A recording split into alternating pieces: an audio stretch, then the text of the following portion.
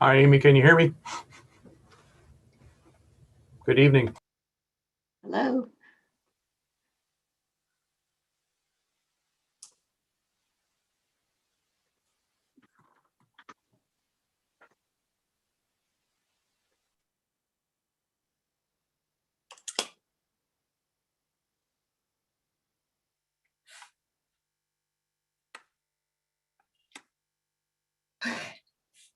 Hi, hello. Hello, Alan. Hello, hello. Thanks for Alan, sending you a have shared pictures of your babies. I shared. Very sweet. I shared your picture. They're adorable. I love the little baby burritos. Ann wants to share. Okay, Ann, I'm I got sending you, right Ann. now. Okay, hang on. Okay, gotta find them. Hang on. Got a million texts between when that came in now. So hang on. Only if it's okay with Alan, of course. Can I share your babies? That's fine. Thank you, Ann. It's great to have a town attorney, who knows all about that stuff. Thank you. A little too much about that stuff, but you're right there with me now. Yep. Hello. Hello. Oh, we're getting ready to go. We got a minute. Hang on. I'm finding pictures. We all have our priorities.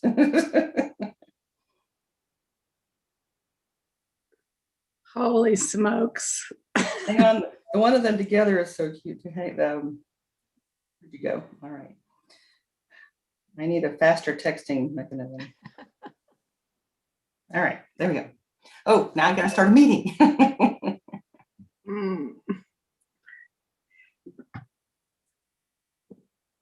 Hello, Karen. Hello, Maurice. Hello, Jeff.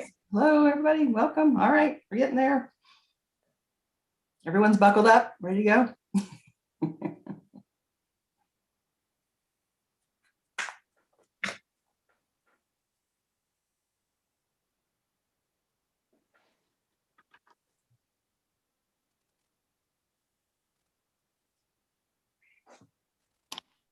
And you're live.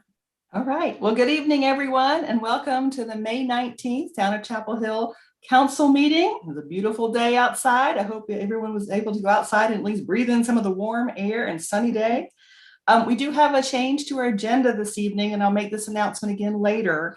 But item number 13, the concept plan for the review of the J Street apartments has been postponed.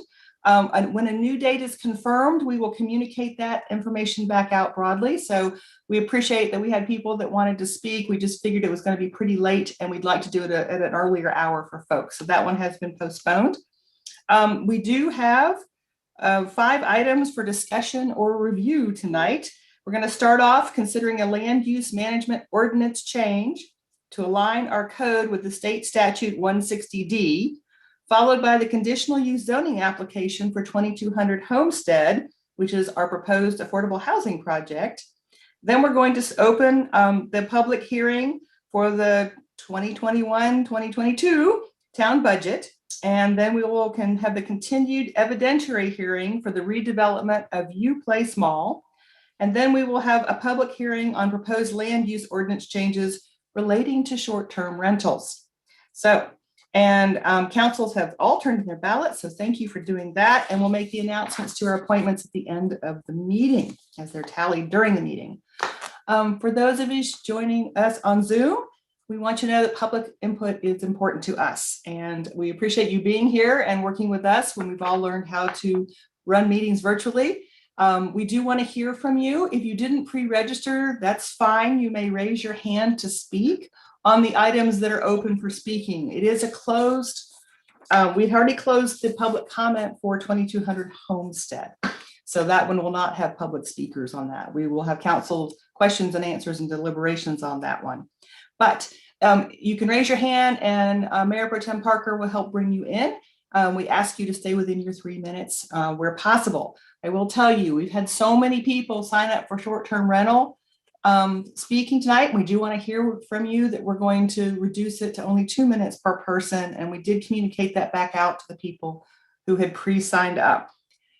Speaking to us at a council meeting is not the only way to communicate with us. We appreciate getting the emails and phone calls from all of you. And we do look at those. I was busy reading a lot of them today. So we look forward to hearing from you. Okay, so, and this meeting is recorded and streaming, and you can watch it later at any time. Keeping with the state laws on virtual meetings, we have to have a roll call. As I call out your name, if you will please indicate your presence here, I would appreciate it. So, Mayor Pro Tem Michael Parker. Here. Ms. Anderson. Here. Mr. Boyncey. Here. Ms. Gu. Here. Mr. Nguyen. Here. Ms. Ryan. Here. Ms. Stegman. Here. And the mayor is also here. Thank you very much. Next up, we do have a proclamation this evening. I've asked Ms. Ryan to share that with us this evening concerning our Public Works Department. Thank you, Mayor. The health, safety, and sustainability and resilience of our community greatly depends on the infrastructure that we use every day. Our sidewalks and roads, public buildings and grounds, to name just a few things. Tonight, we want to show our gratitude to our dedicated public works staff for all they do for our community by declaring May 16th through May 22nd as Public Works Week in Chapel Hill. In so doing, we call on everyone in our community to recognize the contributions that public works officials make every day to our health, safety, comfort, and quality of life in Chapel Hill. We also want to express our thanks for all of their hard work on the front lines throughout the pandemic. And it's hard to clap on Zoom, but we do want to thank our Public Works Department and for all they've done, especially during the pandemic. We will be communicating this out through our social media network, so that we'll go out there that way as well. So, and Mr. Jones, I'm hopeful you will share our appreciation with the Public Works Department. We absolutely will. Thank you, Mayor. Thank you. We do have a few announcements this evening before we get started. I wanted to let you know that the governor's announcement on Friday was a bit of a surprise to all the mayors and community leaders across the state. We didn't get a heads up, and it was effective immediately. So that was interesting. I will tell you, your Orange leaders got together very quickly. We're already in another meeting anyway, and discussed what to do. And we came to the conclusion that because Orange County's numbers were better than most of the state, it would be hard to explain why we were doing anything other than what the governor had released. But we did want to say that we still think caution needs to be the main topic here. We're still not at 100% vaccination. We may never get to 100%, but children are just starting to get vaccinated. There are people who have not yet gotten vaccinated. We want them to get vaccinated. So wearing a mask can help reduce the spread. We know that. We do want people to get back to normal, but we want people to feel comfortable getting back to the new normal, as Dr. Fauci says. And if you're more comfortable wearing a mask, please do. If you haven't been vaccinated, please either get vaccinated or wear a mask to help protect spreading this virus. Masks are still required on public transit, in childcare centers, in long-term care facilities, and hospitals and doctors' offices. And I don't know if you saw the poll that came out from the News and Observer yesterday. People are still feeling safer by wearing a mask when they are out at large gatherings and indoors. So while we want to get back to a new normal and celebrate, we still urge caution until we can get more people vaccinated and have better herd immunity. If we see our numbers changing for any reason and going in the wrong direction, we will regroup and discuss what next steps to take. So that's my update on how we got together, but I still stress that I'm so proud of this community. Everyone has been really, really willing to listen to the science, to protect people while trying to help get our economy back up and running at the same time. So it's been a joint collaborative effort with lots and lots of different groups and people, and we've done a really good job, but we would have preferred a little slower approach. I will tell you, this new orders run through June 11th. We're still working with the governor's office to find out if the state of emergency is going to run through the end of the month of June, in hopes that the moratorium on evictions would stay in place. So when I learn more, I will share it back out with you. On Monday, the 24th, the staff will hold another public information meeting on the police station site. The meeting will begin at 6:30 via Zoom. If you're unable to attend at that time, a recording of the meeting will be posted on the town website. The meeting from last Monday night is also posted on the town website. We have a council meeting next week on the 26th at 7 p.m. And on that agenda, we'll be talking about the East Rosemary parking deck. And we'll have public hearings on the ARA project and the Putt Fun Center and hearing about a Timberline office space request. All right, does anyone else have any other announcements? Ms. Gu. Yes, I have an announcement about a bus station art project. So in partnership with the Chinese school at Chapel Hill and the Chinese American Friendship Association, the town of Chapel Hill is pleased to announce an art project featuring designs created by Red Apple school students and their art instructor, Miss TT, which will adorn the bus shelter in downtown Chapel Hill. The colorful artwork will depict the world and life as seen through the eyes of children through the pandemic in the spirit of unity, resilience, and the community during COVID, and hope and aspiration post-COVID. The artwork will be installed in June on 2 adjacent bus stations on Columbia Street in front of Urbanese Hall on UNC campus, and it will remain on public display for 12 months. So I'm very excited for that. This is the first time that artwork from the Asian American community has been chosen, and actually it is created by the children. I feel very excited about that and very thankful for the town and the art commissions in making this happen. That's wonderful. Thank you for sharing. That's great. Great. All right. Okay.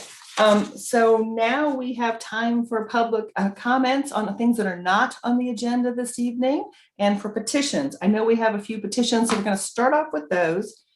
We have a petition from Phil Post to request to refer the April 21 petition related to the 160D to the Planning Commission. Mr. Post, are you here? He had signed up to speak. All right, well, we can come back if he comes back in. We can handle, I think, these petitions all together, if that's okay with council, and just do one motion to receive and refer. Okay. We have we have a raised hand as well. I'm not sure. That'll be for public comment, maybe? Yeah, okay. It looks like Phil Post is in the meeting, just so you know. Oh, okay. Oh, well, let's find him. He is. There he is. Hello, Yeah, Mr. Post. Mayor and members of council, yes, if my petition, which the staff agrees it's appropriate to evaluate, could be referred to the Planning Commission, hopefully with the recommendation back to council by, say, September or late October, so that council could review this before your Christmas holiday. I would really appreciate it, and I appreciate the cooperation and work of the staff since I presented this to you on April 21. So I would ask you to refer to the Planning Commission. Thank you. Thank you. All right. We have a petition from the Chapel Hill Public Library Advisory Board, request for a working group on equitable library funding. And Mr. Blaine Schmidt has requested to speak on that. Welcome, Mr. Schmidt. Hey there. Can you see me? We can see and hear you. Yeah. And I'm even at the library, apparently, virtually. We wanted to make sure that we had someone here to talk about the petition that we're putting in front of you. And that petition is to create a working group. We'd request that the town council work with Orange County and create a task force to study and come up with recommendations for an equitable and sustainable approach for funding, because the funding agreement that was between the two organizations or between the two entities expired back in 2017, and the Library Advisory Board has spent a fair amount of time going through, coming up with options for different methods of funding that might work, that might be more equitable. And what we're really looking for is we're looking to do an evaluation of what the funding is, what's occurred in the meantime, and how it can be brought into a state that is equitable for both parties involved. Thank you. The goal is really to spend an equal, well, I wouldn't say an equitable amount for all of the residents throughout Orange County, including the ones that primarily use the Chapel Hill Public Library, as well as the ones who don't. Thank you. Okay, we have a petition from a family interested in us changing our, I guess, ordinance to allow miniature pigs as pets. I don't know if someone's here to speak on that or not. Mr. Freeman, Edson Freeman had signed up, but said he was having internet problems. Okay. So I believe he will be back with us next week to speak on the issue. Okay. And then Ms. Stegman had a petition that she wanted to bring forward. Thanks.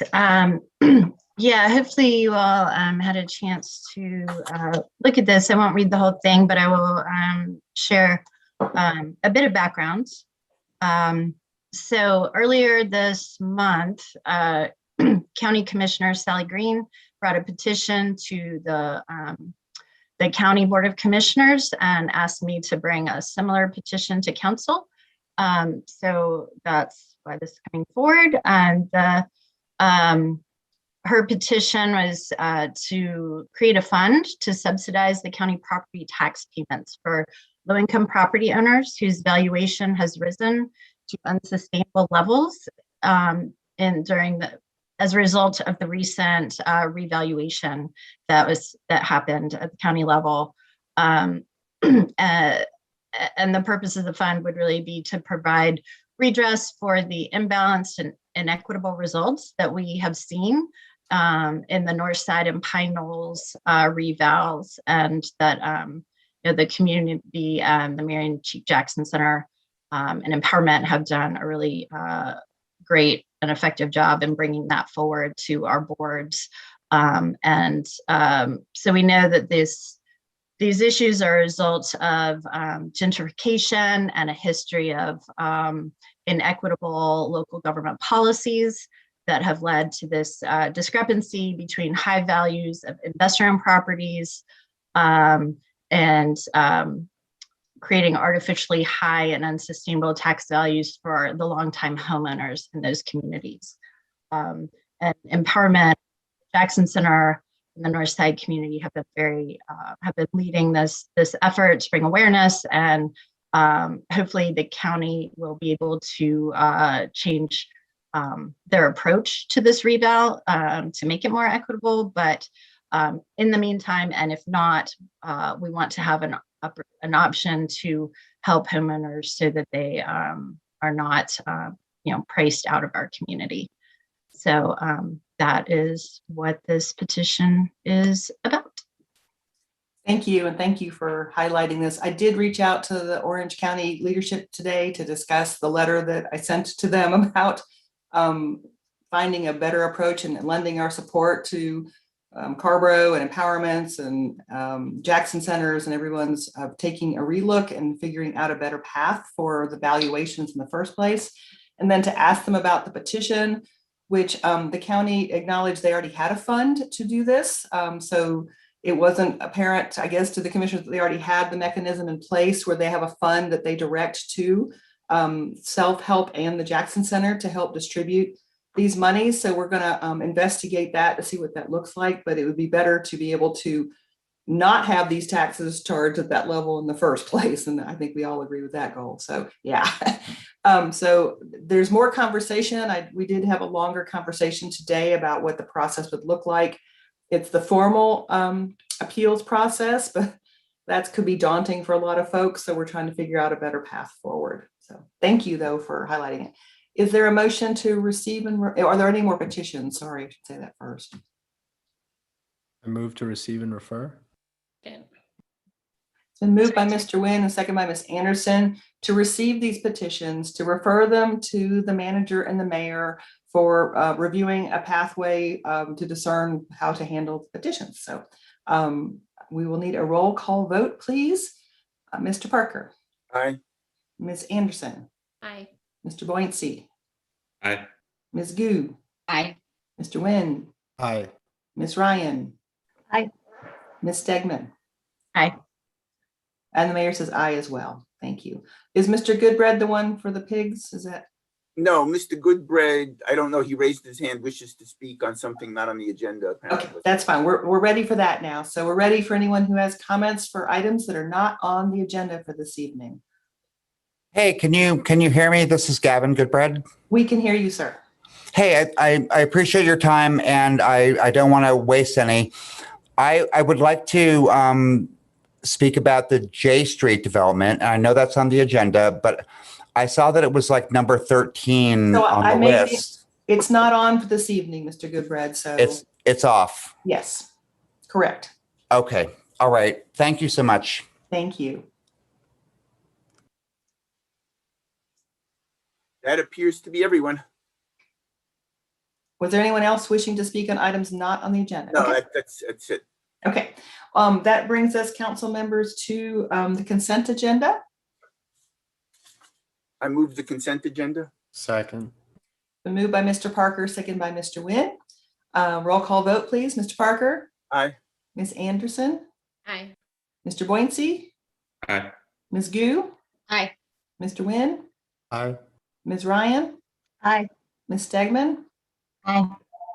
The mayor says aye as well. Sorry. The consent agenda passes unanimously. You have several items in your information list this evening.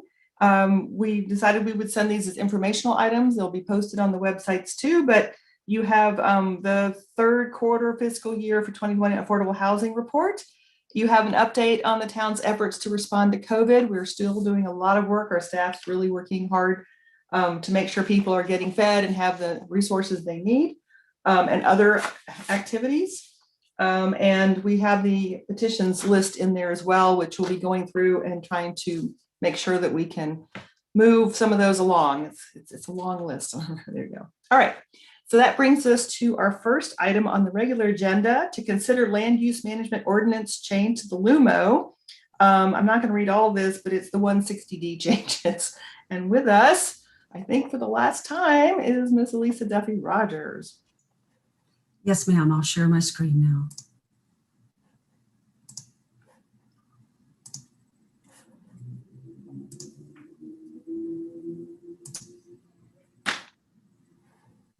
Are y'all seeing my presentation or my notes? Notes. If you'd like, we can just read it and here you go. Good evening. I am Elisa Duffy Rogers, the LUMO project manager. This evening, I will briefly review the process for the LUMO amendments, give a brief explanation of 160D, provide an overview of the major 160D related changes, and provide a staff recommendation. The process for consideration of the 160D amendments included consideration by the Planning Commission on April the 6th. The Planning Commission found consistency and recommended adoption. The opening and the closing of the legislative hearing on April 21st, and council action this evening. During the legislative hearing, one petition was submitted requesting changes to the exempt subdivision provisions in the Land Use Management Ordinance, or LUMO. The petitioner requested that the LUMO be brought into conformance with 160D. And while there are no substantive changes in the exempt subdivision provisions between 160A and 160D, staff does agree with the petitioner that it is appropriate to evaluate the exempt subdivision provisions in the LUMO, and concurs with his request to postpone consideration of this request until the fall, so that additional staff evaluation and the Planning Commission consideration may occur prior to council consideration. For the LUMO text amendments, staff's recommendation is to adopt the resolution of consistency and enact Ordinance A. If the council chooses to enact Ordinance A this evening, the amendments will go into effect on June 30th. For the Town Code text amendments, staff's recommendation is that the council enact Ordinance B. The amendments to the Town Code only change the North Carolina general statute references in the Town Code from 160A to 160D. In 2019, the General Assembly took up legislation that they intended to consolidate and modernize the enabling statutes for the local land use regulation. We informally refer to this new law as 160D, which is the name of the new chapter created in the North Carolina General Statutes. The land use management ordinance must be brought into compliance with 160D by July 1st. Many of the proposed amendments before you this evening are minor and technical in nature. As we have discussed previously, 160D requires the elimination of conditional use district zoning, which is the process of combining a legislative rezoning with a quasi-judicial special use permit. Conditional use district zoning was developed to place conditions on rezonings. Conditional zoning replaces conditional use district zoning, and conditions may be placed on conditional zonings provided both the council and the applicant agree to those conditions in writing. 160D also clarifies that the Planning Commission and other advisory boards may not make recommendations on special use permits. Instead, they are permitted to hold a preliminary forum, and the statute goes on to provide that no part of that forum or recommendation may be used as the basis for the decision by the governing body. Many of the proposed LUMO text amendments are to define major and minor modifications to approved plans. In all cases, those modifications that are considered minor may be approved by staff, and major modifications must proceed through the applicable development review process.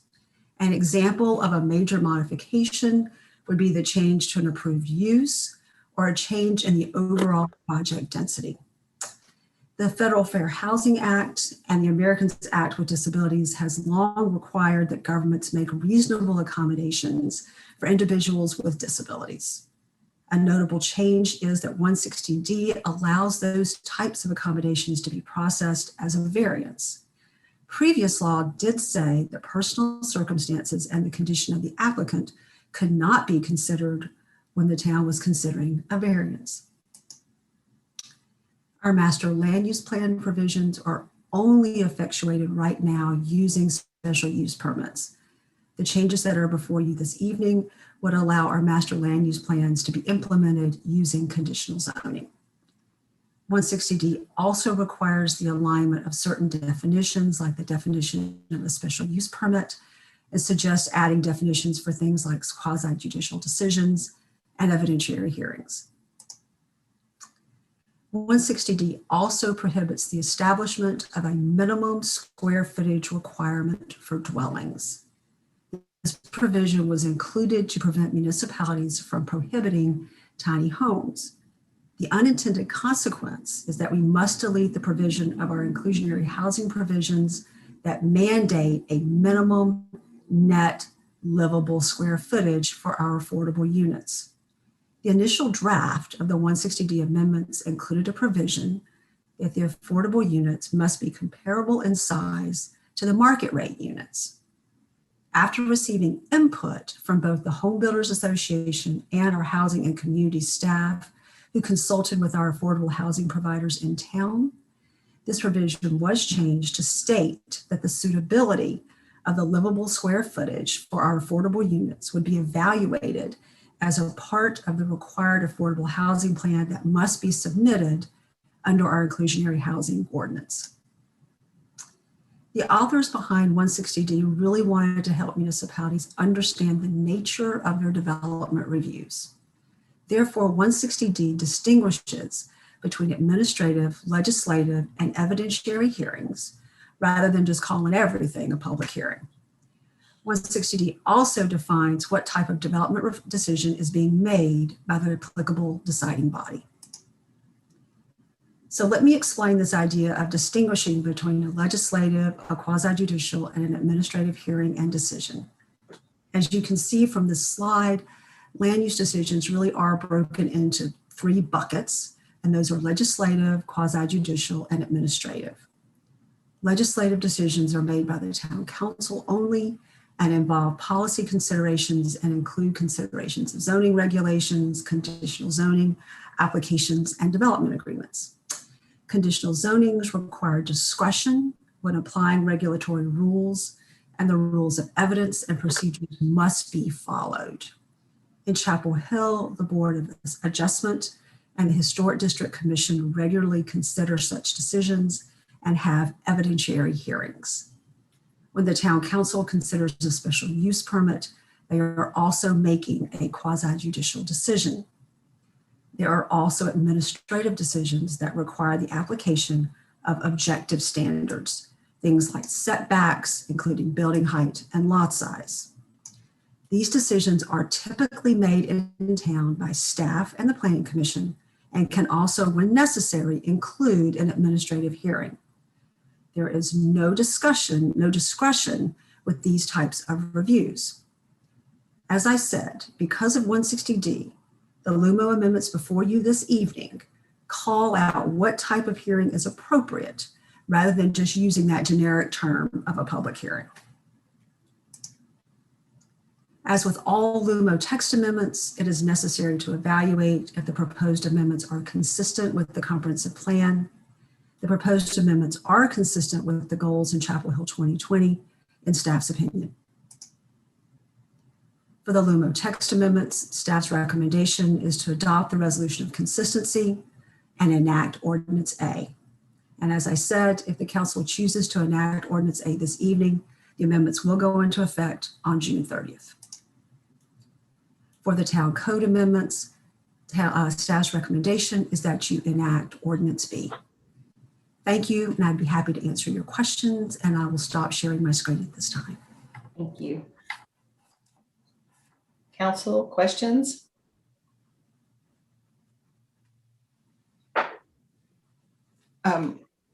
Elisa, what would happen if we did not enact these this evening? What would happen on June 30th then, just so we're clear? So what would happen is that we would be out of conformance with 160D, which means that even though the LUMO had not been updated, we would still have to do things like get rid of conditional use district zoning. That tool is no longer authorized by the state, therefore we could no longer use it. Okay. Are there any questions from council members? All right. Anyone from the public wishing to speak on this item? No, there is not. No, there are not. Okay, so I bring it back to council members. Ms. Ryan? Then Mr. I just have a quick comment. I would just like to thank Elisa for all of the wonderful service she has given to town through the future land use map and just gone above and beyond it, reaching out to our community and doing all of the details that I know I don't even understand half of the details that you have to look at. So we will miss you a great deal. And thank you so much for your time and service to Chapel Hill. Amen to that. Yep. Mr. Boyd. Sorry, we can't do this in person. Mr. Boyd. Here. Want to really thank Ms. Duffy Rogers for her diligence, her attention to detail, her responsiveness, not only to the council, but to staff and to members of the public. As Ms. Ryan said, you really went above and beyond. And I thank you so much for your service. Thank you. Ms. Anderson, did you? I was going to say the same, Elisa. I don't know how you did the public outreach that you did. It was unbelievable that one person did all that and that you then did all this amazing technical work for us. So we're just really indebted to you. And I just want to wish you so much luck, and we will definitely miss you, but please come back. I think the entire council shares the sentiment. Thank you. And the way in which you did this work was truly, truly amazing. And we're very grateful for all that you did. All right, so I need us to come back to the items. What's the pleasure of the council? I'll move that we adopt the resolution of consistency. Is that the order we do it, Elisa? Yes. Second. So I've been moved by Ms. Anderson, second by Mr. Nguyen. Roll call vote, please. Mr. Parker? Aye. Ms. Anderson? Aye. Mr. Boyncy? Aye. Ms. Gu? Aye. Mr. Nguyen? Aye. Ms. Ryan? Aye. Ms. Stegman? Aye. And the mayor says aye as well. I'll move that we enact Ordinance A. Second. So moved by Ms. Anderson, second by Mr. Nguyen. Roll call vote. Mr. Parker? Aye. Ms. Anderson? Aye. Mr. Boyncy? Aye. Ms. Gu, Aye. Mr. Nguyen, Aye. Ms. Ryan, Aye. Ms. Stegman. Aye. Mayor says aye as well, unanimous. I'll move that we enact ordinance B. Second. It's been moved by Ms. Anderson, seconded by Mr. Nguyen. Roll call vote, please. Mr. Parker. Aye. Ms. Anderson, Aye. Mr. Boynton, Aye. Ms. Gu, Aye. Mr. Nguyen, Aye. Ms. Ryan, Aye. Ms. Stegman, Aye. and the mayor says aye as well. Is that all we need to do? Yes, ma'am. Thank you very much. It's been an honor and a pleasure to work with you for the last almost 4 years. Has it really been 4 years? Oh my goodness. You will be missed, and thank you again. We all wish you the best, and whoever gets your help will. What did you tell me? You told me you were gonna. It wasn't. What did you say? Didn't say semi-retire. You said something, and I was laughing. But we wish the best to you and whatever you choose to do. Thank you. Thank you very much. Bye-bye. All right. That brings us to item number 9. Consider the application for conditional zoning for 2200 Homestead Road from residential 4 conditional zoning district to residential special standards conditional. And I want to share with folks this, before we start on this item, that because we're in virtual, we have to do things differently. And we've already closed the public hearing on this one because we're not allowed to vote the same night we close a public hearing on these types of items. So we heard from the public prior, and we've gotten emails and stuff, so we will not be asking for public comment this evening. This will be questions and answers from the council to the staff and the developer or the applicant, and then the council will deliberate. So please go ahead. All right, good evening, Mayor and Council. I'm Anya Gran with the Planning Department. I have 14 slides tonight for the conditional rezoning at 2200 Homestead Road, and this presentation should take about 5 minutes. The recommendation before you tonight is to adopt the resolution of consistency and enact Ordinance A approving the conditional zoning atlas amendment as amended. And we do have one additional stipulation to add as well as a typo to correct, but I'll review that with you in a moment. Here's where we are in the process. Again, it has been through multiple rounds of staff review. The Town Council held a public hearing back in April and is now before you, the Town Council, for action. A little bit about the site. It is located on the north side of Homestead Road. To the west is the railroad tracks. The site is currently zoned Residential 4 Conditional Zoning District, or R4CZD. And the applicant is proposing to rezone it to Residential Special Standards Conditional Zoning District, or RSSCD. As a reminder, they are planning to demolish an existing gym building in order to build 115 to 126 affordable housing units. So here you can see where the property is located. It's in orange here, highlighted in this magenta color. To the east is the Bridgepoint development that is currently under review and proposed to be constructed. Across the street is the courtyards at Homestead. To the northeast here is Vineyard Square. This is the current site conditions. As you can see, the red outline shows the property line, and the blue highlighted here shows the 2 stream segments that cut across the property on the east and west sides. To the south is Homestead Road, and to the east is Weaver Dairy Extension, and the railroad tracks are highlighted here in yellow to the west of the site. Here's the proposed site plan. Again, in red is the property line, and the blue shows the stream segments. To the west in yellow is the railroad tracks, and to the south is Homestead Road. And the applicant is proposing to construct between 115 and 126 affordable housing units.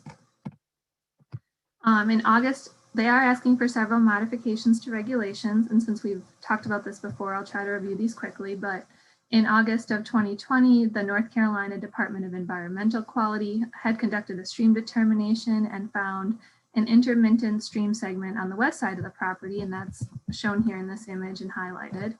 And then the survey found that there was a wetland that existed between the 2 segments, which has been highlighted here in this kind of aqua light blue color. The wetland is considered a natural variant stream segment, and the town has a carry down rule, which requires that the applicant connect the 2 stream segments with a 50-foot RCD buffer. As you can see from the proposed site plan, the applicant is proposing land disturbance within this segment. in order to construct, the driveways and parking, and even the segment does clip 2 of the townhouses. And so the applicant, we have added that a stipulation in the draft ordinance that requires the applicant to confirm their encroachment calculations at final plan stage, because they do plan on updating their survey once they have the ability to get out there and start construction. The applicant is also proposing land disturbance in the Resource Conservation District, or RCD, that exceeds what's allowed under the Land Use Management Ordinance, or LUMO. And so here you can see that the upland and managed use zones are limited to 40%.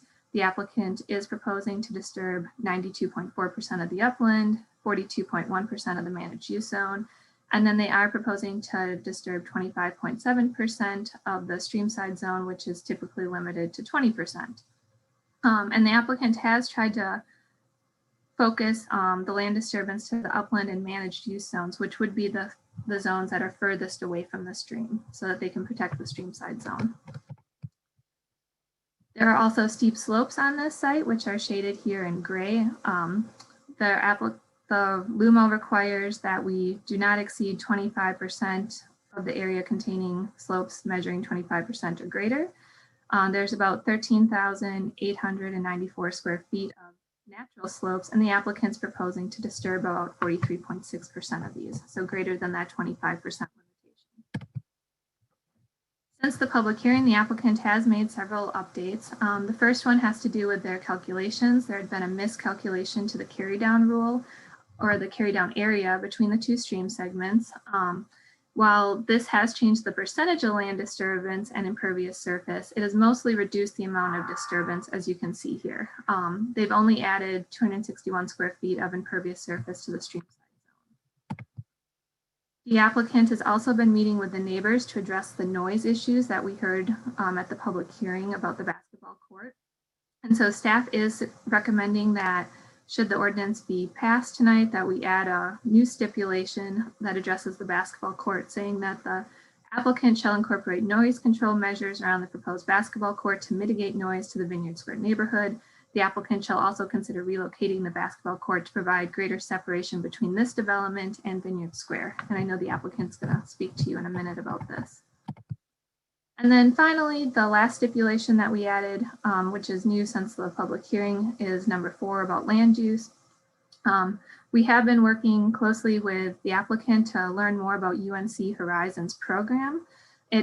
We had some initial concerns that it aligned very closely with the group care definition in the LUMO, but we have since learned that while staff will be on site, the UNC Horizons program is really just providing housing in one of the multifamily apartment complexes that they are proposing. Unlike a group care facility, the Horizons program doesn't provide personal care services or meals to the residents. But we understand that this could change in the future, whether it's Horizons using that apartment complex or another organization. And so we wanted to clarify that, for if there are any changes in the use, including a group care facility, additional entitlements shall be required. And this is really just to clarify that. So again, the recommendation before you tonight is to adopt the resolution of consistency and enact Ordinance A approving the conditional zoning atlas amendment as amended. And with that, I will turn off the presentation and I can answer any questions. Otherwise, the applicant, Dan Jewell, is here tonight with a presentation. Can we hold questions so we have the applicant's presentation, please? All right, Mr. Thank you, Jewell. Mayor. Good evening, Mayor, members of council, Dan Jewell once again. I'll be brief tonight. We are not going to give a presentation tonight. What I just like to do, though, is just touch on a few of the things that we've done since the last meeting that you've requested we do. We're eagerly anticipating being able, with your permission, hopefully tonight, to move on to the next phase of the entitlement process, which would be zoning compliance permit, so we can actually start getting approval to putting units on the ground. I believe you and hope you received the summary to the responses and comments that we wrote up a few weeks ago. And our whole team is here and happy to answer any additional questions you might have or clarifications on those. But what I'd really briefly like to touch on is that, as you know, several of the Vineyard Square neighbors participated in the public hearing a few weeks ago and aired concerns over the proximity of the proposed basketball court to some of the homes that back up to that narrow portion of the property adjacent to the railroad tracks. On May 3rd, our team did meet on the property with a few of those neighbors. We looked at the proposed location of the court, as well as the proposed clearing area we are planning on doing on behalf of Hope Gardens Group. We showed them that we could probably slide the court a little closer to the tracks, a modest amount, maybe 8 or 10 feet, something like that. But I think we ended the discussion on a good note with the understanding that any amount that we could do would be appreciated by them. They did seem to appreciate our efforts to provide vegetated and artificial sound reduction screening, which we will look at, to not include lighting, and to be very active property managers once the community is built and occupied, which these groups all will be, and you know that they are with their long history. We promised them that we would work through this as we get into the final design for the zoning compliance permit, and that we would definitely keep those neighbors in the loop on our design efforts. Similarly, we have shown the amount of clearing that the Hope Gardens folks have said that they need for the gardens on our plans. And we offered to introduce the Vineyard Square neighbors to Hope Gardens, since their concerns about that element of the plan are largely around the amount of area to be disturbed as compared to the current smaller garden. I think they would better understand that it's Hope Gardens that are driving that on the site plan. And similarly, we will encourage the Hope Garden folks to engage the neighbors to have that discussion. And again, any tweaks on that could be incorporated in our final zoning compliance permit plan. So although we've not made any material changes to our plans since you last saw them, we do have the opportunity for these refinements prior to submitting the zoning compliance permit, and we hope that's acceptable to you and the neighbors. So with that, I'd just like to say thank you for your interest in this project. It's been an exciting one to work on over the last 4.5 years now, and our team again is here to answer any questions that you might have, and we would respectfully ask your approval of our conditional zoning request. So thank you all. Thank you. I'll bring it back to council. Ms. Ryan? Thank you for that. My first question is, I see that there's 2 of the townhouses are going to be in that designated wetland area. How will you be protecting those homes from water intrusion and mold?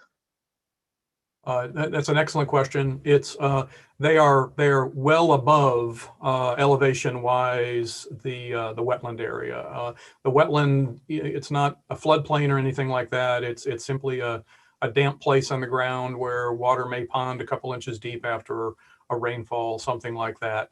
But we're aware of that. The buildings will be elevated well above the wet area, and I know our architects and contractors will build those units in such a way that they'll be watertight and not have problems with water intrusion, mildew, and that sort of thing, because I know that's very much in our minds these days in some areas of the state. Okay, and will that be disclosed to the residents who purchase? I assume with townhomes, those will be owner occupied. Will that be disclosed to the residents? Of course, yes. Great. And my second question is, you met with the town urban designer, Brian Peterson, who made some suggestions about rotating units, townhome units at the front of the site. And I don't see those changes on these plans. Can you talk a little bit about why you preferred your original? Yeah, yes, I would, and I think if he's available, I might ask Jared Martinson, our project architect, to chime in on that as well. It looked like a good idea, but it also presented our challenges. Jared, would you mind touching on that? Sure thing. Thank you, Dan, and good evening, council and mayor.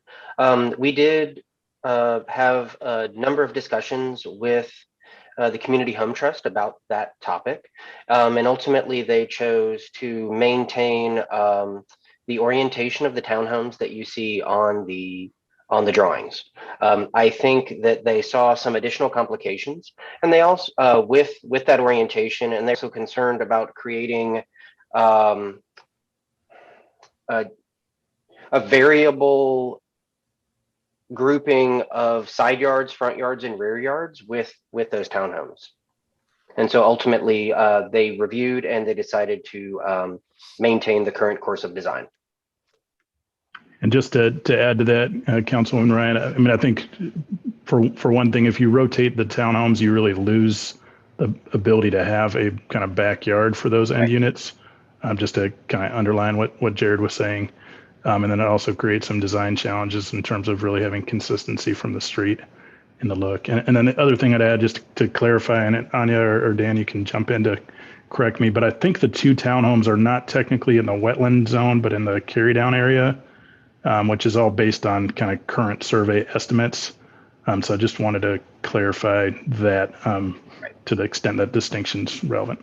Yeah, that's a good clarification. Thank you. Okay, Mr. Boyensee. Yep, I just had one question. Ms. Gran, during your presentation, you had explained a new condition that read, I think, quote, the use of property is limited to dwelling units, multifamily, et cetera, for any changes to use for any changes in use and additional entitlements shall be required. I'm sorry, I'm not saying that right, but I had a question about the entitlements, and I'm just wondering about what that means. Does that mean that if in the future there's a different use sought, that they would need to go for another conditional rezoning or something else? Can you elaborate on that a bit?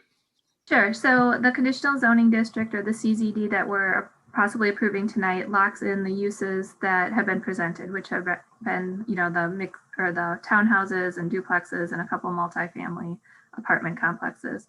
So if in the future the applicant would want to introduce like a group care facility or a different use, they would have to come back and amend that CZD. Got it. Thanks. Any other questions? Ms. Gu, then Mr. Parker? Yeah, well, for that area and yeah, you just mentioned about this new discovered this the new stream area. Well, I walked that area, I mean, last week. I think it is actually pretty wet, and you can see the visible streams in that area. So in the map that you just shown us, does that mean that we're going to build a road over that area? Otherwise, how those townhomes will be able to come out, or what's the connections of the road connections? Is there any conversation, discussion on that?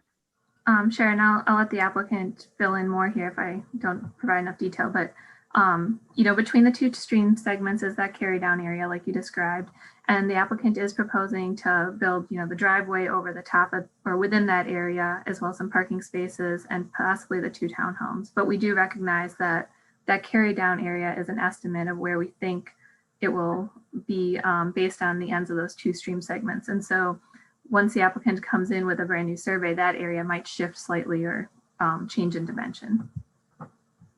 Okay, so please let me know. Yeah, so I don't know what our town's ordinance is. I mean, how does it stand at this time to regulate like building the roads or kind of that kind of the disturbance in that area? I mean, when I actually walked through that area, I actually appreciate the challenge or the stormwater situations. I think we need to, I don't know, I haven't heard enough about the conversations about what the stormwater management is going to be and all those things. I think for us really to be sure this site is going to be a safe and healthy housing development for the low-income community, we want to make sure that these issues are being taken care of. Yes, and excellent point, Ms. Gu. I'll also add that any disturbance in those wetlands, we will have to get a permit from the U.S. Army Corps of Engineers, because they are the ones that regulate any impacts to that. So we would be pursuing that as well. Okay. Mr. Parker? I just wanted to follow up on the point that Mr. Boyensee raised. So if I remember correctly, and that's entirely possible that I don't, there will be some, I think, places like offices for folks who may need sort of counseling or some other kinds of services in, I think, the community building. So those are allowed under the current uses. I just want to make sure that while, you mentioned group home, and that would be a significant departure from what's there now, but if one or more, either participants in the development or other agencies want to do some work on site, that wouldn't be precluded. Correct. It would not, so long as it remained an accessory and something typical that you would find in multifamily dwelling units. So I mean, lots of apartment complexes, right, have a clubhouse that the residents can use. So that's typical. If it turns into Horizons or another organization providing personal care services, or a kitchen that's providing meals or something above and beyond what you would typically find in an apartment complex, it could trigger a different use.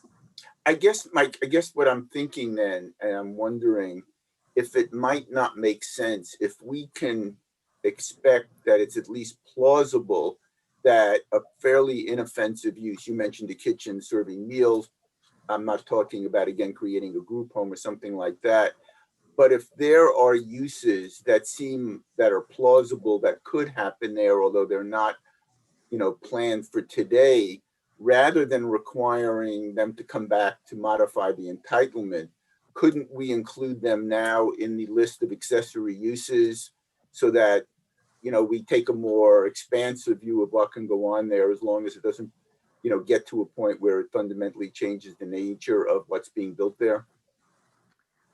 I might have to rope in the town attorney for this one, because there's some very slim lines here.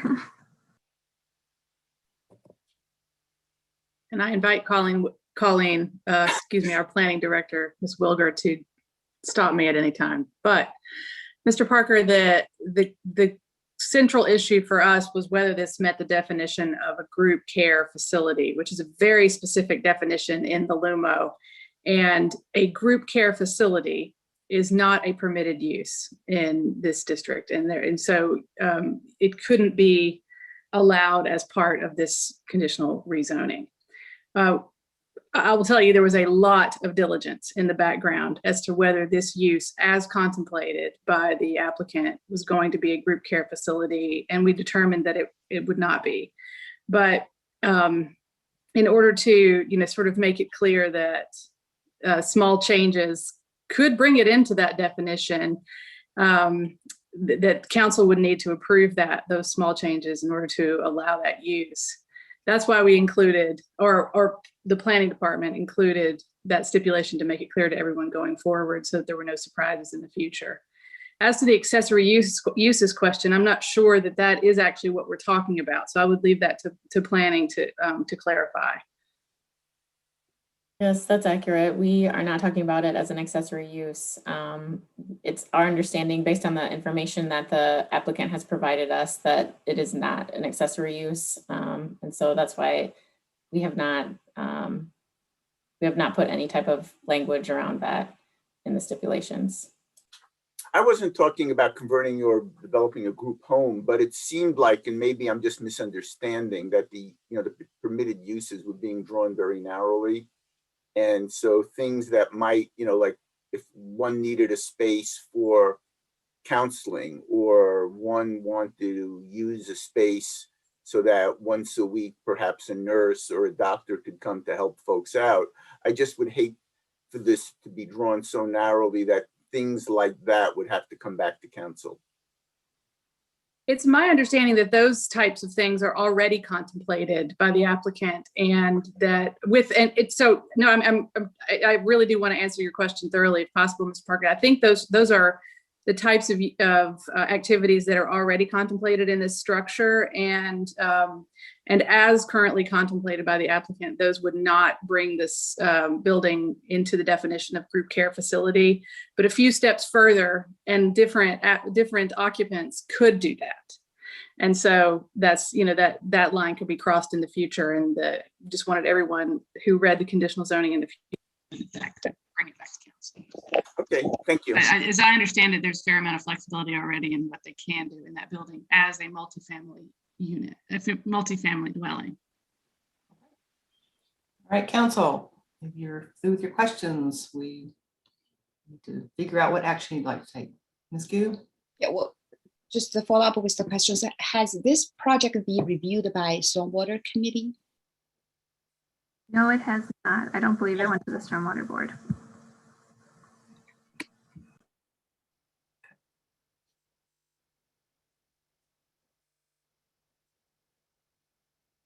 All right, council members, what would I you like? move the certificate of consistency. Second. And excuse me, Mayor, are we, do we have time for comments or we're? That's what I was asking, if y'all want to say anything. Oh, okay. I thought you were just finishing up. I just have a couple of quick things.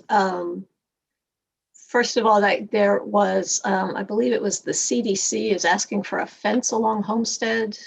That's a very busy road and that'll be people's backyards. I just was hoping that the applicant would find a way to do that in addition to the buffering. And just to include ask the architect to please try to include universal design wherever possible, especially for this population of residents. I think that's a really useful thing. That was all. Any other comments that have been shared? All right, Ms. Gu? Well, of course, I think that we have mentioned about this multiple times about why we desperately need a development like this to address the affordable housing needs of the town. And I think that, of course, we have heard a lot of comments from the residents about the trees and all the other buffers and noise and those issues. I feel like these are issues that we can address. I'm confident that we can do that. But my concern this time, especially really walked through the whole area, I feel that I haven't seen enough information about the stormwater management. I don't know what we can do at this time because this is not like regular kind of development site. It is a very wetland because when I walk there, just a few feet from the trail, I almost like get buried in the mud. So it is not a regular development site. So is there anything that we can, it seems like all the materials that we have been presented so far, there's not enough discussion about this wetland and what we're going to do to address the stormwater issue. I don't know, is there any assurance or the procedure that information you can provide at this time? Because I think it seems like it is a very challenging site and especially for the low-income community. I do not want to see another like a Camelot that we're seeing near the university place. We want to make sure that those stormwater issues are being addressed and those communities are not being flooded when there is a big storm or something that happens in the future. Does the applicant have a response? Yes, be happy to. So we are managing stormwater as required by the town rules. All of that will be managed. This is not a floodplain. It's not a flood area. It's a wetland. We know that the town has sensitivity to developing in environmentally sensitive areas. We're well aware of that. But we can and have, I think, designed and built the project in such a way that folks won't be subject to water infiltration, mold, mildew, things of that nature. So I can assure you that no units will be built in such a way that anybody has to even remotely worry about water getting into their home or even water getting into a parking space or over a driveway. I do appreciate your concern over that, though, because there is challenges. Years ago, I lived in the Brookwood condominiums back in the 80s, and there were days when we had to wait to get in or out because of the flood, and it hasn't gotten better. So thank you. Are there more comments? We do have a motion on the floor. Yeah, Mr. Nguyen moved the motion of consistency. Is that the right one? He's adopting he's moving, we adopt the resolution of consistency. Yes, and I second that. I second it. Oh, okay. Somebody Second it, just making sure. Are there other comments that have not been shared? Okay, roll call vote, please. Mr. Parker? Aye. Ms. Anderson? Aye. Mr. Boyncy? Aye. Ms. Gu, Aye.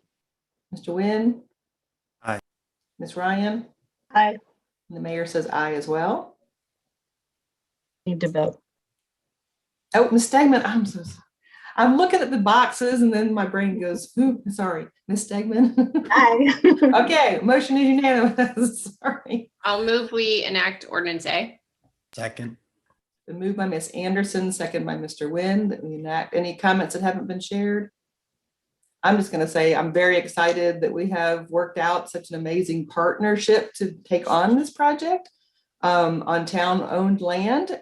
We're able to build a community of affordable housing that's got great access to many, many amenities and transit and all walkable trails, all kinds of things. I'm just very, very proud of everyone working so hard. And has it really been 4 years, Mr. Jewell? That seems a long time, but okay. So I will call for that roll call vote now.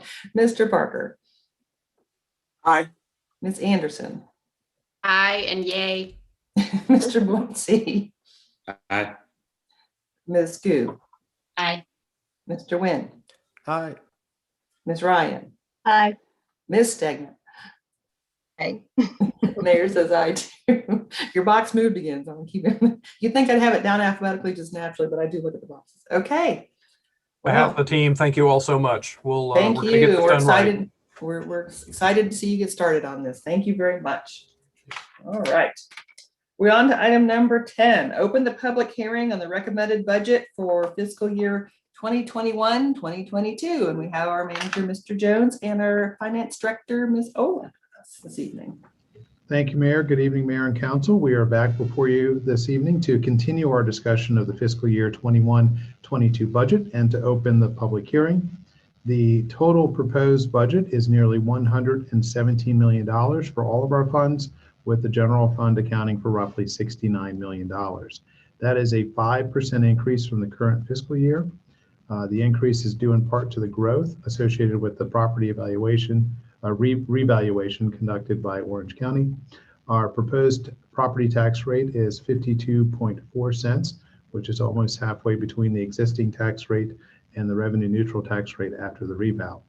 I am proposing a 3% of market pay increase for our employees for the next fiscal year to ensure we remain competitive in attracting and retaining great employees to provide the high quality services our community has come to expect from us.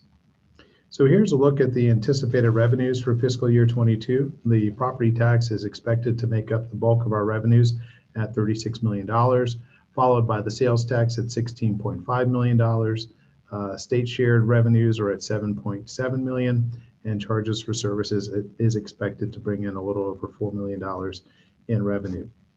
Over the course of the last few weeks, we have discussed with council the most appropriate property tax rate to consider for next year. Our current tax rate is fiscal year 21, or in fiscal year 21 is 54.4 cents per $100 of assessed value. As I mentioned a few moments ago, the proposed rate presented on May 5th was 52.4 cents. Council has expressed an interest in lowering that rate by 1 cent. So we offer that as a revised tax rate for your consideration this evening. The 49.4 cent rate on your screen is the revenue neutral rate after the most recent reval. Each penny of the tax rate is worth approximately $940,000. So we went back and looked at where we could cut from the budget in order to reach our new goal of 51.4 cents. At the moment, we are proposing a reduction of $350,000 from street repaving, $250,000 from our OPEB pre-funding, $100,000 from the PAYGO capital fund, $30,000 from our newly created Climate Action Fund, and we are proposing to increase our fund balance appropriation by $210,000. Those proposed reductions could change this evening during our discussion or over the course of the next couple of weeks before we come back to the council to continue this discussion on June 2nd. We'll take a little deeper dive into our priorities going into FY22 and how these new proposed reductions would affect those priorities. The proposed 3% pay adjustment for employees would stay intact. We are not proposing to change funding for the new positions that are under consideration. Those include an assistant town attorney, a diversity, equity, and inclusion officer, and a new crisis counselor in our crisis unit. We continue to recommend $445,000 for the Ephesus Fordham TIF transfer. And as I mentioned, we are proposing to trim $30,000 to address the needs identified in the Climate Action Plan for a total in year one of $470,000.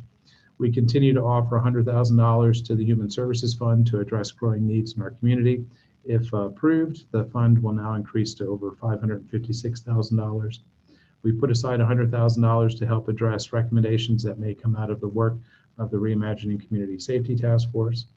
I've also included $400,000 to address recommendations that may come out of the town's compensation and classification study, and to ensure we remain competitive for the services of our public safety officials in the police and fire departments.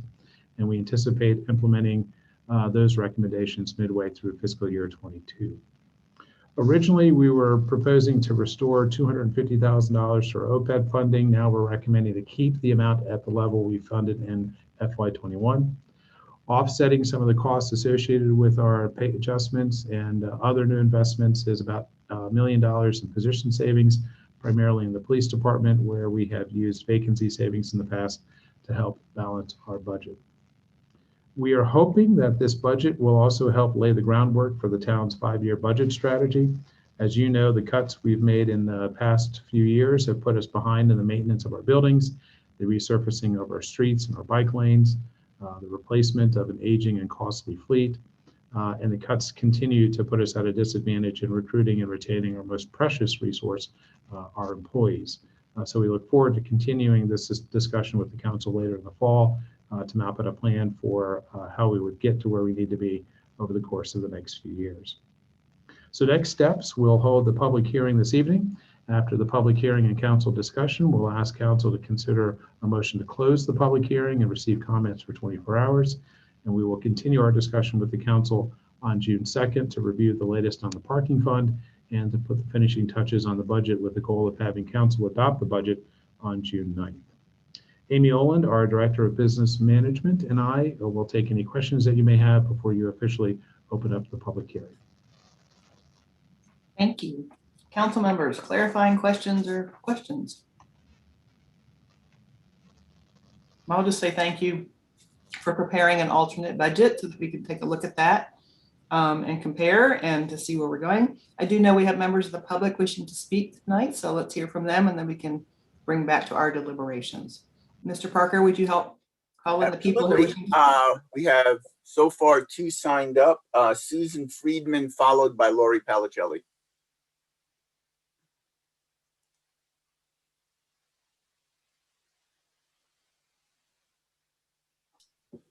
And if you are wishing to speak on this item but didn't sign up, you still may, if you just would use the raise your hand function or *9 on your phone if you're by phone. Thank you.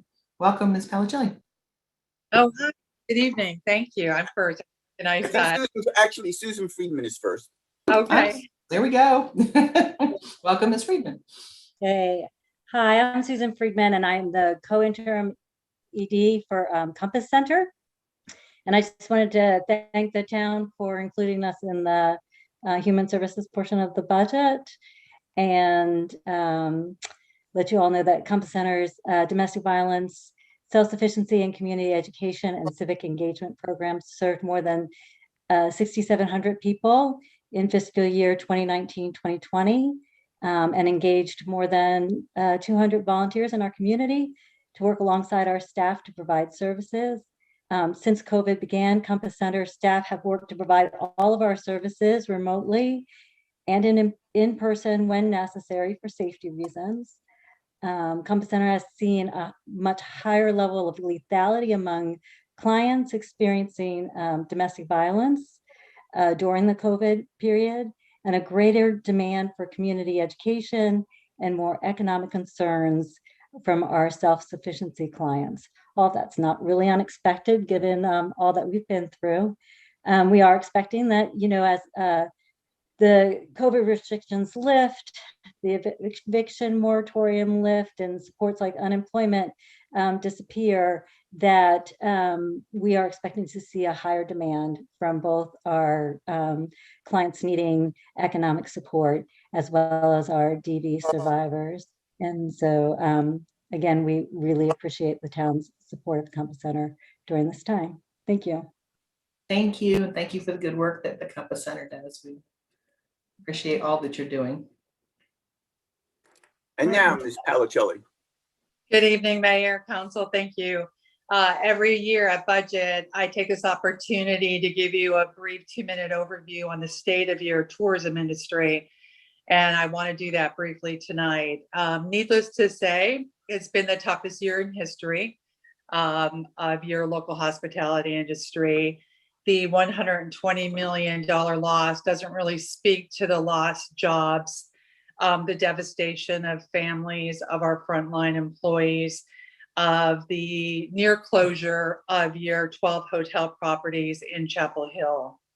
Of course, furloughing and layoffs was the first thing to happen, with general managers, all staff, all hands on deck, waiting tables, cleaning rooms, and investing what funds they had in the highest classification of disinfectant. So kudos to your hotels.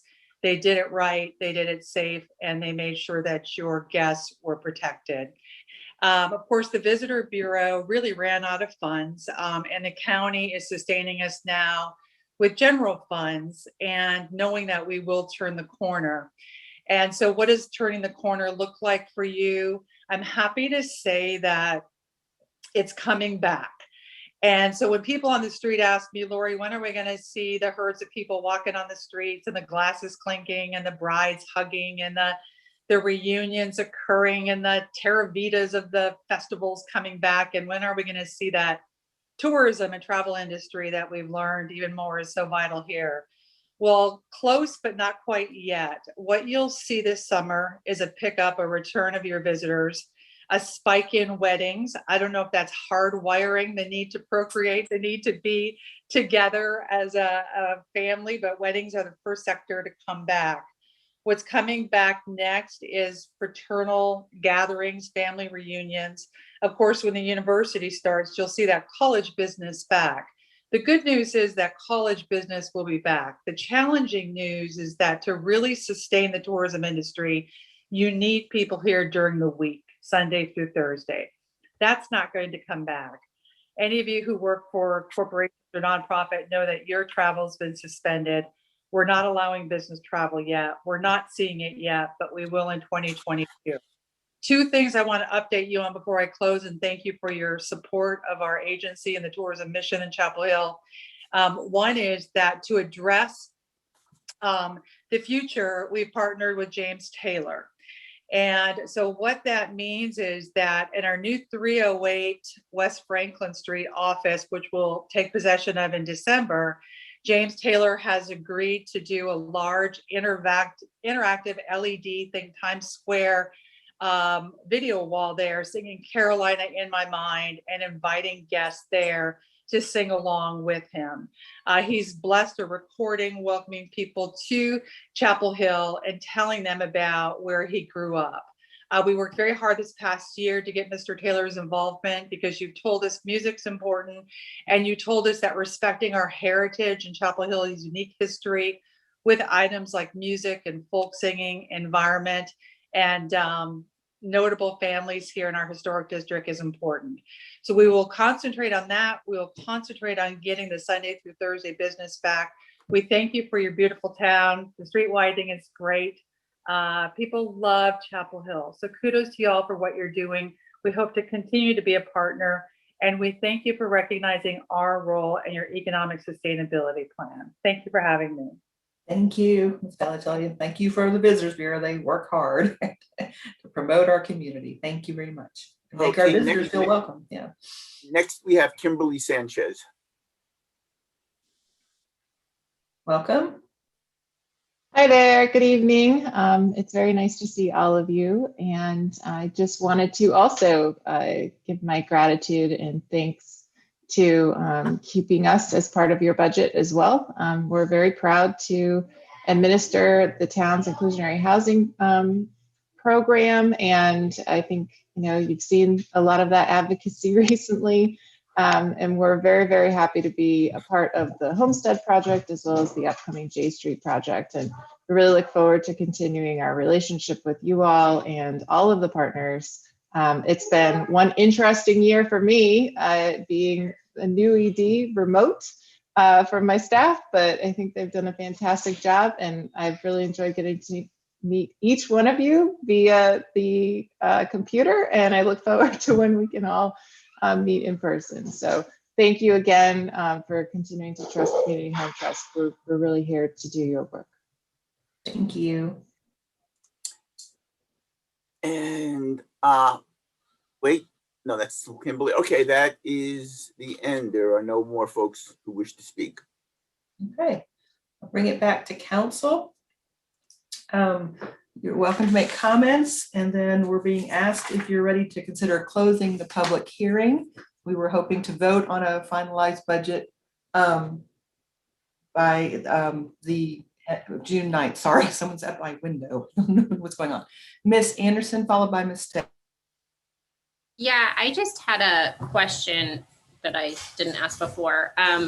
So my understanding was that we were going to get some sort of presentation or something about the effectiveness of certain programs like the Food Council. So I'm wondering when we're going to get those things before approving the budget. Well, the Food Council, we've asked for an update from the council. I think at this point, Orange County is waiting for some information from their executive council.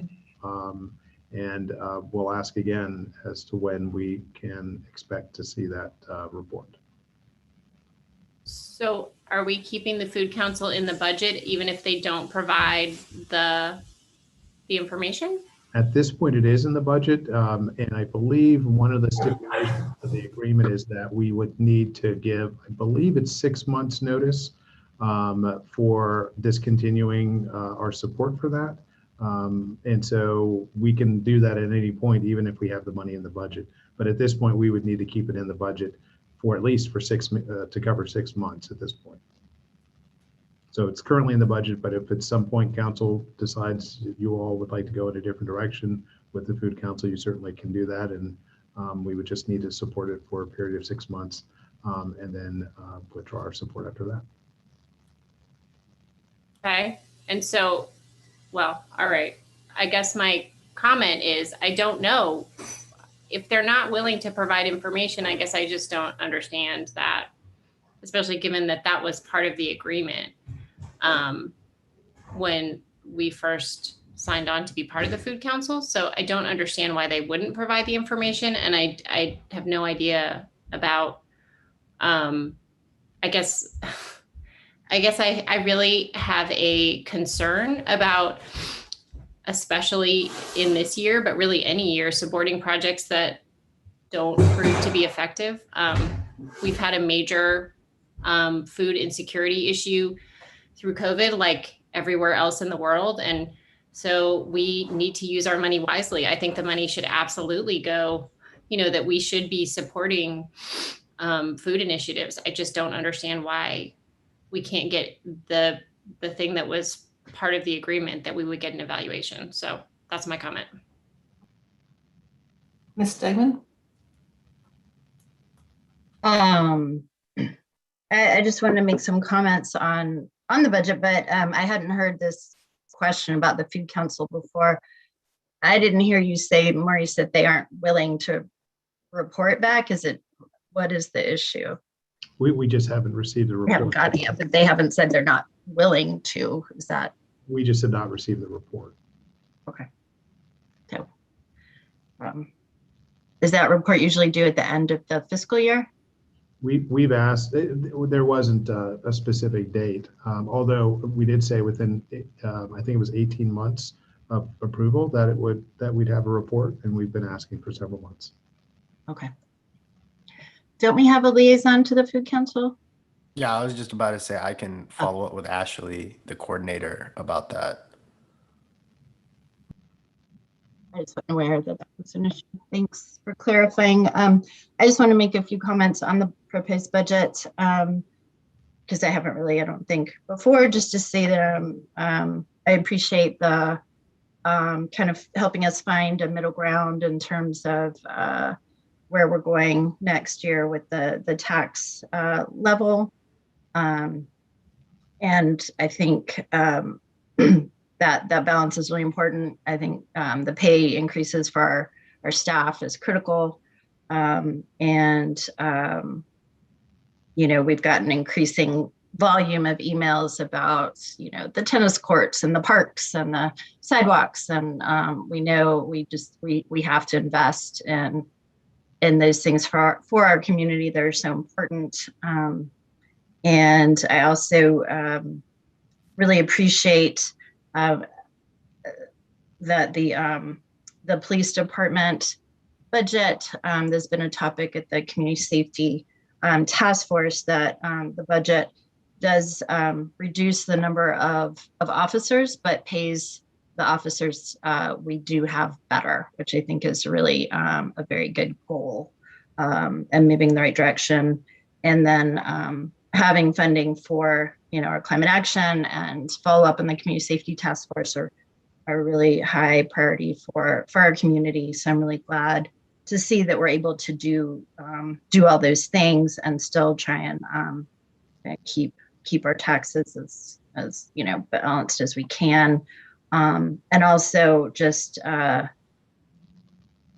reflecting on the fact that we will have the federal funding coming in that will allow us to continue to have small grants to businesses, and that there is a strategy to help our businesses so that, I think there are a lot of tough trade-offs we have to make, but I think overall it's a really good, I think you found a really nice balance to all that. So thank you.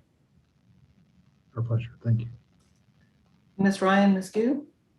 Yeah, I thank you for being willing to go back and find that extra penny. I know that it's not easy in a budget like this, and we appreciate you doing that. I remain concerned that we're digging even deeper into our street resurfacing problem. And that was that got an almost $350,000 whack this year. So it took a much bigger hit than anything else did. And I think that I would ask you to take another look and see if we can't do better there. Again, the situation's not going to get better. We've been putting it off for several years. It's not exciting, but I think Mr. Parker last time talked about eating your seed corn, and I think we really need to. I think we need to try to do a little bit better there. I know it's hard to find the money, but it's just we can't keep doing this every year. So that would be my general. My overall comment. I think that reducing the OPEB, I saw you took a nice chunk out of there, which I understand won't get us into trouble. So I think I was glad to see that. And I'm glad to see that we've still got a nice chunk for climate action. I think that's great. I don't know if some of those projects there will take a little longer to get off the ground or can be funded by infrastructure bills if we can maybe find a little bit more there. And if it works out that you just can't find the money any other place, I would like to make it a priority that as we get infrastructure funding and as we get relief funding that comes in, if that does replace some budget items or it does pay for some of the budget items we weren't expecting, that we make it a commitment to use that money to help address this need, which is critical and which is getting worse. So thank you. Can I just ask for an update? The 2/3 bonds, there was money in those for street repaving as well? There was $1.3 million in the 2/3 bonds. That's one of the reasons that we share your concerns, Councilmember Ryan, about but one of the reasons that we felt a little more comfortable with reducing there is because of the $1.3 million. And we may make some adjustments there. As I mentioned before, we're still getting information from our departments as we were asking about the effects of these reductions. So we still may make some adjustments there on the streets, but we did feel a little more comfortable because of that $1.3 million that the council did approve as part of the 2/3 bonds. Just wanted to make sure we remembered that piece, because I think we're all in agreement with you that we need to catch back up on our street repaving, and the 2/3 bonds was aimed at that and some of the park improvements and a couple of other things. So, And following closely with the what's happening in Washington, D.C. So if there is funding that comes out of an infrastructure bill, we would certainly come back to council and have a discussion about how to utilize that. And it could cover some of the costs for some of these other projects that would free up money to do, for instance, more with streets, if that's what council wants to do at the time. And we can make a budget amendments at any time after we pass. Great. Sorry, Ms. Gill. Well, it's relevant because I'm going to hit on that topic as well. So I think, well, first, Amy, I don't know if you can give us a general idea of this 1 penny difference, 1 cent difference for a, let's say, a property owner, a median housing, like median level house. How much does that translate to? Are you wanting me to calculate it on $1 million house? No, let's say a median. So you want the 483, sorry. Yep. 400, 1 second and I'll calculate that. So I think that difference, if I understand it correctly, is like less than $50. Well, Amy, I think I have the previous presentation. Yeah, the chart from last time had all that information on it from our last meeting. It was more substantial for our business community is what the concern was. It was very impactful for business community. Yeah, I think in addition to the revow. It depends on the value of their property. I think for the residents, for the average residents who's have to like around the median or 50% high of their housing, I think the impact price is small. About $50. Yes. Just over $50. That's my understanding is less than $50. So I think, but I really do think that we need to make the investment on our roads and those maintenance projects that we have delayed repeatedly. Because we are seeing the impact already. We're seeing more like sidewalk related accidents, and we have heard complaints from our residents when they are like taking a walk in our sidewalks and there are uneven pavements and there are like people getting tripped over. And I think the situations, especially related to our sidewalks, I think it need to be addressed, I think, pretty urgently. As we have seen that a lot of our sidewalks just like painted with some orange paint and show that it's uneven. I mean, this is, we probably can do that for a very short as a temporary measure, but we cannot sustain this like this. And after 300, after the cut that you proposed, I think the budget for the street repavement is only $269,000. I mean, it's almost like unthinkable for a town of our size. So I think if we can do some analysis, which I have been proposing, is we need to compare our town, our investment in our sidewalks and the pavements with like Durham or Cary or some other neighboring towns or even Scarborough, and see what is the necessary level of maintenance. I think we need to set I think we need to set standards or some like these are the money that we need to dedicate every year for the basic street maintenance, because these are I think they're essential services that as a town government that we need to provide to our residents. Otherwise, those situations just unsafe. So I feel pretty strongly for that. I understand that it's a challenging year. I don't know that is the best way to do that, because I think the need for that is actually urgent. And it's borderline as unsafe environment for the residents. Mr. Parker, did you have your hand up? No? Okay. Other comments? Well, I want to share that I do appreciate the work that's been done. I do still want to put a plug in though for continuing to increase the budget back to the downtown partnership from the municipal services district tax. In order to have a vibrant town, we need to be able to put resources into it. And the downtown businesses, residents are paying that tax. and it needs to be plugged back into downtown. I know you're working through this. I know that we can designate some ARP monies to go towards it this coming year, but in the future, I would like to see us continue to make progress. I think you said you increased it by 10,000 more this year to the downtown partnership. As we work towards those numbers, we need to take a hard look at what more we can do.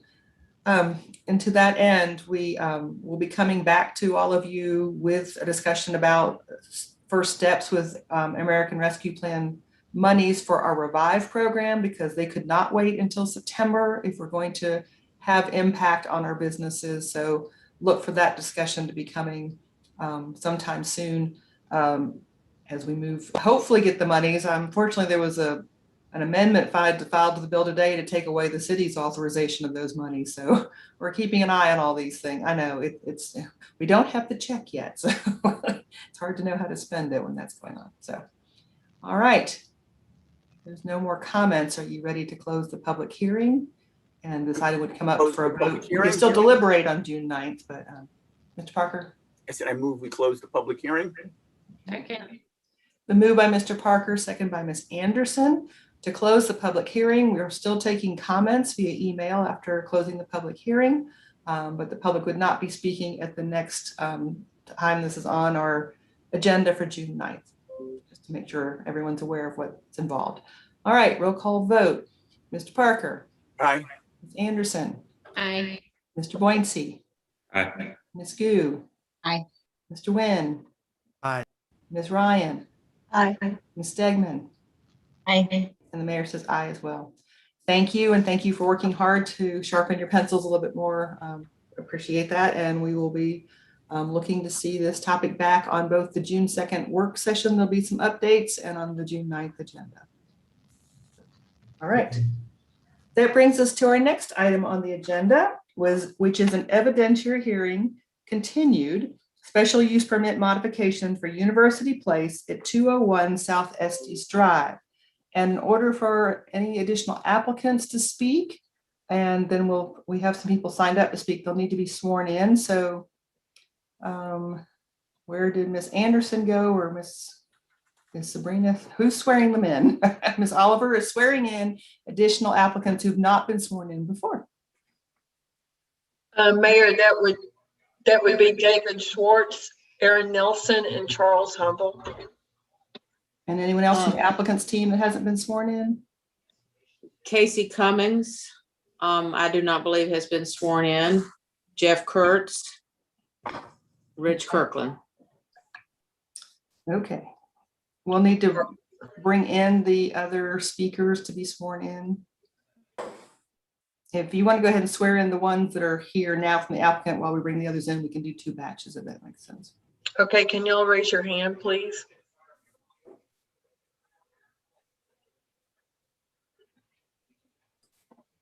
Okay. Do you swear or that the information or testimony you're about to present is the truth to the best of your knowledge? I do. You all will need to say that, so you'll need to. I do. I do. Thank you. Okay. Are we bringing in our public, our citizens to speak, or are we going to wait till that part of the agenda? We're going to wait, apparently. in French, we're going to we out. Okay. All right. If I'm going to say, we know this is a continuation, but I do want to share with the applicant. We know you have the right to your hearing, but we have another item on the agenda this evening as well. So we'd like you to stick to, in your presentation this time, to only items that have changed. We're well aware of the other components of this project, and see if we can move along to get to those questions answered and hear from the public as well. So, Ms. Brown, am I turning it over to you? Mayor, I will. Oh, Ms. Johnson's going to share first. Okay, well, we'll have Ms. Johnson share, and then we'll go to Ms. Brown. Thank you.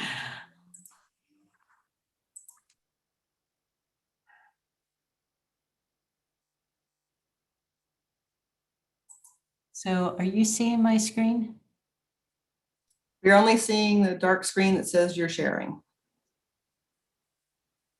Screen share has been paused. All right, let me try again. Sorry about that.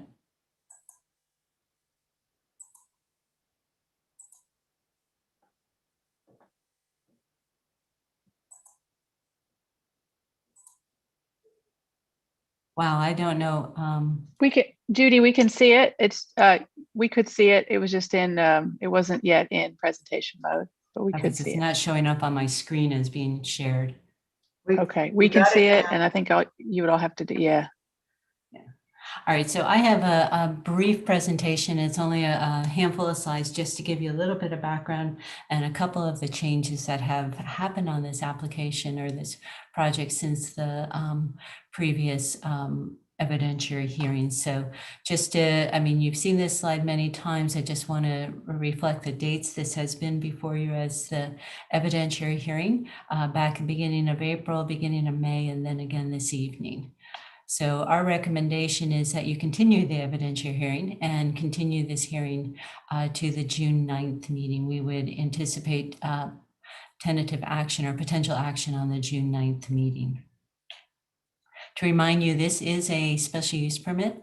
And special use permits can only be approved by council if you find, if you can make each of the 4 findings of fact for this application.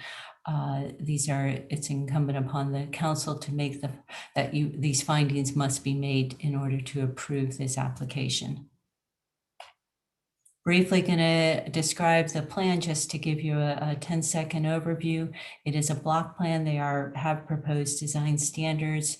It is currently community commercial zoning. They are proposing to have that zoning remain. Proposed uses include residential, office, hotel, and commercial spaces.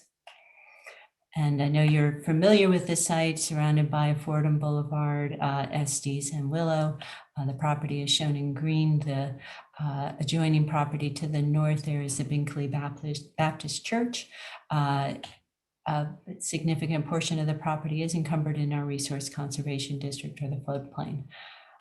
Since the public hearing or the evidentiary hearing back in the beginning of May, we have been working with the applicant and responding to comments, and I believe most of this information was distributed to council late last night, and we've added some responses to some of the advisory board comments that had heard, and with those comments have added a series of new stipulations which are included in the revised resolution A.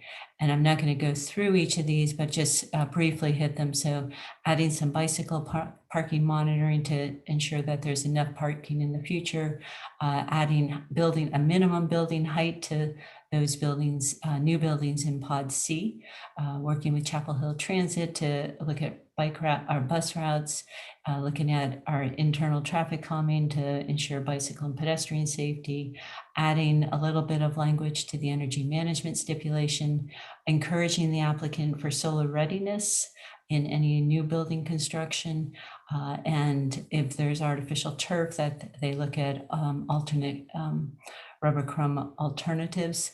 And then on structured parking conversion, adding a stipulation that if the applicant wants to convert surface parking to a structured parking, that we would be able to review that at an administrative level instead of coming back to council to change that surface parking.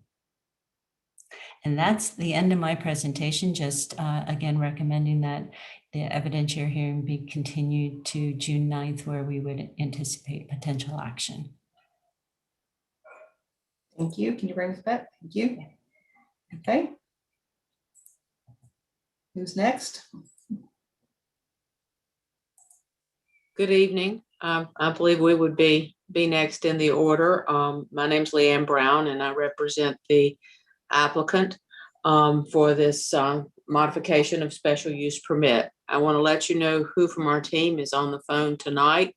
I will call my witnesses. Madam Mayor, we are very sensitive to balancing our need to get the evidence in that you need to make your decision with moving on. And I do anticipate that we'll complete our case in chief, subject to the opportunity to provide additional information in answer to your questions or to any public comment that needs additional evidence. The team that's here with me this evening is Casey Cummings, who's the Chief Executive Officer of RAM. David Klepper, who's the Vice President for Carolinas, Ashley Sawpaw, who is the Regional Director that you have heard from in the past, Bill Dirks, who is our Civil Engineer from McAdams, Hunter Freeman, who's the Green Stormwater Infrastructure Lead for McAdams, Brian Fisher with BB&M, who's the architect, Jeff Kurtz, who is the Director of Development with RAM and a landscape architect, and Rich Kirkland with Kirkland Appraisers LLC, who is an MAI appraiser. I believe with this team in place, Madam Mayor, we could answer any questions that you may have tonight. You will not be hearing from all of these people tonight.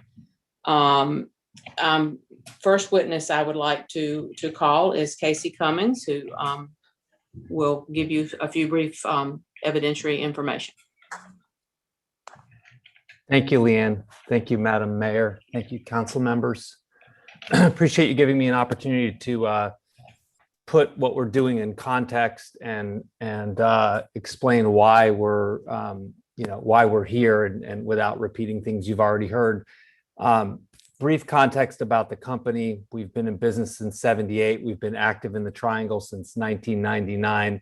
I want to point out that this is the third time that we have done a demauling project, which I'll describe a little bit more about what I mean when I say that.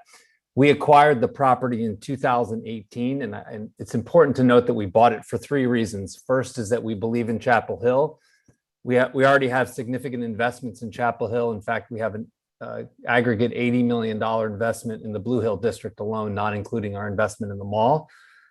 We love the opportunity because it's a large parcel that's already been disturbed in a dynamic infill community. And third, and most importantly, we believe we can make it a better place. And I want to talk just a minute about what that means and why we think it needs to be put in a better place. I'm not going to bore you with a long history of the mall business, other than to say that 1,500 malls were built between the mid-50s and 2005. University Mall was one of those malls, built in '73, and it thrived for 30 years. It really thrived until the streets of South Point opened in 2002. Belk's closed, followed by Dillard's closing several years later, and the mall started to slow decline. And the prior owner, as you may know, renamed it in 2014 and did a partial redevelopment. There are today 1,000 malls left in the country, 2/3 of which won't be in existence within 5 years, depending upon whose research you believe. We have the opportunity, instead of waiting for further decline, to actually go on the offense and make the property what we think it should be and what we think the community think it should be. So fortunately, we've got an opportunity now to take the best practices of things we've seen around the country to create a true community asset. And I know lots of eyes are on this project, not just from the community and from your staff, but also regionally. People are very interested to see how good a job we do in terms of remaking this property. And obviously we need your help. And notwithstanding the fact that I can cite several examples around the country, we understand fully that this project needs to be decidedly Chapel Hill. We don't intend to try to make things work that have worked elsewhere work here. There's many examples of doing extremely dense projects on properties like this, and we are doing our best to strike the right balance between having enough activity to make it vibrant, but to, again, maintain the small town character that I know is important to the folks in Chapel Hill. I'm going to talk briefly about who we think the constituents are, and then I'll wrap up with our objectives. So I want to talk about 4 basic constituencies: the environment, our commercial tenants, our capital partners, and the community. So first, just briefly about the environment. You'll see and you'll hear some new things that we're going to be proposing. I believe we're going above and beyond what the code calls for: sustainability features in our new buildings, making our best effort to enhance the existing built environment. And I also believe that we're actually going to help alleviate some of the water management challenges that this area faces. Second, our commercial tenants. And we really view them as a key constituency because they're our customer today. And they deserve a first-class facility, and they deserve it and need it fast. We feel a sense of urgency, and the good news is we're willing to deliver that to them. Admittedly, we had to take a few steps back, some of which were intentional, and some of which were outside of our control, but we feel really good that we're poised to make the kind of investment that this project deserves and will help both our local and regional/national tenants thrive here. Third constituency is our capital partners. And I know it's not popular to talk about at public hearings, but I do want to be clear that we have an obligation to deliver a fair return. We've invested $55 million so far into this property, and we have plans to invest an additional $100 million, all private capital, no subsidy. And we think it's really important that the town, that we help, in addition to generating tax base, we also, by virtue of not using subsidy, we help the town preserve its precious resources that you just spoke about during your budget hearing so that you can use those resources to help attract high quality companies and provide other community benefits. And then finally, the final constituency is the community. And we fully recognize that this is more than just a shopping center. We understand the importance of creating a town center. We're mindful of density and massing. We understand the importance of preserving all the things that are great about University Place, but also creating some new spaces, which again, you'll hear about in a moment. And then obviously the community benefits, in addition to enhanced tax base, all sorts of things where we can provide additional revenues to the community with a minimal impact on local resources. I want to close with acknowledging that there are competing and potentially conflicting objectives that we have to balance and manage together. So first of all, I know there's a desire to have less density and bigger buffers, and fully understand that. For us, we're needing to balance that against the need to have enough activity for the project to be vibrant. And we believe that it's very important for our design to connect to the neighbors rather than to turn our back on them. And so when you see how we've engaged Willow, Estes, and Fordham, and if you were to imagine and think about other projects you've seen around the country that create big buffers and turn their backs on their neighbors rather than connect to the neighbors, I think you'll see that we've done a nice job at kind of reinventing that here. And then the other kind of competing and conflicting objective is this desire, understandably so, for the council to have more definition about exactly what will happen with the property in the future, with all of the property in the future. And that has to be balanced against our need to have flexibility to ensure that our project is future-proofed. So the first generation of this project survived for 30 or 40 years. And what we want to do is actually create something that will survive for at least the next 30 or 40 years. And I say that because if we were only interested in what made sense today, if we were interested in short-term gain, we would lease the existing vacancy to discount retailers and last mile distribution, which is being done at malls all across the country. Instead, we're looking to launch a reinvigorated project with a great first phase and then preserve flexibility and save the best parcel for last, which, as you know, is the Fordham frontage. And we appreciate the fact that your professional staff, along with the tools that have been created in our request, will allow us to be nimble, react quickly, and deliver a project that the town will be proud of. So that's the end of my brief speech / testimony, being mindful of your time, and I really appreciate your consideration. Thank you. Thank you, Casey. Our next witness is Jeff Kurtz, who's going to talk to you about some questions you raised with regard to design at the last meeting. Jeff? You're muted. Mr. Kurtz, you're muted. Thank you. Thank you, Leanne. I'm going to share my screen. All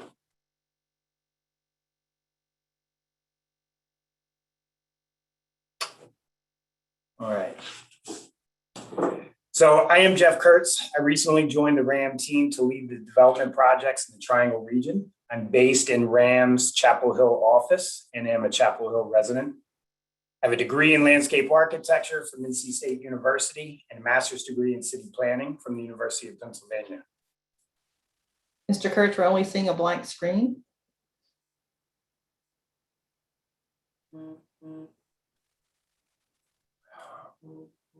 Jesus. Mr. Kurtz, in the past, we've had good luck with stopping it and trying to reshare. Yes, thank you. I will try that. In case it helps.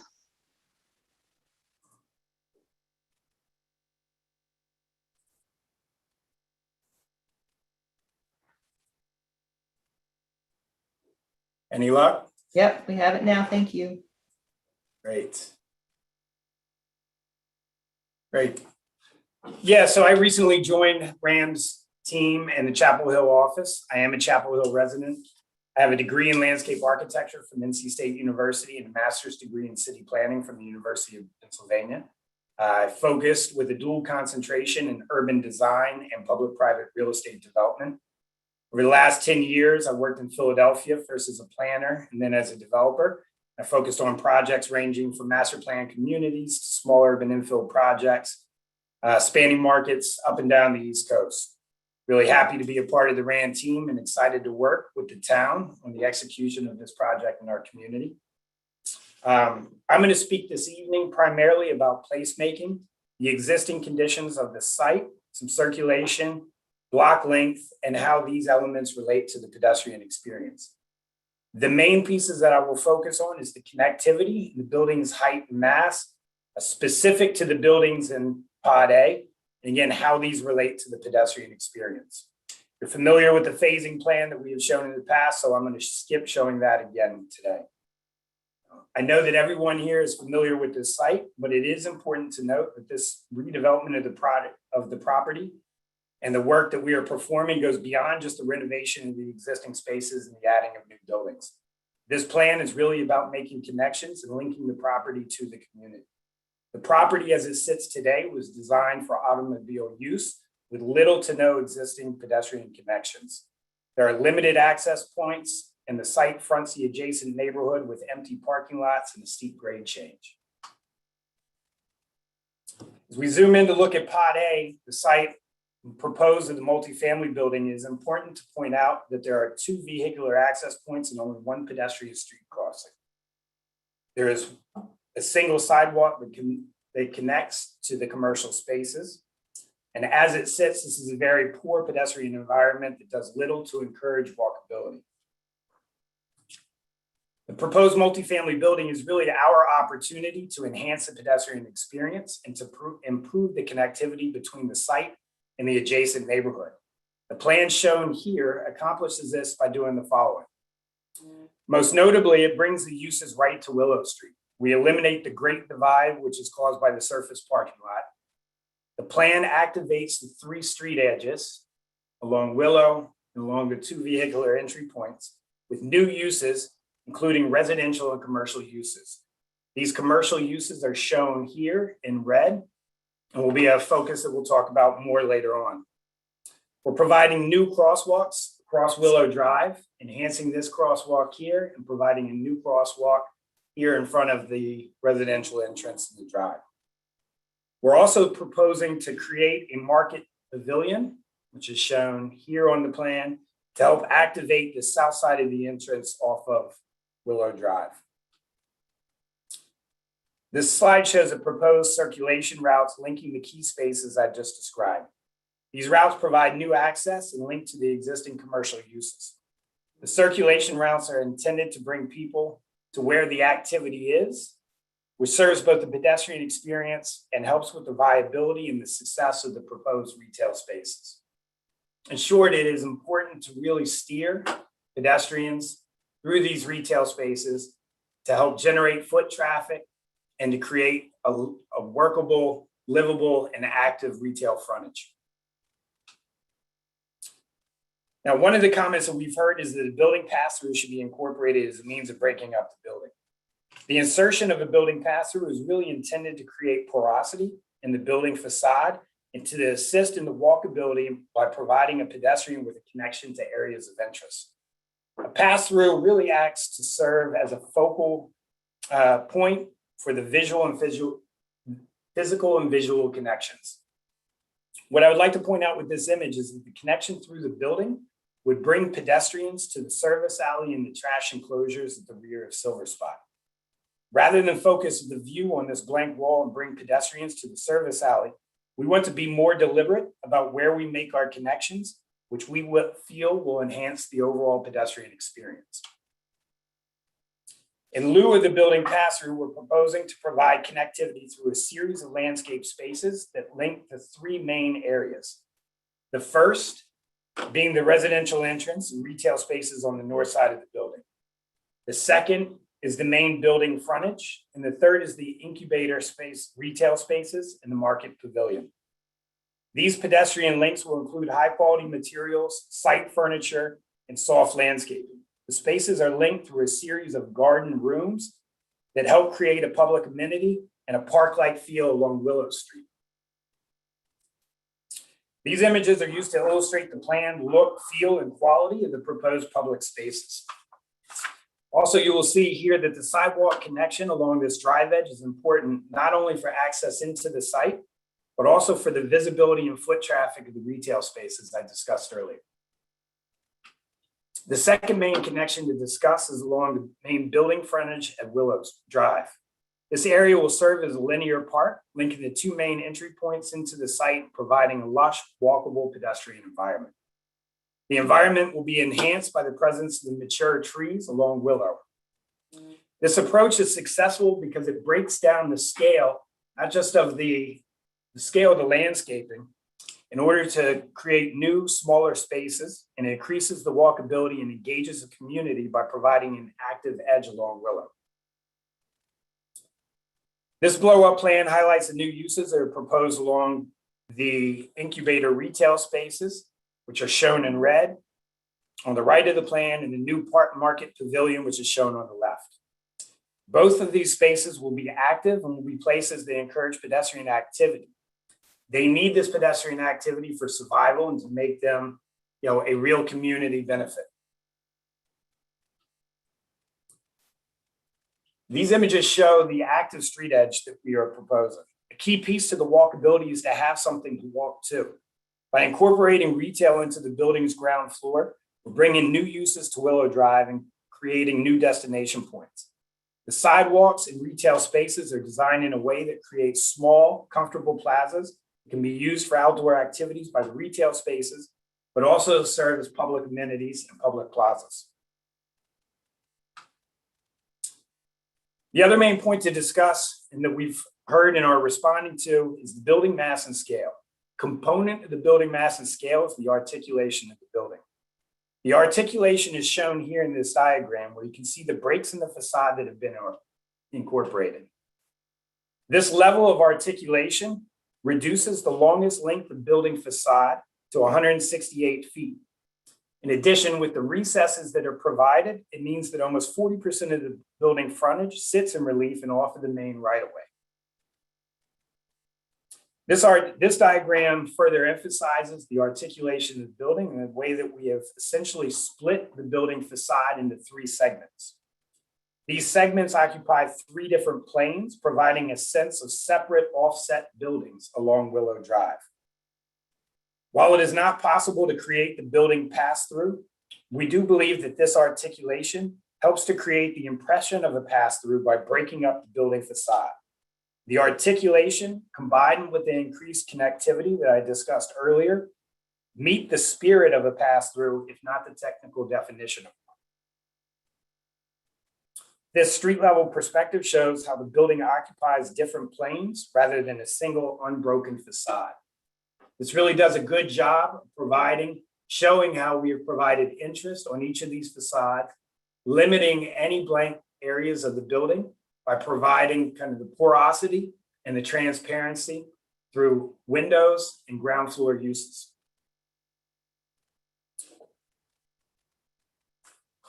The next piece to focus on is the building height. The next few slides show cross sections of Willow Drive that illustrate the building in the context of the existing mature trees and the current uses. One thing to note relative to the building height is that we've gone to great lengths to mask the building in a way that takes advantage of the grade in order to minimize the perception of height, and also to use the building form to hide the parking deck from the right-of-way. This first cross section is cut through the medical building near the corner of Connor Drive and Willow Drive. It shows the building in the context of the mature trees and the current uses on the adjacent properties. One thing to point out is that the building height is actually less than the height of the mature trees along Willow. The section shows the relationship of the building to the uses on the adjacent properties as they sit today. However, it is important to note that things evolve, uses change, and buildings get redeveloped. To help show the building and how it could relate to adjacent properties uses in the future, we are showing the height and setback as allowed under the existing CC zoning designation on the adjacent property. This designation allows a height of 60 feet, which is very close to the height of the proposed multifamily building. This cross section is cut through the Willow Terrace condominiums. They sit up on a grade that is higher than the building, the proposed multifamily building. The combination of their existing height and the grade really minimizes the difference in height between where they sit today and where the proposed building height will be. The allowable uses underneath the zoning designation is shown here as well, and emphasizes the point that the height of the buildings as allowed underneath the zoning designation in this instance could be taller or be perceived to be taller than the height of the proposed multifamily building in Pod A. That is the extent of my slides. I'll be here to answer any questions after the rest of our team testifies. Thank you. Thank you. Madam Mayor, we'd like to call Hunter Freeman to provide some information that the council was seeking regarding stormwater. Thank you. Good evening. Good to be here. I'm Hunter Freeman, Green Stormwater Infrastructure Practice Lead for McAdams, and I've been working in the Triangle area for 24 years now on stormwater management, and proud to be part of this project. So just want to give you some quick bullet points on the stormwater because I know that's come up in previous discussion. So this project will result in a net reduction of impervious area, which we believe meets the compliance requirements of section 5.4.6, the stormwater management requirements of the land use management code. And that will be met without the need for any additional strategies, runoff volume reduction, peak flow, or flood reduction strategies. And as it pertains to the floodplain, we're not proposing any new vertical construction within the floodway. We are proposing new structures and as well as some demolition within the floodplain. And this new construction will have to be completed in accordance with Chapter 5, Article 4 of the Code of Ordinance for flood-proof structures. So all of that will be handled during the review process. Staying on the topic of on-site floodplain, the project is within Bowling Creek, as you know, and rounding off some areas here just for simplicity. The site for phase 1 is about 16 acres and the parent parcel is about 39.5. And just for context, the watershed upstream of our site is 6,850 acres. So we are a very small piece at the downstream end of this watershed. And we are clearly not the primary source of existing flooding in the area. But what we are doing is beneficial. So I want to talk about that for just a moment. Phase 1 of the project includes demolition of 112,000 square feet of existing mall structure and construction of 58,000 square feet of new ground level buildings within the floodplain. So there's a swap there, there's a net decrease in total building footage. And what I did is looked at that compared to the flood elevations and calculated that we get a net result, an increase of 37,000 cubic feet of available flood storage. So to simplify that, the site will be able to store more flood water than it does today. And as it, continuing with impervious cover, phase 1 of the project results in a net decrease of 55,000 square feet of impervious area on the site itself. So with that reduction, the total area dedicated to parking services is being reduced and converted to either open space or building rooftop. But again, a net reduction. So that net reduction helps us in water quality, both by reducing the total volume of runoff exiting the site, reducing the peak flow rate leaving the site, and also reducing our nutrient loading from the site for nitrogen and phosphorus, all of which are required elements of the code that we are meeting solely by doing that. But in addition to that, although we're not required to meet, to have any stormwater controls, the design of phase 1 includes construction of a new bioretention cell that will net in the increase of approximately 30,000 square feet of impervious parking lot that's going to be directed to a green stormwater infrastructure device. And that's in addition to what's out there today that will remain after construction. We'll design that cell in accordance with the minimum design criteria provided by the state to the maximum extent practicable, given the constraints we have with existing infrastructure and water table. Just wanted to sum that up.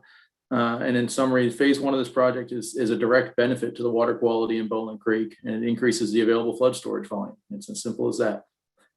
So with that, I will end my summary, and also, as others have mentioned, available for comment and questions as needed. Thank you. Thank you. Thank you, Hunter. Madam Mayor, our next witness is Ashley Sawpaul. Ashley testimony is limited to telling you things that have been done in response to issues that you've raised and questions you've asked. Thank you.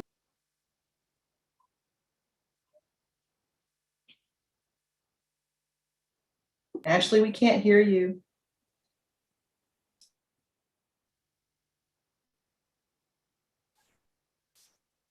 How about now? Yeah, that's good. Okay, so I'm going to briefly summarize our proposed changes here, just based on the feedback we've gotten from council as well as the advisory boards in past meetings. So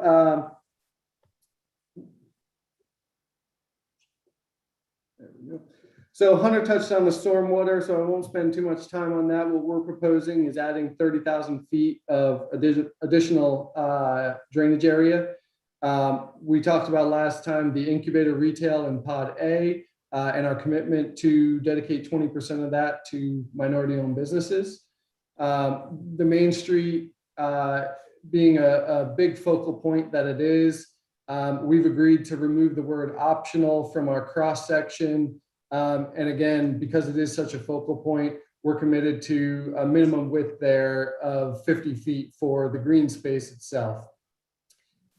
Building height, because we want this to be a true mixed-use environment, you see the area shaded there in red. We're willing to commit that to a minimum of 2-story to promote that mixed-use environment. And then another concern that's come up in meetings past are the conversion rights. And so what we proposed on the multifamily is 300 units with the ability to increase that to 500 units through conversion rights. And the feedback we've gotten is that this is a commercial site today. It should remain primarily a commercial site in the future. And so in the spirit of that, we've proposed a few things. So first, we've proposed changing the conversion rate to 1 per 800, which then preserves 40,000 feet of additional commercial space. And given the limitations on the site, particularly with the flood, that essentially has to be vertical, which translates to additional office space, which I think meets the intent of what council and the town has been looking for.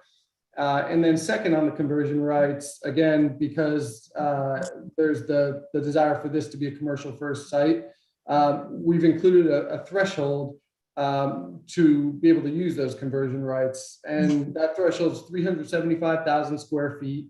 And in addition to that, any of those multifamily units that are converted would be required to be in a vertically integrated mixed use building with ground floor retail.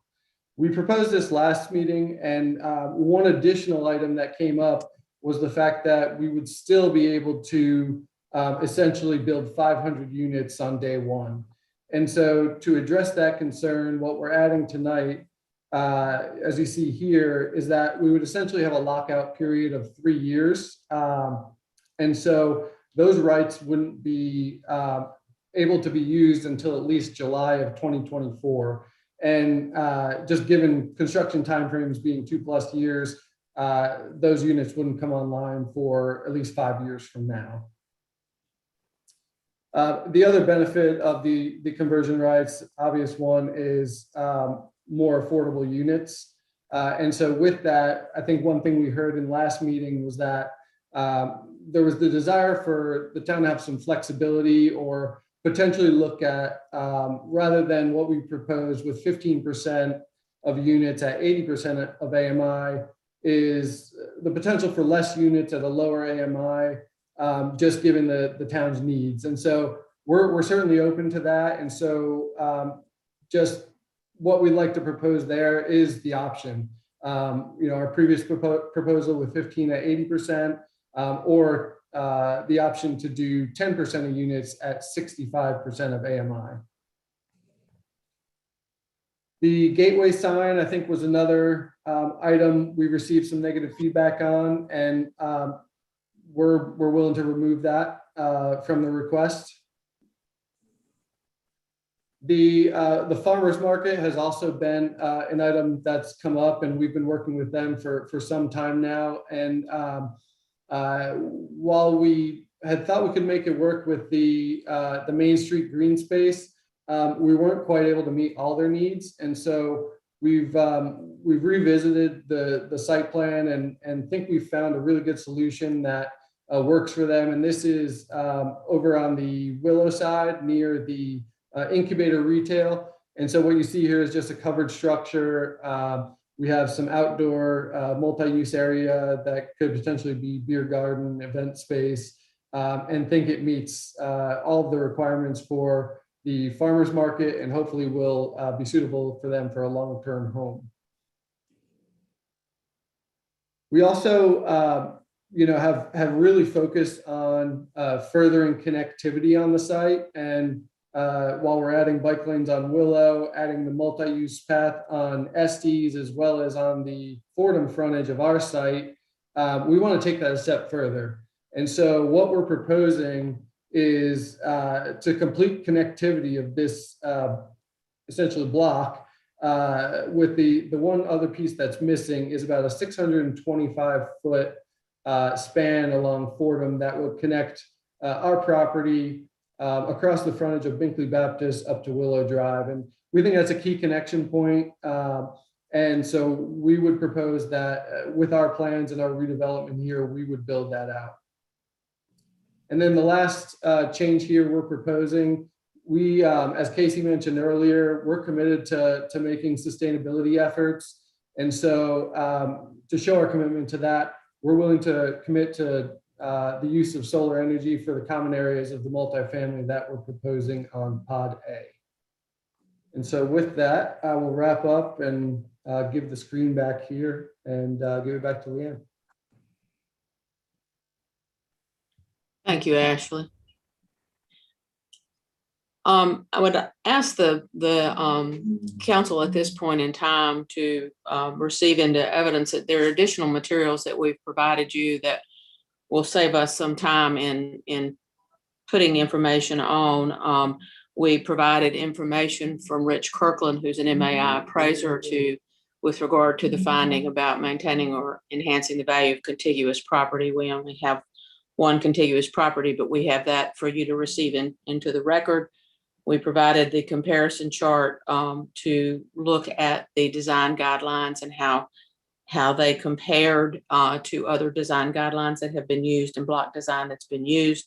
We provided you a comparison chart of the SUP as it exists, the proposed modification and LUMO, and that is with you. And we also provided to you a fairly bullet point response to questions you had raised, most of which you've heard evidence about tonight. So I'd ask you to receive those in evidence. I would also ask, as a housekeeping matter, that the information that you have received from Ashley, any information you get from Bill Dirks, the information from Hunter, any information from Brian Fickler, the information from Jeff Kurtz, and the information from Rich Kirkland be considered information provided to you by people with expertise in the areas about which they've testified. Mercifully, under the case law, Madam Mayor, we do not have to tell you every possible thing we can think of, but instead we need to make people available to you to answer your questions. And I have my expert team here to answer your questions. And otherwise, I believe it appropriate at this time to move past our presentation to the next presentation. I would reserve the opportunity to provide additional information if that warrants it. And I would like to make a closing at the end of all the evidence with regard to your 4 findings and to the application of 4.5.6 of LUMO. Thank you. Thank you. Our normal procedure is for council to ask clarifying questions, and then we can hear from public who will be sworn in, and then the applicant can respond back to the statements made by other witnesses, and then council can have conversation. So do you have clarifying questions, please? Ms. Ryan, then Ms. Anderson. Thank you. Mr. Freeman, you spoke about the flood issues and phase one, but what about subsequent phases of the project? At this point, the final design for future phases is not known, so it's impossible for me to calculate what their flood impact would be. For instance, the multifamily portion of phase one is raised parking, so it's not a ground level, fully ground level structure. So it has although its footprint is one number, its impact on the floodplain is another one. So I could not comment right now on the flood impact of future phases. Do you know if buildings along the Fordham frontage would have to be built raised up in those same ways, or if they could be at ground level, or that's still? I'll defer to Ashley or someone from the ownership team. I think that's a question for Bill, maybe for starters, Bill. Yeah, the buildings along, we have committed to some first floor retail in those buildings, and they'll be mixed use. So the majority of the building will be vertical, will be out of the floodplain. The numbers that Hunter gave out were 112,000 of demolition and about 57,000 of new construction currently, leaves 45,000 square feet of potential footprint over there, which we have committed. We went to the Stormwater Management Board and agreed that we would not increase the footprint that's in the floodplain. So at most we can replace or make it equivalent, but we will not go above that. So, and that's to what's in the floodplain today? That's correct. Okay, thank you. This may be for the designer. In your streetscape plans, you have planting strips and outdoor amenity tree planting zones. Can you talk about the difference between those two?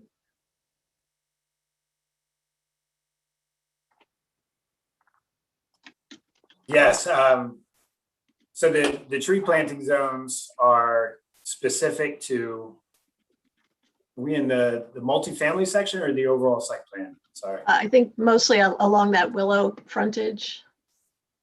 Right.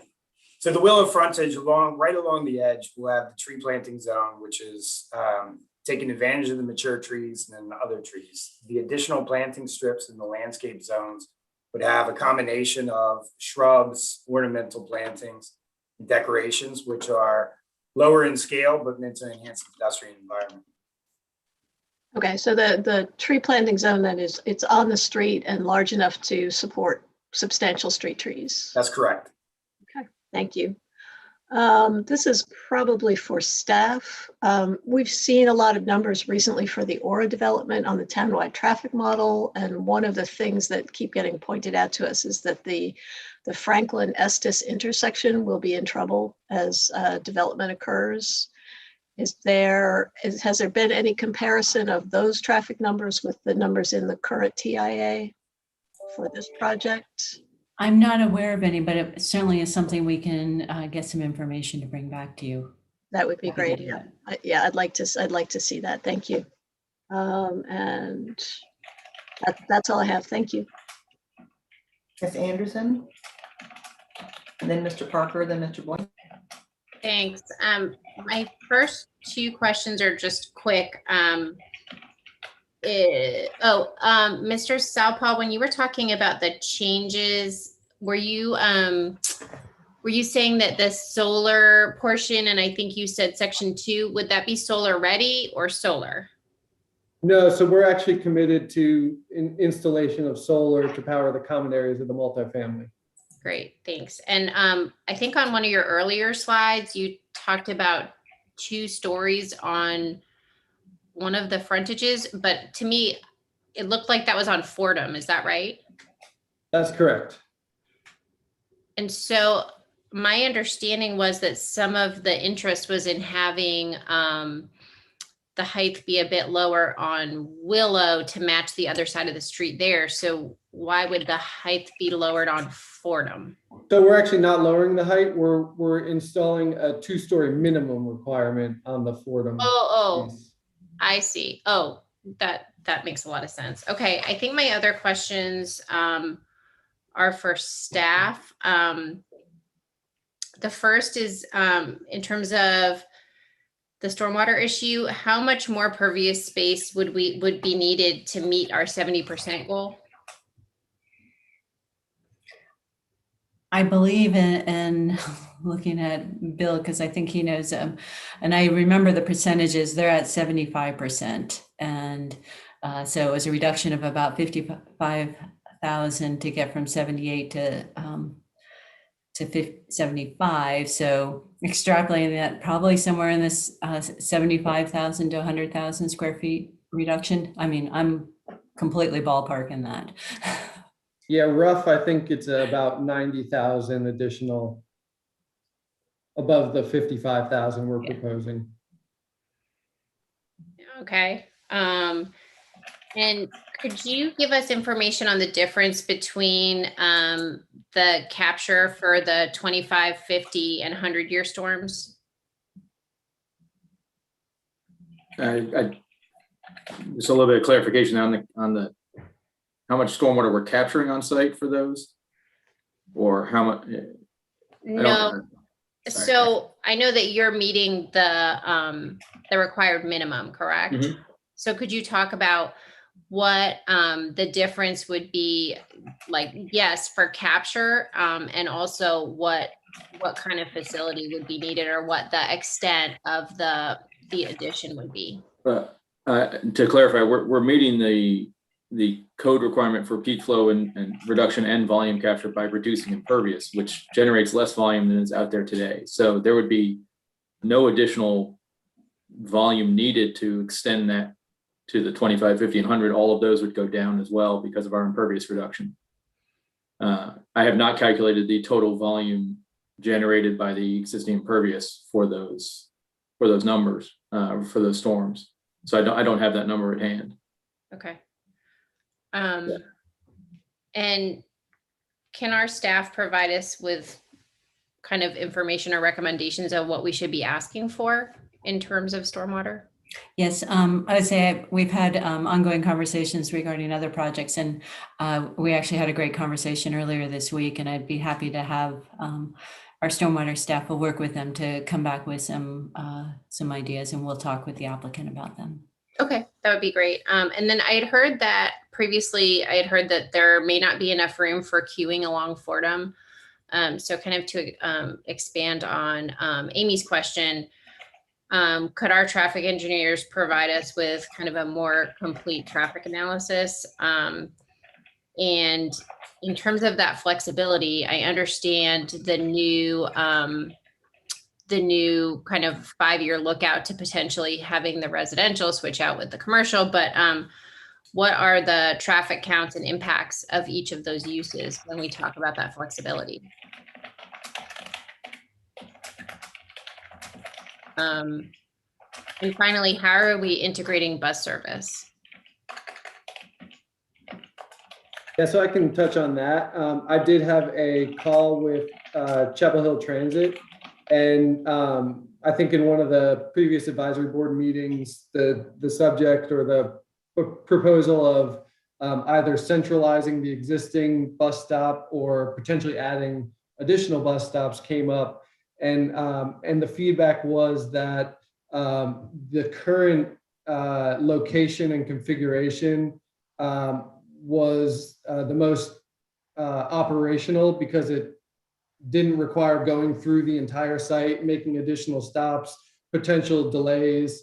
And then I think the other factor in that is that the BRT would likely include a long-term stop on the Fordham side, which would address that other side of the site really from where the existing stop is. So their recommendation was just to keep it as is. Okay. And so I think it would be helpful. Thank you for that. And it would be helpful to hear from our transportation side, how we're thinking about the entire system feeding in as well. And I would like to know, just for next time, the capture for the 25, 50, and 100-year storms, to understand that along with those stormwater recommendations. Thanks. Mr. Parker, then Mr. Boyncey. A couple of my questions were already addressed, which was nice. So a couple of things. First, in terms of the affordable housing, you said there was an option to do either 15% at 80 or 10% at 65. I'm assuming that's the town's option, not yours, correct? That's correct. And when would such a decision need to be made? Would it need to be made, as part of this entitlement, or could that decision be made at a later date? That's probably a question for staff. Whose staff? Your staff or ours? No, I believe yours. I think it's more technical. Let me change the question around.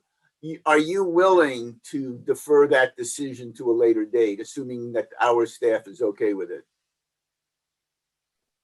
When do you as the developers need to know that in order to move ahead with your plans, assuming you get the entitlement you're requesting? I'll jump in on this, Mr. Parker.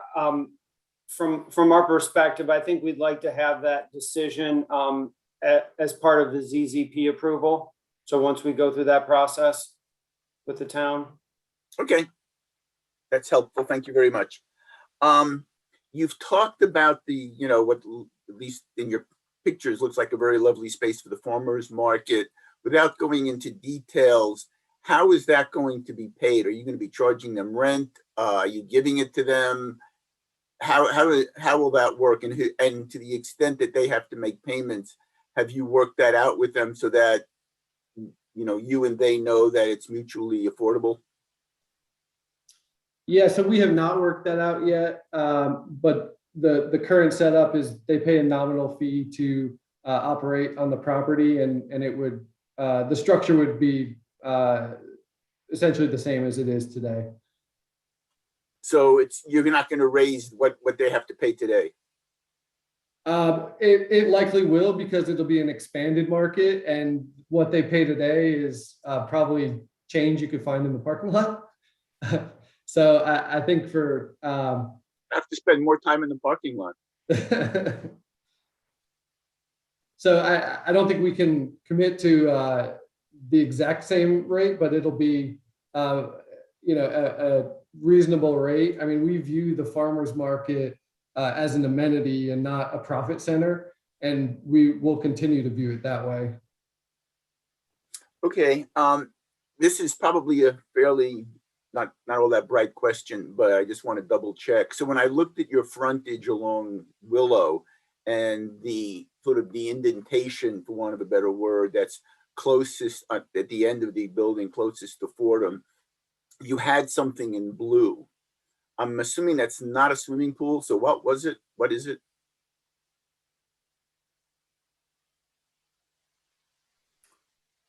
We are showing a swimming pool at the ground floor.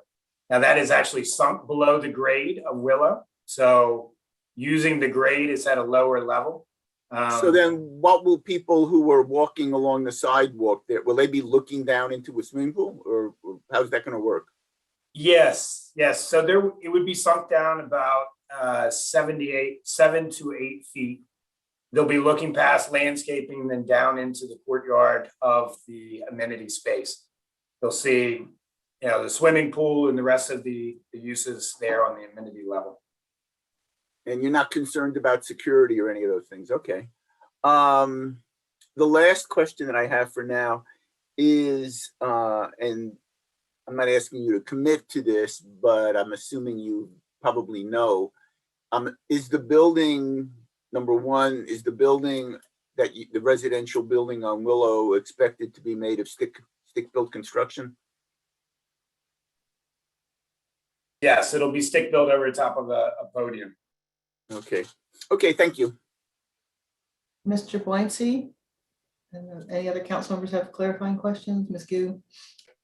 Well, I have two questions. My first one is, before any conversion under the proposed plan that you've laid out for us, how many square feet of commercial would there be on the property? So what we're proposing requires a minimum of 375,000 square feet before any of the other considerations, the vertical integration and the lockout period. Okay. So, sorry if I'm being dense here, but are you saying that kind of this plan to its full fruition would yield 375,000 square feet? I know that would be a minimum, but is that something that you're aiming for? So our first phase, what we've been proposing is about 350,000 square feet, and so we would have to build additional commercial beyond our first phase as it's proposed today. Got it. Then my second question is, I know that you've talked about kind of a rough timeline before, and I'm just not remembering at this point, but could you remind us of the timeline for each of these pods on the property?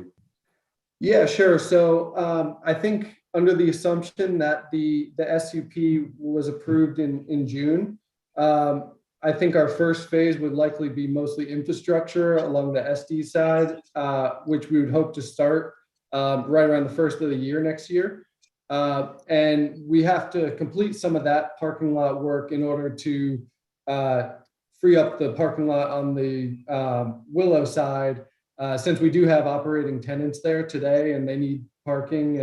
And so it's likely that the multifamily wouldn't start until later, probably spring of next year. And then construction timeframes, the retail will be quicker. So we would have the retail delivering in early 2023, and likely a lot of those retailers opening in kind of spring 23.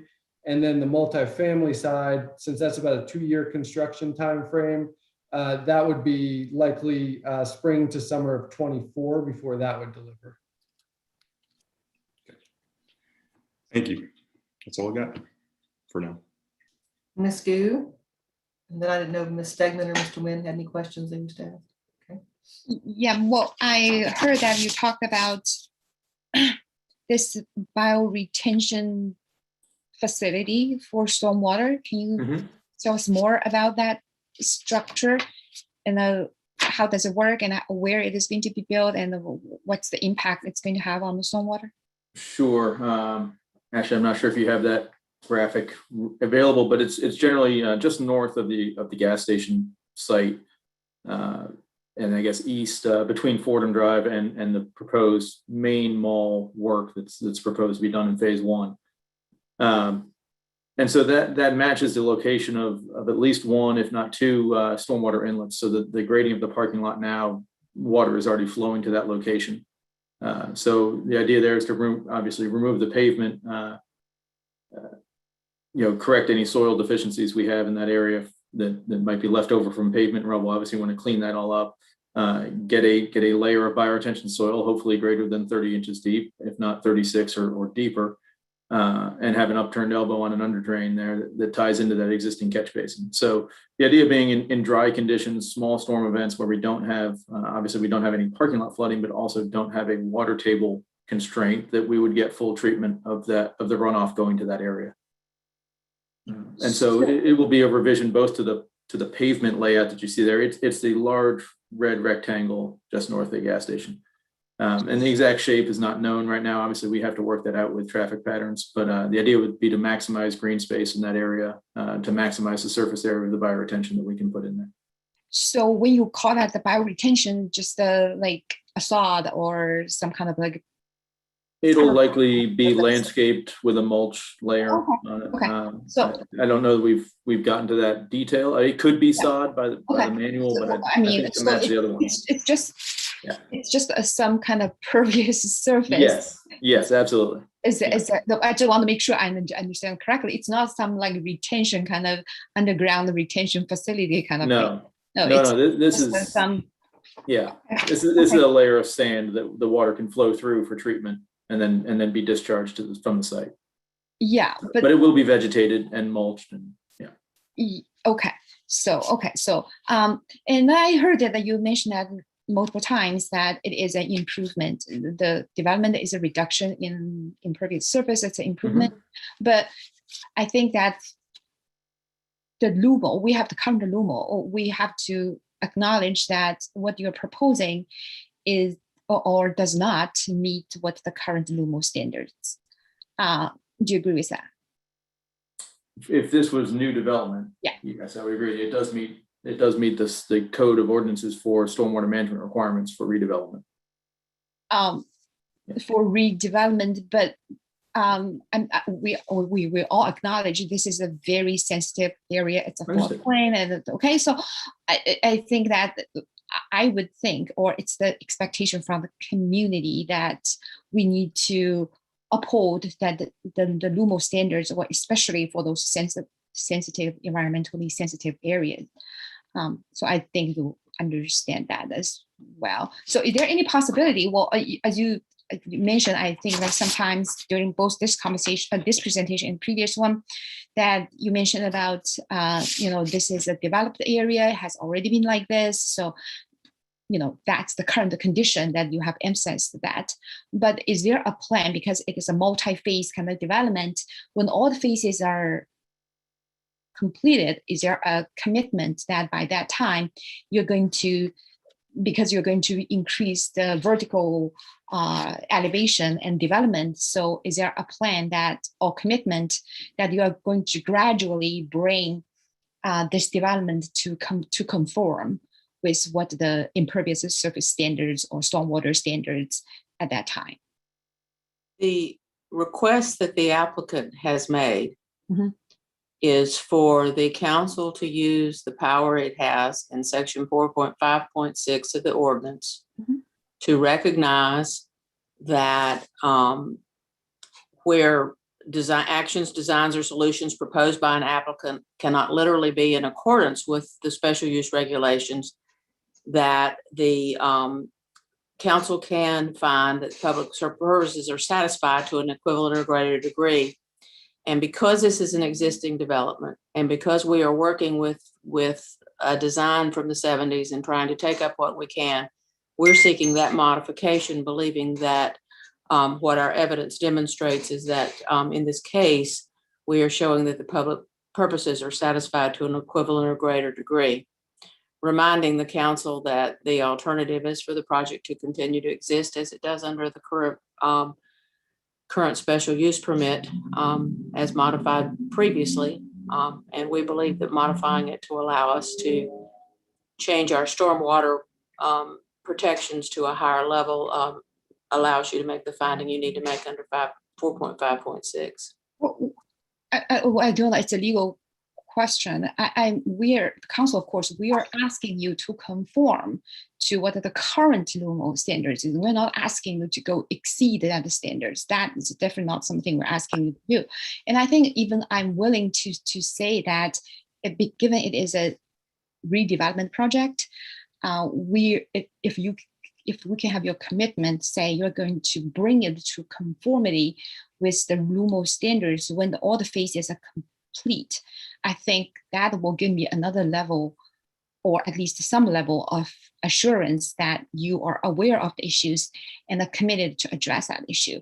But if you're just saying that because it's a redevelopment, it has the current, it's not worse than the current condition, then we're not obligated to address those issues. I feel like I cannot. I will leave that to the comment section.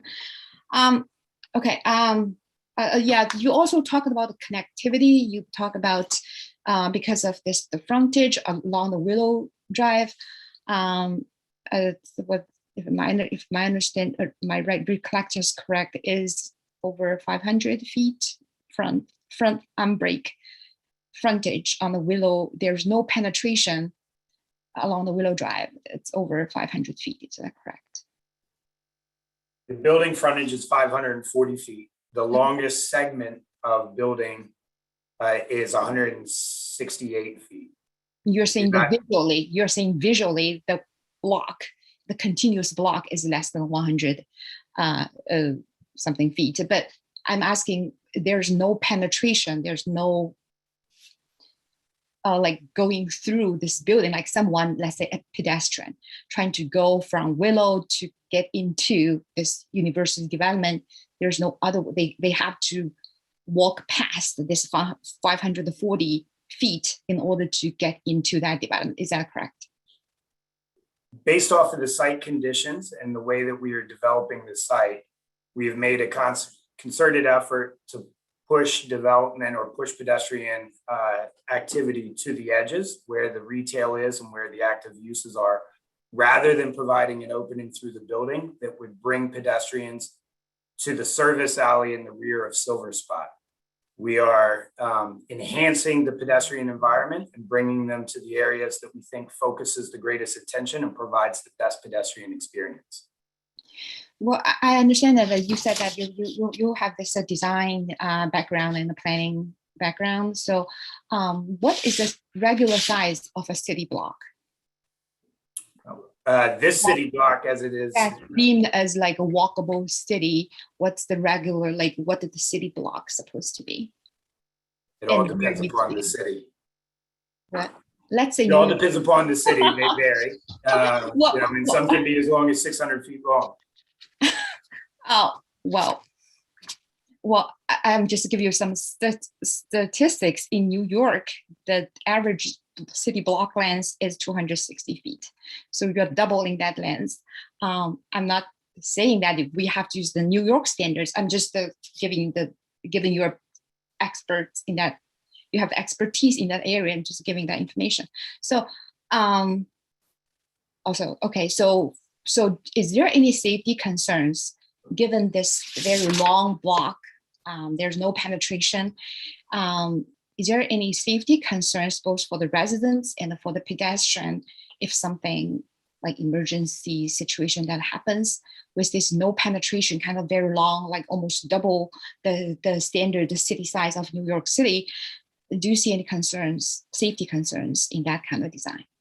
We have vehicular access around the building. It is accessible. The frontage along Willow is going to be enhanced in a way that increases safety by providing street lighting and a better environment. We think that addressing safety by providing a route where there are more eyes on the street and more activity is better for a pedestrian environment and better for pedestrian safety.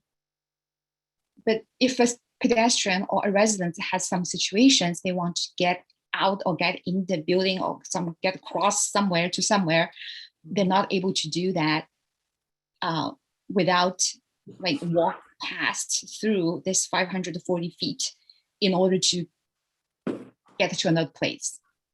Is that correct? And you do not have any concerns in that? I guess I can jump in here real quick, Jeff, because I think there's some confusion on, I mean, this is a building that has stairways, stair towers, it has exit doors, in multiple locations throughout the building. So residents that live within the building or are coming to the building, they have access to the building through multiple access points, and both from within and outside the building. So there are no safety concerns that somebody can't get in or out of the building, the folks that are going to be living there. So they're in the back. Are you saying they're in the back of the building on the north south side?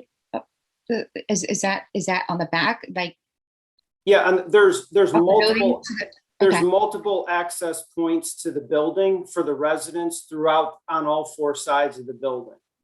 You mean from can or maybe you can explain how the residents need to access or exit the building along the side of the Willow Drive? On Willow Drive, we currently have the parking garage entrance. There's another entrance on the north side on the Harris Teeter end. There's the leasing office entrance. And then there's also another access closer to the Fordham end of Willow there. So there's multiple entry points So that's for two the residents along at there two to end. get in. Yeah. Two end to get into the building at the end, at the two ends of that 540 frontage. No, it's within the 540 feet. Do you have a diagram? It's not just at the end. Do you have a diagram to show that? I mean, I don't think we've, I don't know if we have that level of detail on the plan here right now. Okay, fine. We can provide that to you though. The pedestrian circulation showed a couple of routes coming out of the building and those exits to allow residents to exit the building onto the streets. Yeah, we need to move along. Do you have any remaining questions or? No, I'm fine. I'm fine with the question. I'm going to ask a few questions and then we'll hear from our public. Thank you for sharing new information, but it's a lot to process and we just get it now or a few moments before the meeting. One of the concerns was the setback ranges that you were proposing that were from 0 to whatever feet. And just want to know if you're willing to make a change to that, because it looks like you're not trying to build right up onto a 0 lot line. So you've added footage, but that's been one of our big concerns. So I wanted to know if you're willing to take a look at that. You don't have to answer that right now, but there's no way to approve a setback line of 0 feet. Okay, project especially. Can I just address that? It's not as, we have a streetscape section which needs to be built, and then behind the streetscape section is where the building build-to zone is. So for instance, on Willow, that's I think a 20-foot section before you can build. So it's not clear when you're saying you want a permission for setback, though. Setback usually the lot line, right? So you need to be a little more clear that you want it from 0 to It's in whatever. the design guidelines.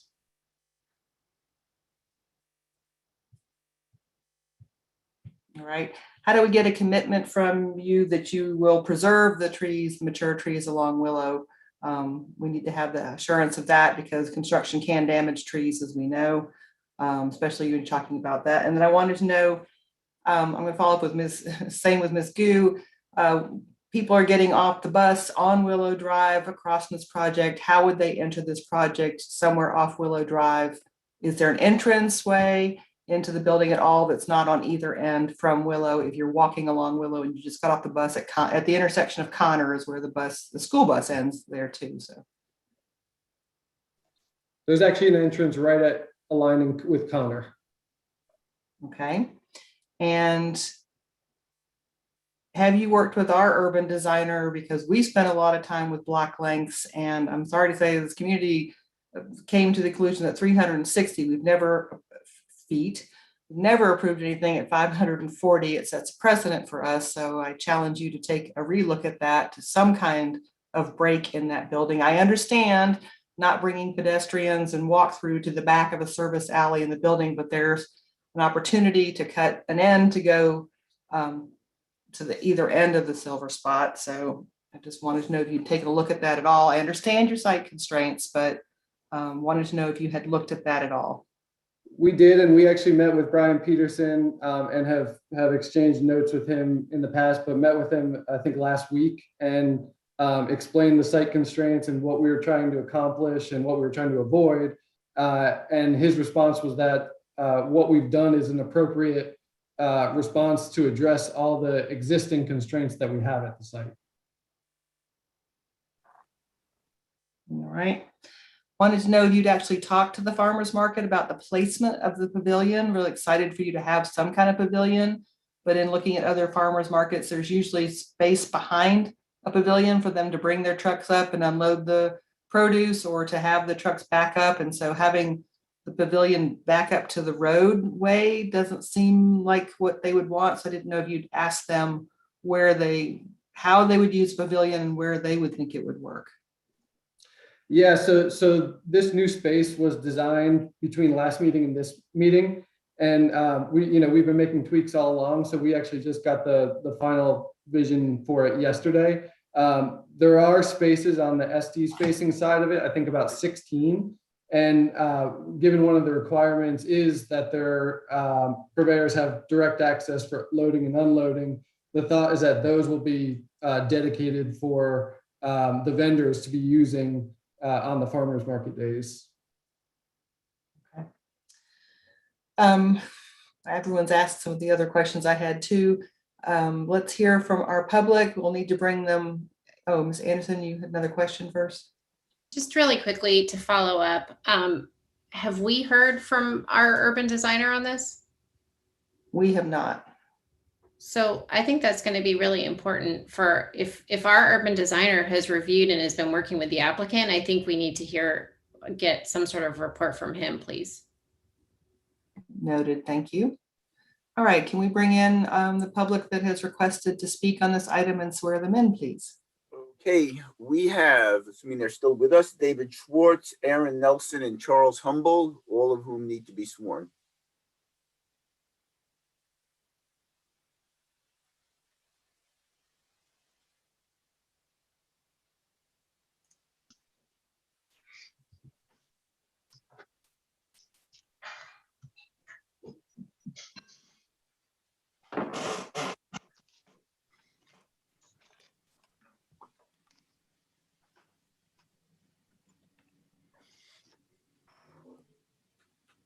I'm waiting for Mr. Humble.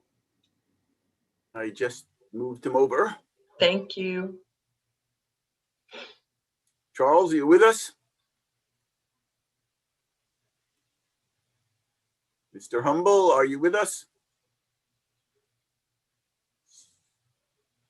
Seem to have had Let's try that again. Hold on just a moment. transporter misfunction. I am here with you. Oh, okay. Okay. In the flesh. There. Okay. Okay. Mr. Schwartz, Mr. Nelson, and Mr. Humble, do you swear or affirm that the information or testimony that you're about to present is the truth to the best of your knowledge? Yes. Yes. I do. You're sworn. Thank you. Okay. The order in which we have you listed is David Schwartz, followed by Aaron Nelson. Mr. Parker, are these 3-minute or 2-minute? These are 3-minute.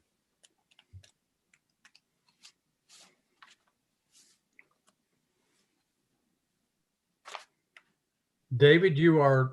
There we go. Okay, thank you very much. I just wanted to call attention to the existence within a stone's throw of this site of two neighborhood conservation districts. The little Ridgefield Neighborhood Conservation District just across Fordham to the east, and then the Greenwood Neighborhood Conservation District just across Estes to the south. And when the town creates neighborhood conservation districts, there's a commitment by the town to conserve the character of those neighborhoods. And so I hope that as you're working with the developer on this project, you will keep, near the front of your mind what the impacts of the proposed redevelopment will be on those very nearby neighborhoods. And one thing that I haven't heard much talk about is that the effect of the redevelopment on the amount of noise that may propagate from that site to the adjacent neighborhoods, particularly to Little Ridgefield, which already gets a lot of traffic noise from Fordham. And I'm not exactly clear about what's being proposed for the Fordham frontage, but if they were to build tall buildings close to Fordham, that would in a sense create a wall that all that traffic noise would just reverberate off of. And it would really increase what's already a rather unpleasant amount of traffic noise into Little Ridgefield. And then to the south, Greenwood sits up on a hill above this sort of low-lying area where the mall is.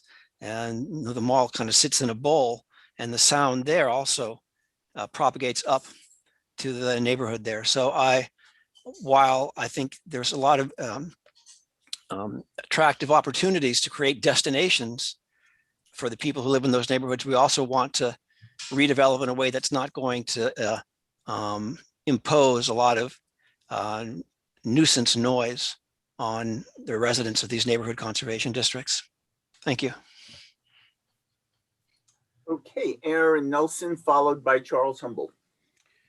Thank you, Councilmember Parker. Good evening. My name is Aaron Nelson. I'm pleased to offer testimony for you all today. I've been the Chamber CEO for the last 20 years. The Chamber of Commerce has officed across the street from the mall for 42 years.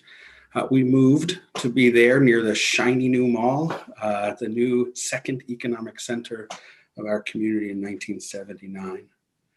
It is the place of my childhood record shopping, and if you read the sheriff's most recent Facebook post on nostalgia and the mall, it was actually really Wonderful. My professional testimony comes in these areas. First, regarding the developer, which I think is really important. We have extraordinary confidence and lots of experience with this developer. They know us as a community. They do what they say, and they deliver quality. Exciting about this development is the desired density that it brings. I'm glad that they are coming out to the edges. I think it creates the connectivity. That Walgreens, for example, up just on the corner sits almost zero lot line, and I think creates a better pedestrian experience as we're walking down that road. If we could have things closer to the road, our experience is that that brings for more success. Regarding connectivity, though I've been the chamber guy just down the street for 20 years, it took me the first 10 years before I ever walked to the mall. There was no sidewalk. There was no way to get there. I thought it was a place you drove to just 4 minutes away by walk. And I think the way that they are proposing to expand it will create a real central feature for all of the residential neighborhoods, particularly low-income residential neighborhoods around the area, the new residential that you are building, and a great deal of office.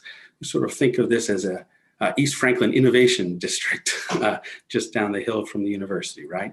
We are a 5-minute walk to the Blue Hill District and a 7-minute bus ride to campus. And what they're proposing, I think, will be a tremendous advantage to those that live close. We're grateful that they're bringing new housing. It is desperately needed in our community to meet existing demand, and that they will commit to their affordable housing. In our experience, maximum flexibility will ensure that long-term success. I'd not heard that term of future-proofing it, but that is a wonderful way to think about that, and that is what we have seen and experienced over these many years. Sometimes we are too rigid. Some of you may remember the Red Hot and Blue restaurant that the SUP said could only serve dinner. And the only way for them to serve lunch was to modify the SUP. And that we want to avoid. So giving folks the flexibility that they need, we think is a good idea. So improving the value, enhancing environmental, reducing impervious surface, adding the housing that we need, a great amenity for those that are nearby neighbors, including the Chamber of Commerce. We are very excited about what is coming. 3 notes. I ask you please to allow them to have their sign back. I regret that they agreed to remove it. Will one of you please ask them to put that sign back? We learned in Meadowmont that if you put a sign so low that the pansies cover it, nobody will know what is inside. And that development has suffered from nobody knowing that they could make a left turn and enjoy all of that retail. Please let the sign back. Thank you. Do not fear height on Willow. This development will precipitate the redevelopment of that Warren of 1960s Thank you. retail. And thank you, and forgive me for going over my time. Thank you. Okay, Charles Humble, and that is the last of the speakers, unless somebody has surreptitiously raised their hand. Good evening, councilors and Madam Mayor. Here's an idea. Let's make University Place, the new University Place, more beautiful than the buildings in Blue Hill. And that should not be hard. People want buffers with trees and the experience of walking, well, except for Mr. Nelson, want buffers with trees and the experience of walking in pleasant and shaded areas. Renovations to U Place cannot be accomplished unless the council grants a variance from the RCD. In return for granting that variance, I urge you to ask for amenities that will benefit the town. In particular, please retain buffers and setbacks, as I believe the mayor has suggested, and do not grant the requested setback modifications. The developer's plan seems to follow the form-based code standards that for setbacks rather than the LUMOS standards. Buffers and setbacks are climate friendly and provide opportunities for rain gardens, trees, and stormwater filtration. Eliminating room for large trees by pulling buildings up to the street runs counter to the strong environmental values that Chapel Hill claims to practice. Well, let's walk that walk. Let's do the decidedly Chapel Hill thing of retaining the existing willow oaks, maximizing existing rain gardens, and breaking up the parking lots with tree islands.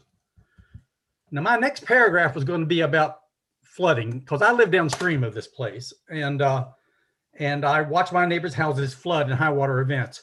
But frankly, Mr. Freeman's comments about the increased pervious surface, the increased water retention potential here, are making me feel a little bit better about this. And so kudos to RAM if they can pull that off. I hope that the counselors will pay extra close attention to this, because there will be a lot of people in Camelot, in Brookwood, in the public housing units in South Estes, in Little Richfield, in Ridgefield Park, and in Briarcliff, who will thank you for having done so, and will remember if you don't. Finally, in Blue Hill, the development targets for residential units were more than exceeded, while we fell far short of the targets for commercial and office spaces. Those targets were there for a reason. So let's err on the side of extra commercial and extra office spaces in the new University Place to correct previous shortfalls. I thank you for your time, and I hope that we can make it as good as it is being presented. Thank you. Thank you.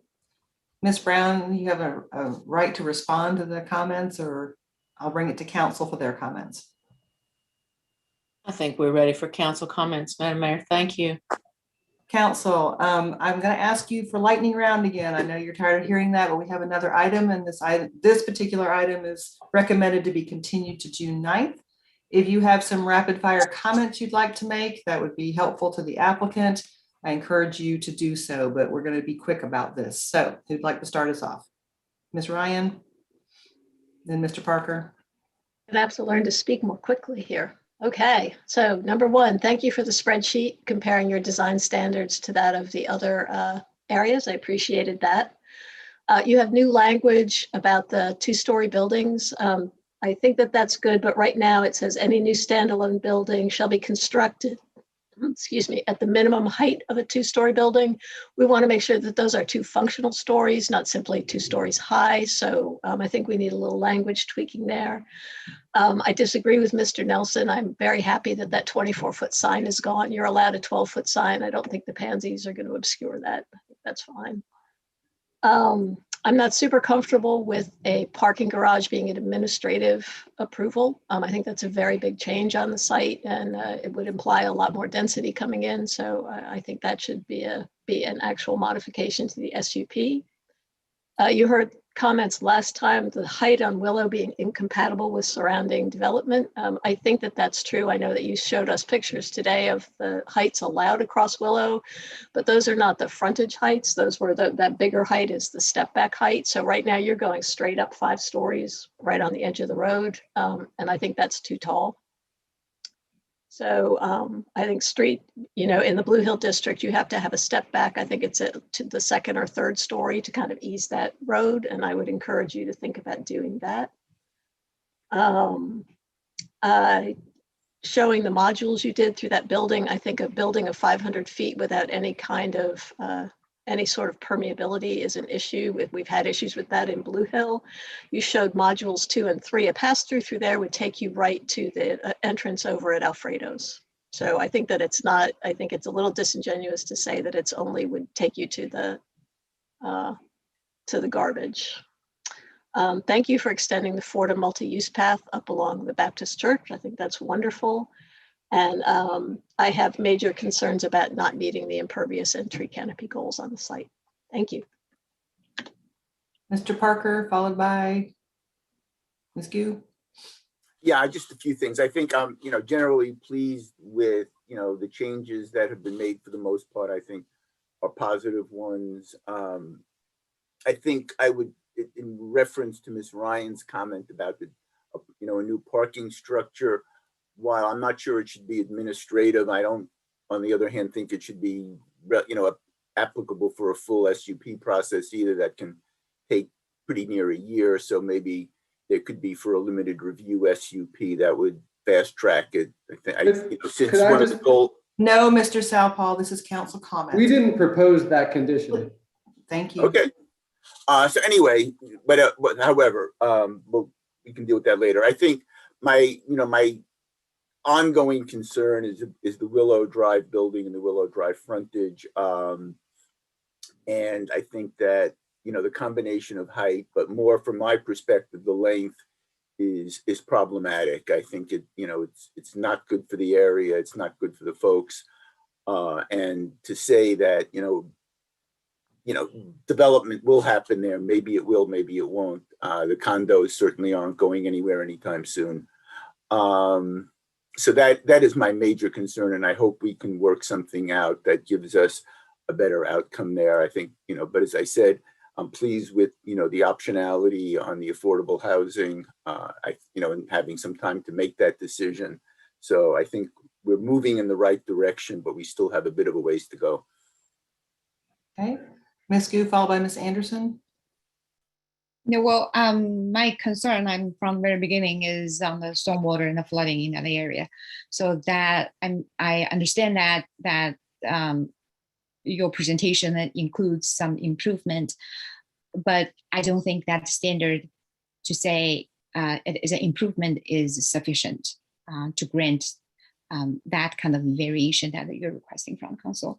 I think that at least that I'm looking for some commitment to say that after the phase is completed, then we are going to meet the current LUMO, whatever the standards at that time, with regard to the stormwater management, RCD, and the permeability, and also the tree canopy and all these things. I think I want to see at least there's a commitment, say, you gradually, even though that it's a redevelopment, you'll bring it's an improvement, and then gradually you're going to improve it even more and bring it to the standards. I think that should be the standards that we're looking for. And the frontage along the Willow Drive, I just cannot see that. How is that from the pedestrian experience perspective, from the safety perspective, how 540 feet without permeability is a safe place? I have concerns with that. So in all these regards, I think that, especially for the stormwater, I would like to see a review from an analysis from our staff with regard to what needs to be improved, what is the standards that we should expect from this development. So at this time, I just do not have the assurance from what you presented to say this project is safe and it's healthy and it's able to protect the welfare of the surrounding community. Thank you. Ms. Anderson, then followed by any other comments from other council members after Ms. Anderson? Mr. Boydsey, okay. Okay, so I still have concerns certainly about the willow frontage. I would say on height and length. I would like to see us get a little bit of a better weighting towards retail and commercial as opposed to the residential. I still have concerns about stormwater. And I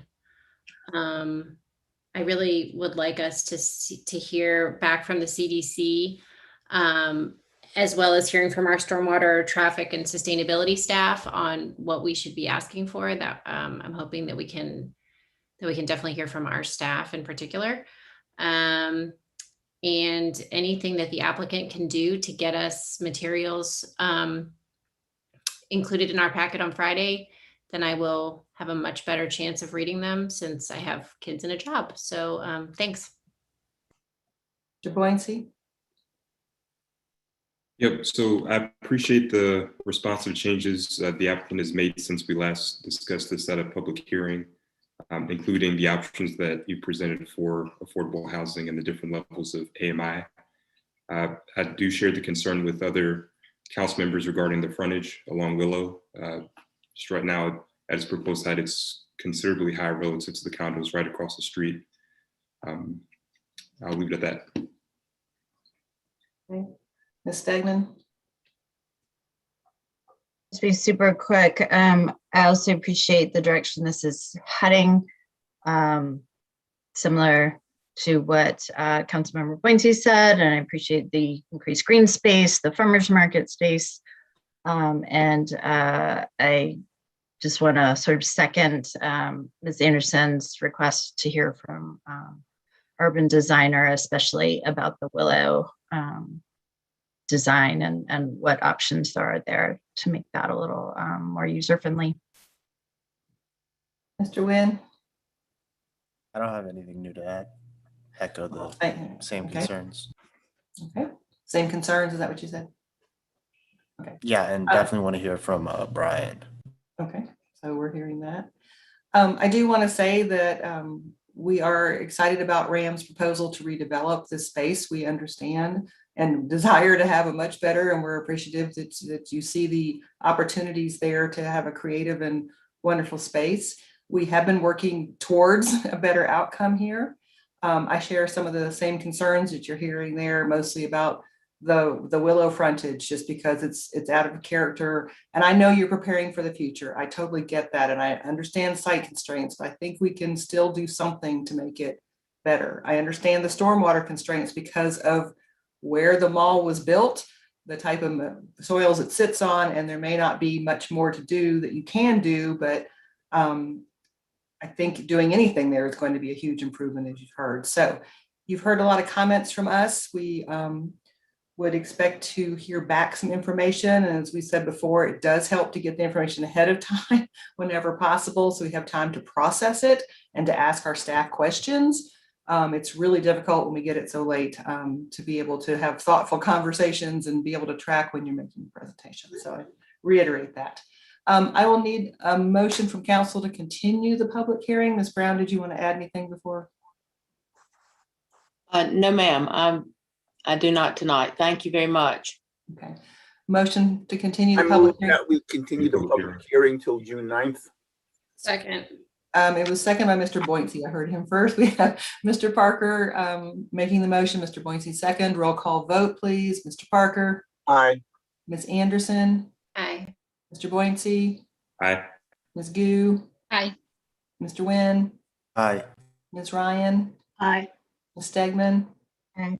The mayor says aye as well. Thank you very much. Casey, good to see you. It's been a while. Madam Mayor. And we will Thank you see for your you service. all back on June 9th. Thank you.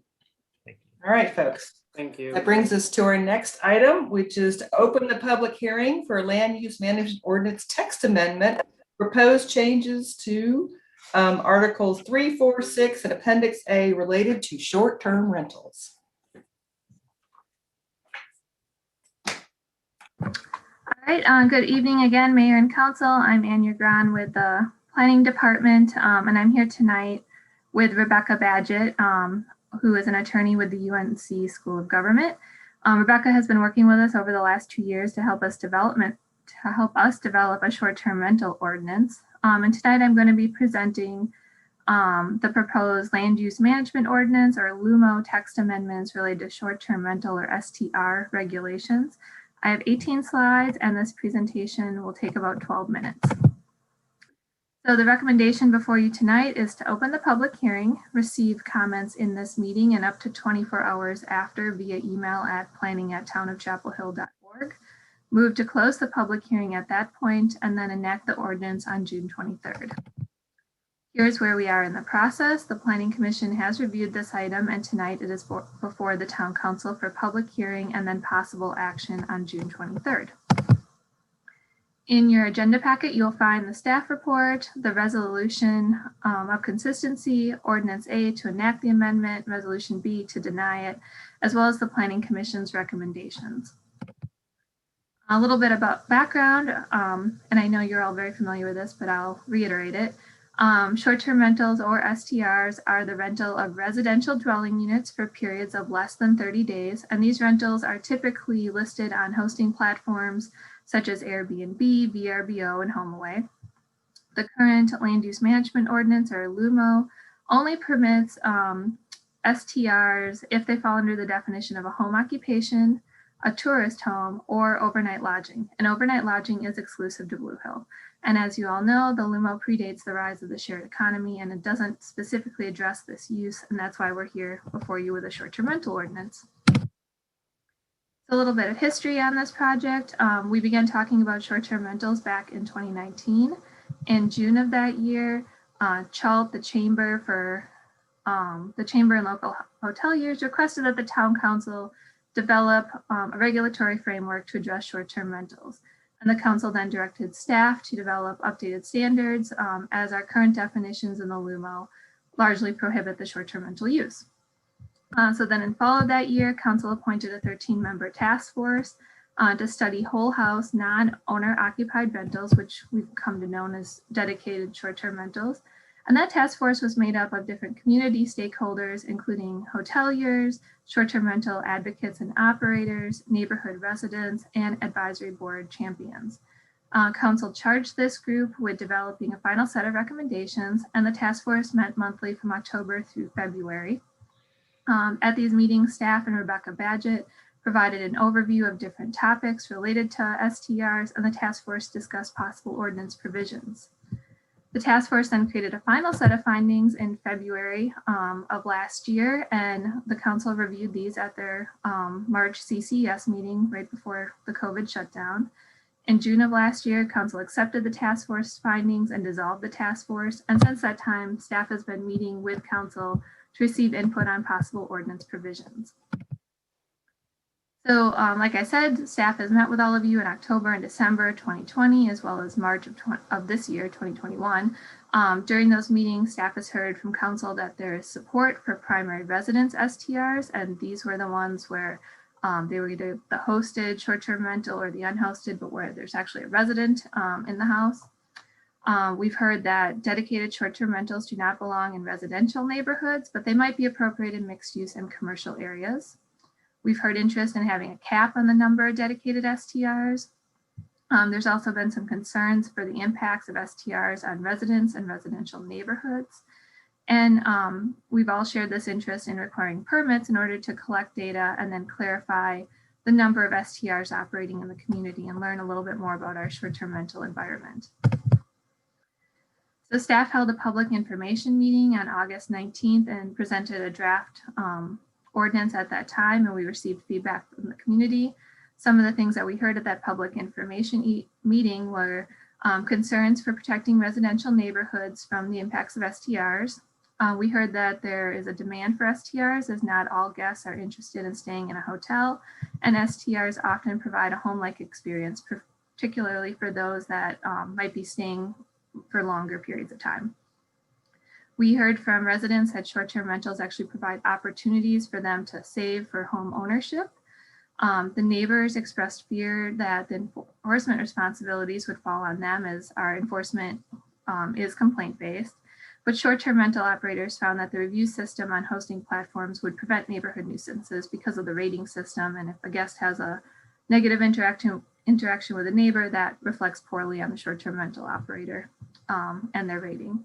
And then we also heard that there was an interest in providing a sunsetting clause for existing short-term rentals. So we took that feedback and we revised our ordinance a bit and presented it to the Planning Commission earlier this month.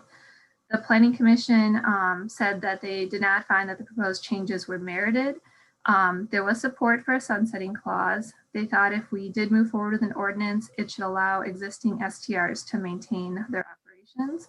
They wanted to see short-term rentals in all zoning districts, and they thought that the ordinance was too burdensome for some short-term rental operators. And so we tried to balance this with the feedback that we'd received from council, and so we've made a few amendments to the draft ordinance once again. We removed the requirement for the dedicated responsible party to respond on-site. We heard some concerns from short-term rental operators that requiring someone to actually physically be on-site could be problematic depending on what was going on, but that if they could respond like by phone or email, that could sometimes resolve an issue. We had proposed to the Planning Commission that we prohibit dedicated short-term rentals from the historic districts, as the historic districts do encompass residential 4, R4, R5, and R6 zoning districts where there is higher density.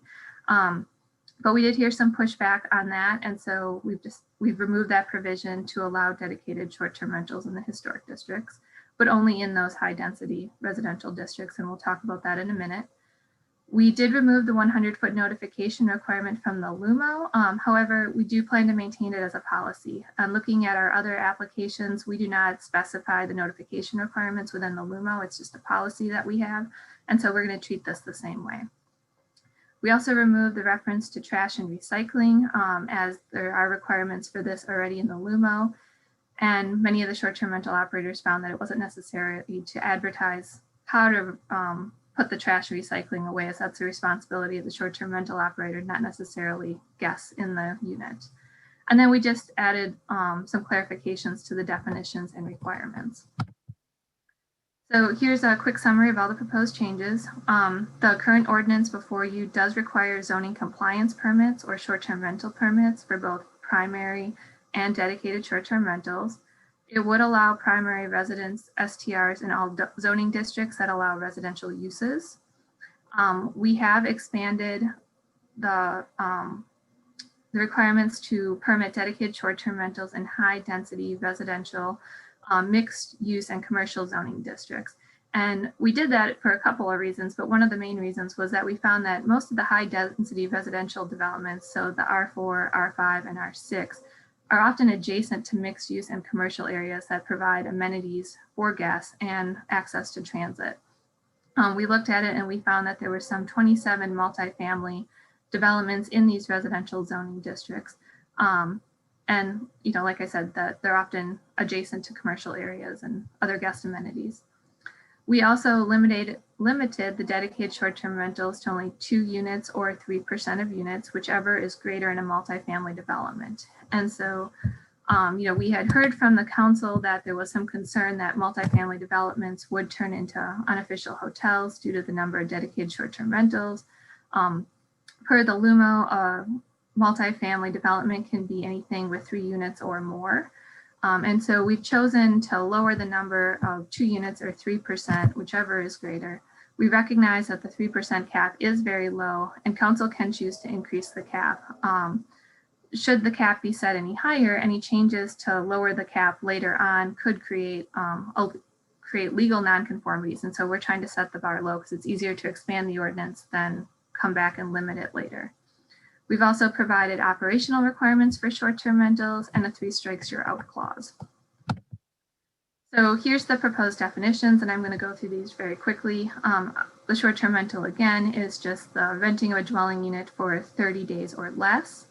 The dedicated short-term rental would be one where there is no resident, the property owned or the property is used exclusively for short-term rentals or does not meet the definition of a primary residence STR. The primary residence STR would allow residents to rent out their property so long as they reside there a majority of the year. And so staff has made this 60% or more of the time, which equates to about 219 days a year. The STR local responsible party would be the person that we're going to contact should we believe that there's an enforcement or a violation of any kind. And I do want to stress that guests would still be required to dial 911 should there be an emergency situation. This is really somebody that we can call to and discuss any complaints we receive with. The short-term hosting platform are the sites that advertise the short-term rentals like Airbnb and VRBO, and the property owner is the person who owns the property. The short-term rental operator is the person who's operating or running the STR. This could be an individual property owner, a resident of the property, or a property management firm. And then lastly, the STR permit is the zoning compliance permit that the town would require for all STRs. The ordinance as proposed currently requires that the permit be renewed annually and that the permit number assigned to the STR shall be noted on any advertisement. And that's just a good practice and a way for us to, reference to make sure that we actually have a permit on file for the STR. So here are some of the operational requirements.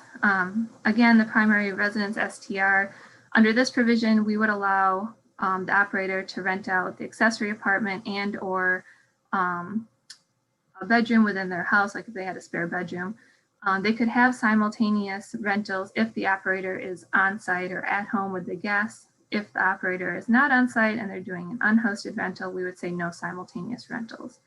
And then for dedicated STR, since there is no operator on site, we're proposing no simultaneous rentals. The maximum overnight occupancy would be 2 guests per bedroom plus 2 guests, and it doesn't include children 12 and under. Again, the designated responsible party is somebody local who's able to respond within 2 hours.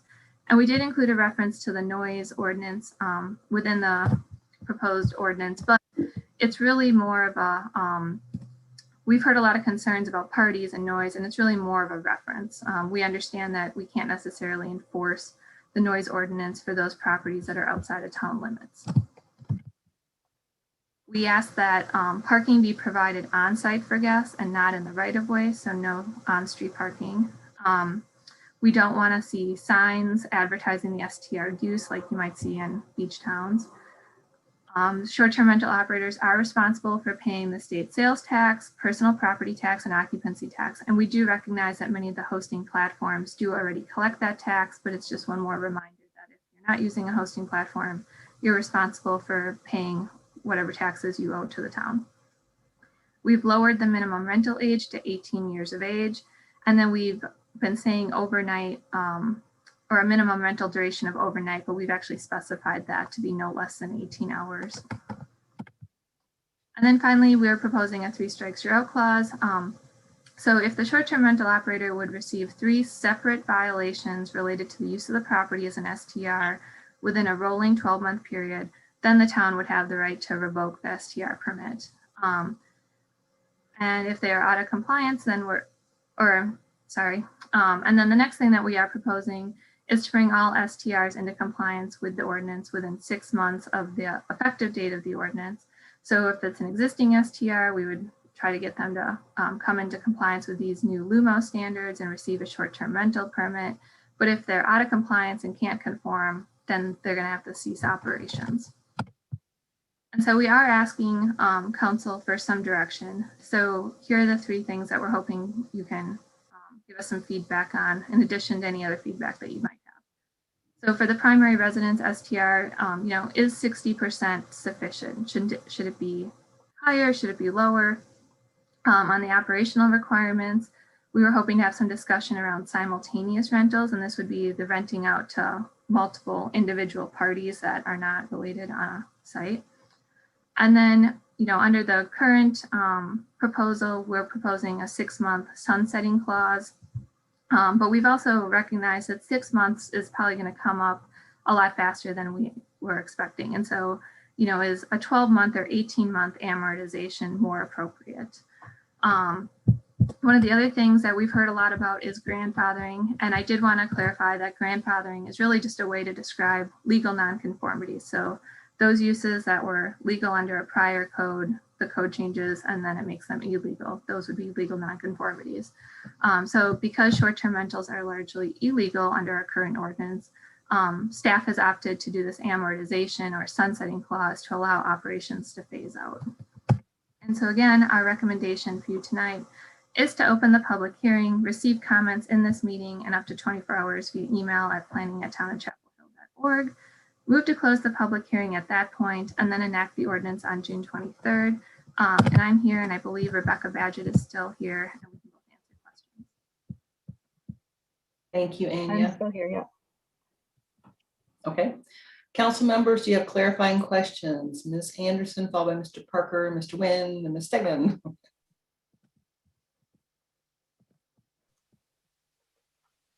Jess, you're muted. Oh, thank you. Thank you, Anya, for all your work on this. I think I'm clear on everything except for how we went from the Planning Commission recommendations to them coming to us in the new ordinance as opposed to coming as kind of feedback from them. I mean, we obviously really want their feedback and value it. I'm just wondering how it got, how we kind of undid where we were based on the Planning Commission meeting. Is there anything specific that you want to address or just in general?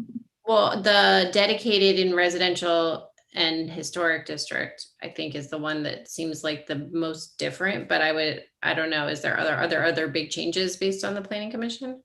So I would say that we had proposed, I believe, allowing dedicated short-term rentals in the higher density residential zoning districts, so R4, R5, and R6, I believe already back in that draft ordinance. And our reasoning for that was really just because we felt like they weren't that dissimilar from mixed use and commercial areas that also have multifamily units within them. If that's something that the council thinks is inappropriate, we can remove and go back to saying no dedicated short-term rentals in any R or residential zoning district. And then the Planning Commission chose to take no action on this because they generally were not supportive of having the short-term rental ordinance as being proposed. But we did hear their feedback and we tried to make some amendments and tweaks to the draft ordinance to respond to those. Okay, and I guess the other thing is the 18-year-old renter. Is that different or is that just an addition that we haven't heard at all before? So I think before we had said 21 years of age. Some feedback during the public information meeting that hotels often have the ability under North Carolina state law to rent to 18-year-olds, and there was some interest in allowing 18-year-olds to also rent short-term rentals, and so we moved it down to 18. That said, if a short-term rental operator feels more comfortable with an older age, they can set their own limitations. This would be our minimum. Okay, thanks. Sorry, I think it was Mr. Parker next and then Mr. Wynn. Yeah, I have a few questions, not in any particular order. So one thing that had been talked about early in some of the council conversations was issues related to health and safety, whether it was sprinklers, CO2, insurance, and unless I missed it, I don't see any of that. And so I was just curious where that all went. So it hasn't been forgotten. I think under the building code, because these are typically residential dwelling units, we're not able to go in and do health and safety inspections the way we can under the commercial building code for commercial uses. We still want to have a health and safety checklist, but I think our final call on that was that it would be easier if it was something that was more of a policy for the planning department and something that we could amend over time without having to come back in to do a LUMO text amendment. So as part of the short-term rental permit, we would ask that short-term rental operators, do a self-inspection and that they're meeting safety requirements. We just can't require that they do so. And what about insurance? I think that was another sticky subject that we chose not. I think we wanted to make sure that on the permit, we make folks aware that their homeowner's insurance may not cover this use, but we didn't want to take on the liability as a town and require that proof of insurance and have staff reviewing it. Okay. Parking, I understand the intent of, no parking on the street, but there are neighborhoods in town where none of the houses, either dedicated or otherwise, have off-street parking. And so what you would be doing here is if one of those, you're basically prohibiting folks who don't happen to have off-street parking from participating in STRs. And since some of those neighborhoods that don't have, off-street parking, or some of our less wealthy neighborhoods where perhaps folks actually need the revenues from STRs the most, I think there's an equity issue here that we need to look at. So I would ask that we really take a hard look at that requirement. It seems to me if the folks who live in that place currently aren't parking off-street, then to require everybody else to park off-street, I just don't see it working well there. Next question. We have that 3 strikes rule. So can you talk a little bit about 2 things? One, who adjudicates the complaint? So in other words, I've heard many of us, I think, have gotten calls or letters about, somebody who doesn't like an STR is just going to make a bunch of 911 calls about noise or this or that, and boom, the STR is gone. So who actually adjudicates the validity of those complaints, and what appeals mechanism do you see being in place to assure, some kind of due process? So as you know, our current complaints minus the short-term rentals, all of our enforcement is complaint-based. And so depending on the type of complaint, it would either go to code enforcement because it would be found to be a violation of like the land use management ordinance or nuisance, or I suppose it could go to the police department depending on the type of complaint it is. And I think in both cases that they would be investigated to make sure that it was a true complaint and not just somebody, calling to complain because they want to complain. So that would be something that would be investigated. And then, should it be found that the short-term rental was in violation and was issued a citation or a notice of violation, that's something that we would keep a record of. And I believe there is an appeal process for notice of violations. And I'd have to double check, but I believe they go to the Board of Adjustment because it's a staff decision. And so let's say that somebody complains, the police department or the code, comes and looks and says, yeah, it's a violation. Does the owner or the resident, whomever it is, have an opportunity to, respond to the code enforcement or the police? Or is it automatically that the decision is recorded if the police say so, and then these folks would then have to start the fairly arduous and unpleasant process of going before the Board of Adjustment? And then my next question is the Board of Adjustment actually, given the meetings they have already and the workload they have already, are they, ready, willing, and able to take on this additional load?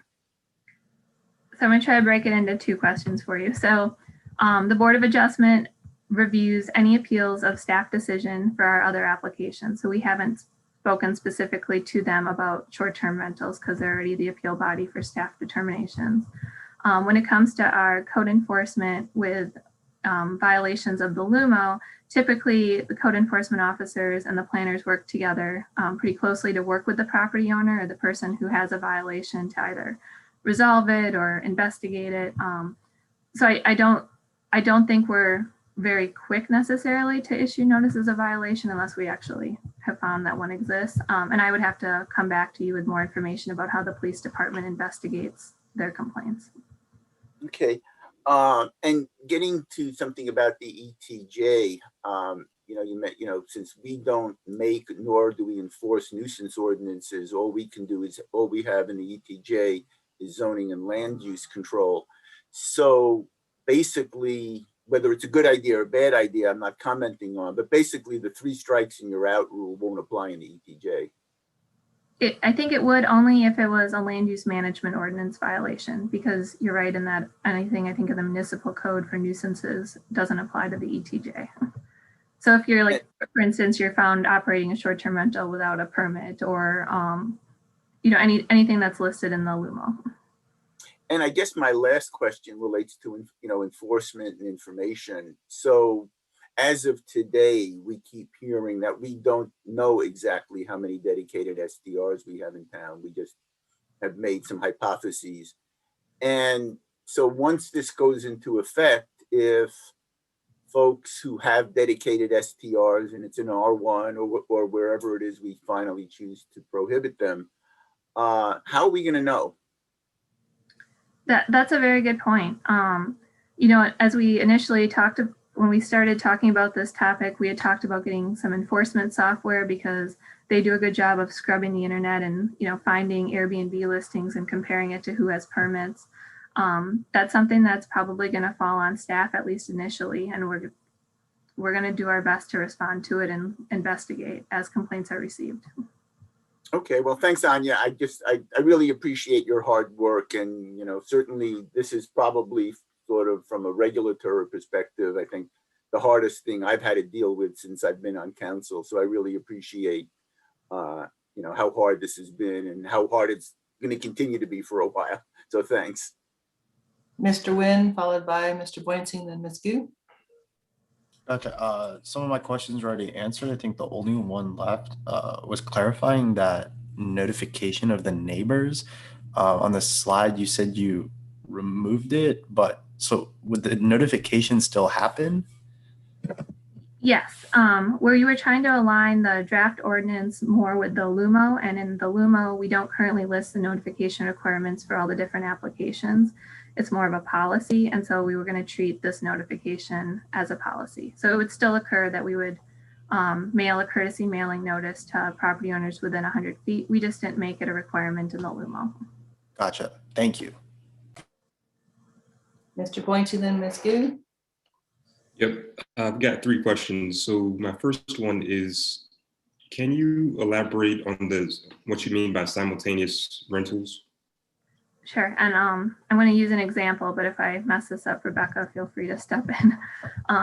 So if I'm a property owner and let's pretend I have a single family house with an accessory apartment. I could rent out the accessory apartment on Airbnb to one group, and I could go on Airbnb and then rent out a bedroom in my house to another group. And so I would have 2 different parties on my property at the same time, but they're unrelated, right? They don't know each other. So that would be a simultaneous. Okay, thank you. And then with respect to the minimum age requirements that you mentioned earlier, I think you mentioned that the operator, him or herself, could set that minimum age requirement themselves. What about homeowners associations? Could they also put in an age restriction? Absolutely. So HOAs can always be more restrictive than the town ordinance. They just can't be less restrictive. So the HOA could choose to prohibit short-term rentals. They could say, all guests have to be above a certain age. They just have to, the bare minimum is what the town sets. Okay, got it. And then my last question is, for the Board of Adjustment, just to follow up there, do you know offhand how often, or maybe a rough estimate of how many appeals of staff determinations they get? I would have to come back to you with that information. I'm not 100% sure. Okay. I can tell you roughly though, Alan, we can come back with an exact number, but it is seldom, very seldom. 2-3 times a year, I would say. Okay, thank you. But we can get an exact number over the last 3 or 4 years if that's helpful. Okay, yeah, that'd be great. Thanks. Ms. Gu, then Ms. Stegman, and then Ms. Ryan, if you have questions. Yeah, well, from your presentation, my understanding is that we're going to require the operators of short-term rental to obtain this permit. I mean, according to our ordinance, like certain zoning, and that will be allowed or some other. So, but it's still a permit, right? So, I heard, or at least when I was trying to understand that issue, I learned about this. Like they're saying, this General Assembly has this bill that prohibits the local government to require the short-term rental to obtain those permitting or registration. Is that what my misunderstanding there? No, it's a very good question, and it's very technical. And so it's my understanding that they have prohibited they prohibited towns from requiring rentals to register. However, this one is tied to our zoning, and so we are allowed to require a zoning compliance permit. And Rebecca, feel free to expand on that. That's the correct interpretation. There is a bill pending right now that might remove some of the language within the existing statute, but I don't think it's anything to be concerned about as far as local governments with their zoning authority until it's passed and we actually know the effect. But until that happens, it would just be speculating about the effect of that bill. So I think we all need to move forward right now, assuming that you have the authority to regulate short-term rentals through zoning, through Article 7. Well, I just want to make sure that our town is not in the legal trouble, because I heard that the city of Wilmington is being challenged when they pass this regulation on short-term rental, and the judge saying that the General Assembly prohibits the local government to require like a general kind of registration or permitting process for the short-term rental. So I just want to understand what we're doing now is different from Wilmington, or just to try to understand the legal landscape here. City of Wilmington did something different. They adopted a registration program for short-term rentals, which is statutorily perhaps prohibited. That's being litigated in the Court of Appeals right now. but you're not going down this registration route. You're going down a zoning permit route, so you don't have to worry about conflicting with the law like Wilmington did. And the judge's order related to the Wilmington case only applies in that jurisdiction. It wouldn't apply to Chapel Hill until the Court of Appeals said so. So even that is not applicable here. But as Rebecca said, you're proceeding with another type of authority, a different type of authority. Zoning, we're using the zoning permit. So anyone who's operating a short-term rental, they're in effect, they're obtaining a zoning, like a special kind of zoning in order to enable them to operate. So if, let's say, in the future, when they have some violation or whatever that they violate some of the rules, are they going to take away that zoning? Are they going to rezone it? How does it work? So don't necessarily think of it as like you're rezoning a property the same way you would like a conditional zoning district. Think of it more as like a home occupation permit. We issue those to say, and a home occupation permit can be a zoning compliance permit because it's saying the home occupation is an allowed use within your zoning district. And so this would operate in the same way. By giving somebody a short-term rental permit, we're saying you've met the land use management ordinance requirements and the zoning requirements to operate. And so it's a zoning compliance permit. And so if somebody does have the 3 violations, we have the ability to revoke that zoning compliance permit. So it's not like a conditional zoning, because if it's conditional rezoning, then you need mutual agreement in order to rezone that conditional zoning. Right. This is like not like that.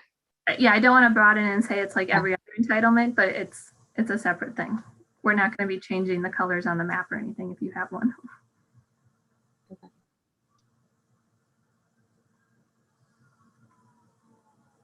Okay, sorry, got distracted here with that. Ms. Stegman, followed by Ms. Ryan. I'm going to cede my time to the public who's waiting to speak, and until it's 11. Okay. Ms. Ryan? Have any questions now? Thank you. Okay. We want to hear from our public. We know you've been waiting to talk to us on this as it's the first time in a public hearing. We have had information sessions and work sessions and other ones, but we do want to hear from you. It is late. This item is not being voted on tonight, just so you know.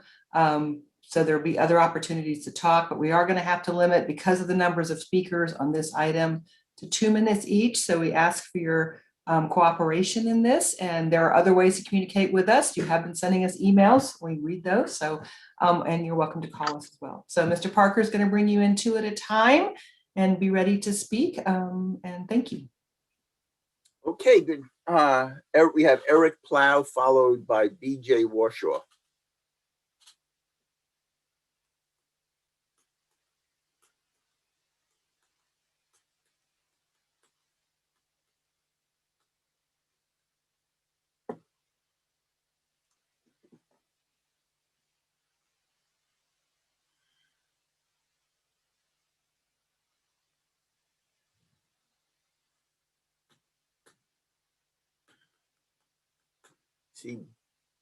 I see Mr. Warshaw. I don't see Mr. Plow. Let's go to the next 2. There he is. No, there he is. Okay, Mr. Plow, you have 2 minutes, please. Unmute yourself.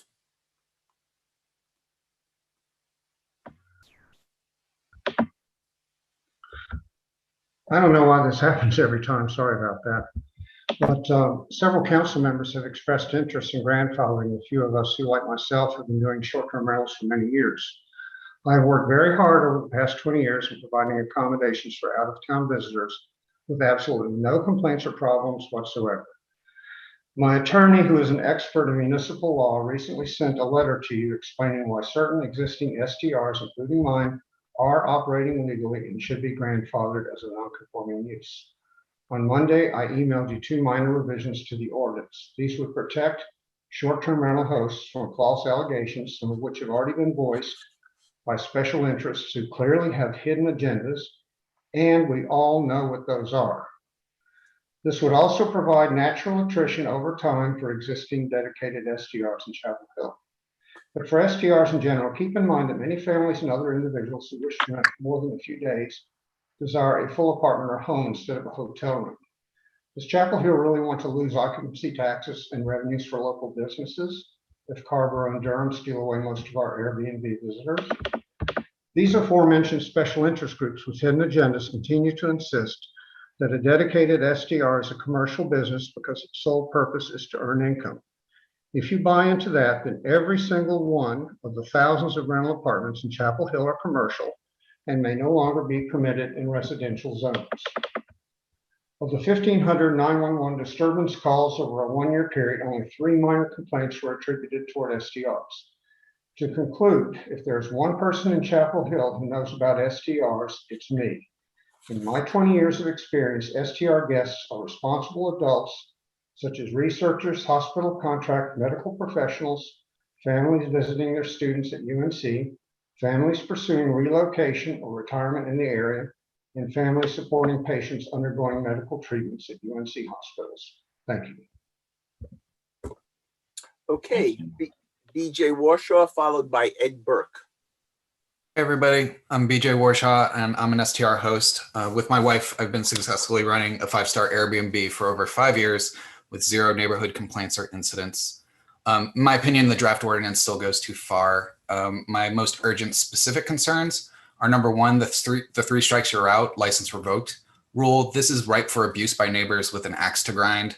It provides no protection for honest, hardworking STR hosts. So there should be some kind of formal adjudication and appeals process in the ordinance, or at minimum, please soften the language from the permit for that property shall be revoked to may be revoked. Number two, the designated responsible party rules. I'm glad that the on-site in 2 hours regulation has been removed, but the time frame should really be increased to provide flexibility for hosts juggling other jobs and responsibilities. 2 hours plus 24/7 availability is a very tall order when 911 or our first responders are best equipped to handle emergencies. Anything else, hosts will likely respond in a reasonable time frame anyway, but it shouldn't be a requirement from the town. There should also be a clear process to appoint temporary designated responsible parties in case hosts need to travel or attend to our own emergencies. Number three, the disallowance of simultaneous rental of our primary residence and an ADU. I don't see a reason why we couldn't responsibly rent out our primary residence and an ADU to separate parties if we're abiding by all the other regulations. Number four, there's a limit around 2 units or 3% of units in a multifamily development for dedicated STRs. This feels arbitrary to me in the absence of any data backing up dedicated STRs being a significant issue for the town at all. And number five, there's the purpose and intent section, which seems a lot more focused on assuaging the concerns of those opposed to STRs instead of acknowledging the many benefits provided by STRs, including increased tourism for the town and the financial opportunities for hosts. So I would just like to stress that STRs, both hosted and dedicated, provide a lot of tangible benefits to our community. We've hosted all types of guests that prefer using services like Airbnb over traditional accommodations. We've had parents who want to cook meals for their UNC students, or individuals with serious allergies who can't stay in hotels due to the type of cleaning products they use. And we even recently hosted a young mother and her daughter who is undergoing life-saving treatments at UNC and needed private, comfortable, and affordable lodging. We're not a party house. Our guests are required to explicitly follow our house rules, including our own occupancy cap, no unauthorized guests, and respecting our neighbors. Thanks for the time. Okay, Ed Burke, followed by Joe Valentine. Mr. Burke. Thank you very much. And thank you for giving me the opportunity to speak once again. Madam Mayor and council members, I've been following this project almost from day one. And first tonight, I want to express my appreciation for the hard work both Anya and Rebecca have put into developing this proposed ordinance.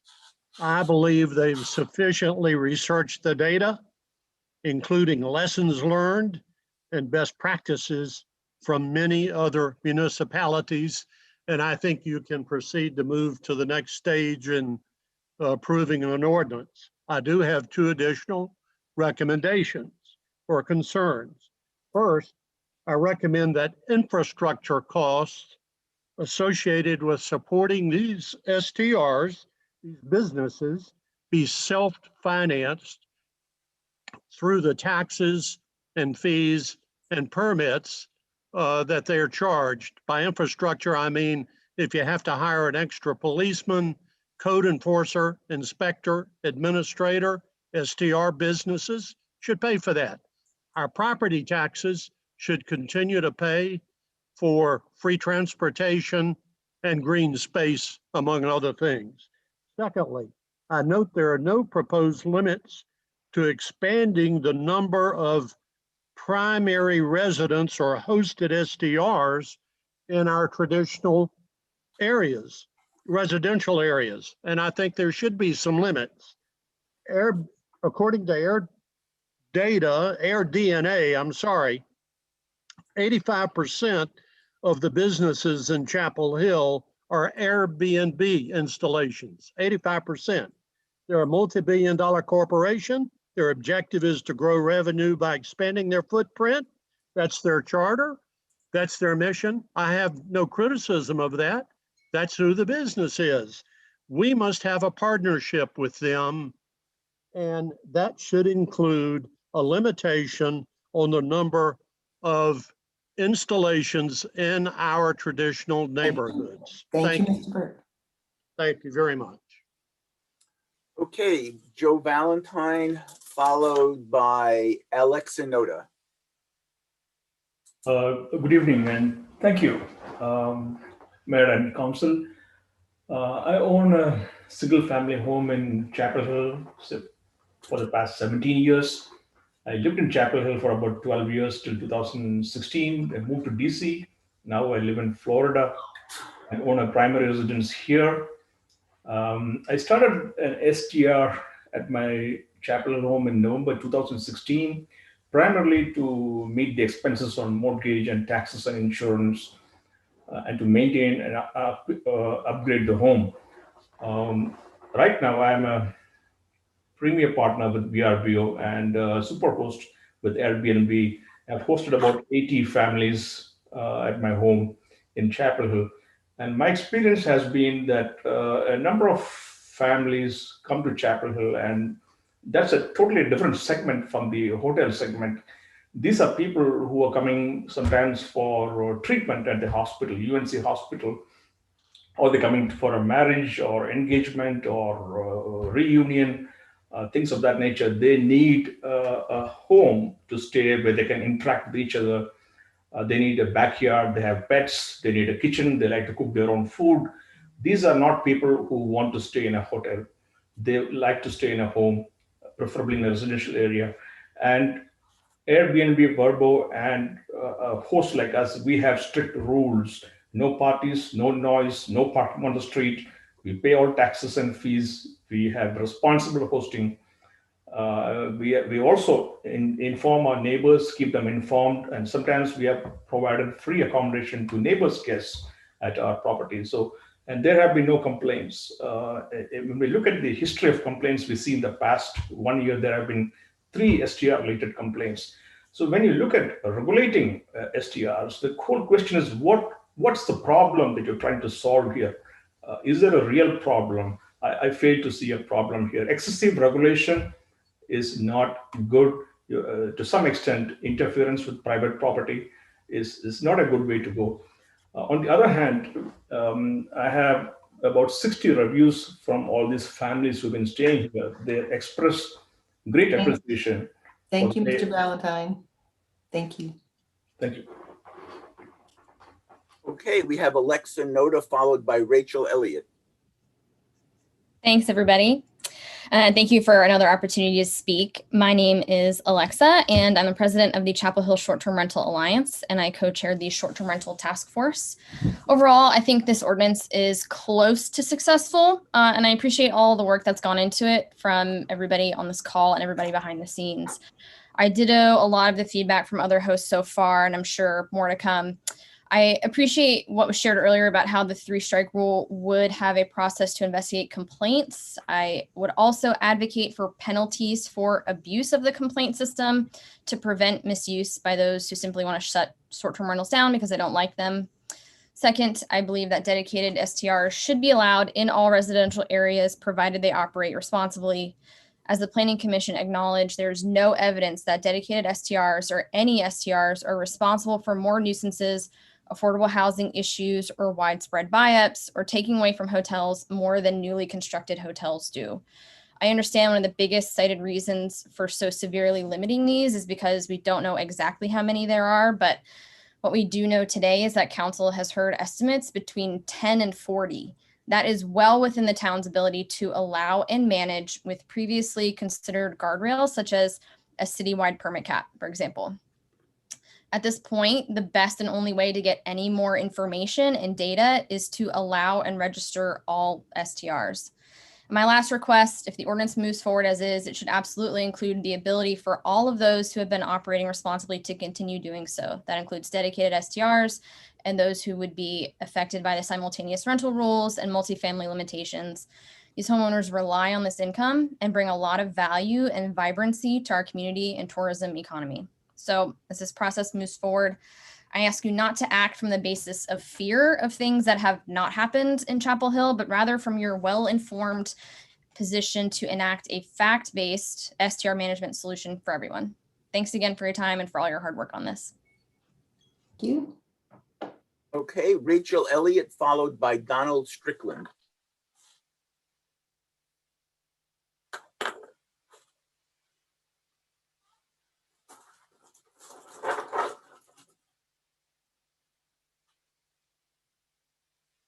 Ms. Elliott? We seem to have lost Miss Yeah, she was Elliott. here a second ago. Yeah. Mr. Strickland, go ahead and we'll bring in Miss Elliott back again. Thank you. I'm Don Strickland. I represent Atma Hotel Group. It's a local hotel management company that owns and operates a number of hotels in Chapel Hill. Short-term rentals create an unfair playing field for local hotels while at the same time creating a safety risk. As a hotel manager, I'm required to undergo a number of inspections throughout the year to ensure safety and health standards. Allowing self-inspections in residential units to folks who have no formal training in lodging rentals would be problematic. If I don't pass an inspection, there are penalties and consequences. I have fire inspections that include an inspection of smoke detectors, carbon monoxide detectors, fire extinguishers, sprinkler systems, audio and visual alert systems. I have a health inspection for the hotel where a county health inspector reviews our public spaces, guest rooms, our back of house areas for safety and compliance. Another health inspection for my food service. I personally have seen firsthand where it was a short-term rental and food items were left by the previous guests that could have been tampered with. There's just no way of knowing because there's no regulation for it. I'm inspected to make sure we have a fire evacuation plan, and we have to have a fire drill practice and recorded throughout the year. Hotel is also inspected to make sure that all of our emergency exits are free and clear. I have to use certain type of cleaning chemicals to wash our linen, to clean our different surfaces and areas of the hotel. These chemicals are maintained, checked, and inspected regularly. My team has to be CPR certified, and someone has to be on property at all times. In case of an emergency, I believe the 2-hour window being proposed is a minimum. Our key system that gives access to guests set up on a secure system. We have self-closing doors with bolt locks, latches, door viewers, and covers, all in which are inspected. Also, I can speak on ADA compliance, the width of our hallways facing guest rooms from our entrance and exits. We also must have audio and visual devices for the deaf and blind. And a lot of inspections. Safety is important. Thank you for your time. Thank you, Mr. Strickland. Okay, did Rachel Elliott rejoin us? It doesn't appear that she did. So next is Martina Brooks, followed by Carrie Gill. See Martina Brooks, so I'm gonna go ahead and bring in Carrie Deal. Okay.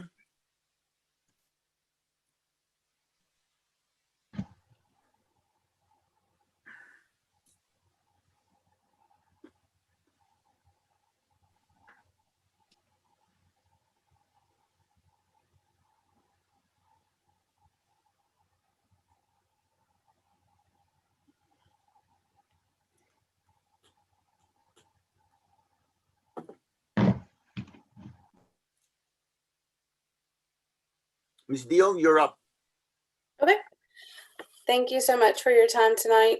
I'm Carrie. I am a local resident and also work in the hotel area, hotel management group as well.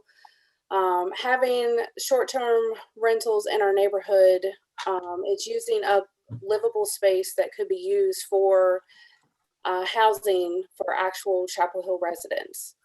So that's affecting our availability for affordable long-term housing, ultimately in turn increasing our housing pricing. So with all the development plans that we've heard about even tonight, we're working to build and develop new affordable housing, but allowing short-term rentals seems a little bit out of balance. Then on the other side, we have to worry about having different people coming and going every few days, creating new complaints for the city about trash, potential parking issues, noise complaints. You know, what are we doing about the safety of our residents as we're coming through?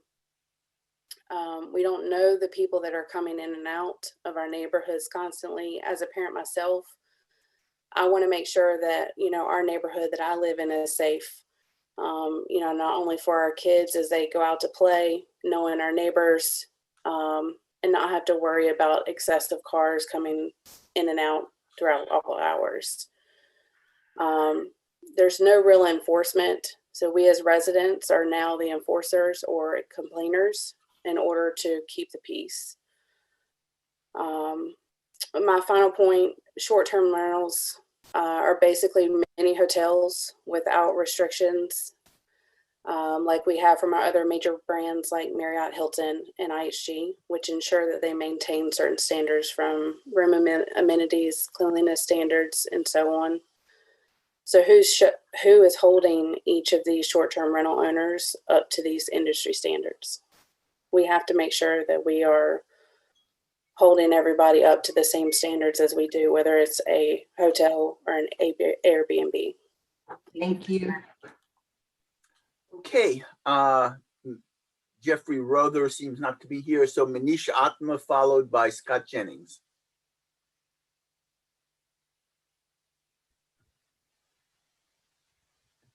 Thank you. Together.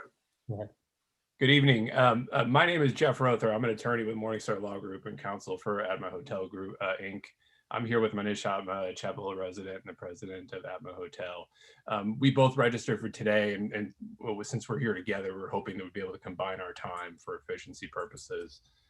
So hoping you could give us a little bit of liberty with that.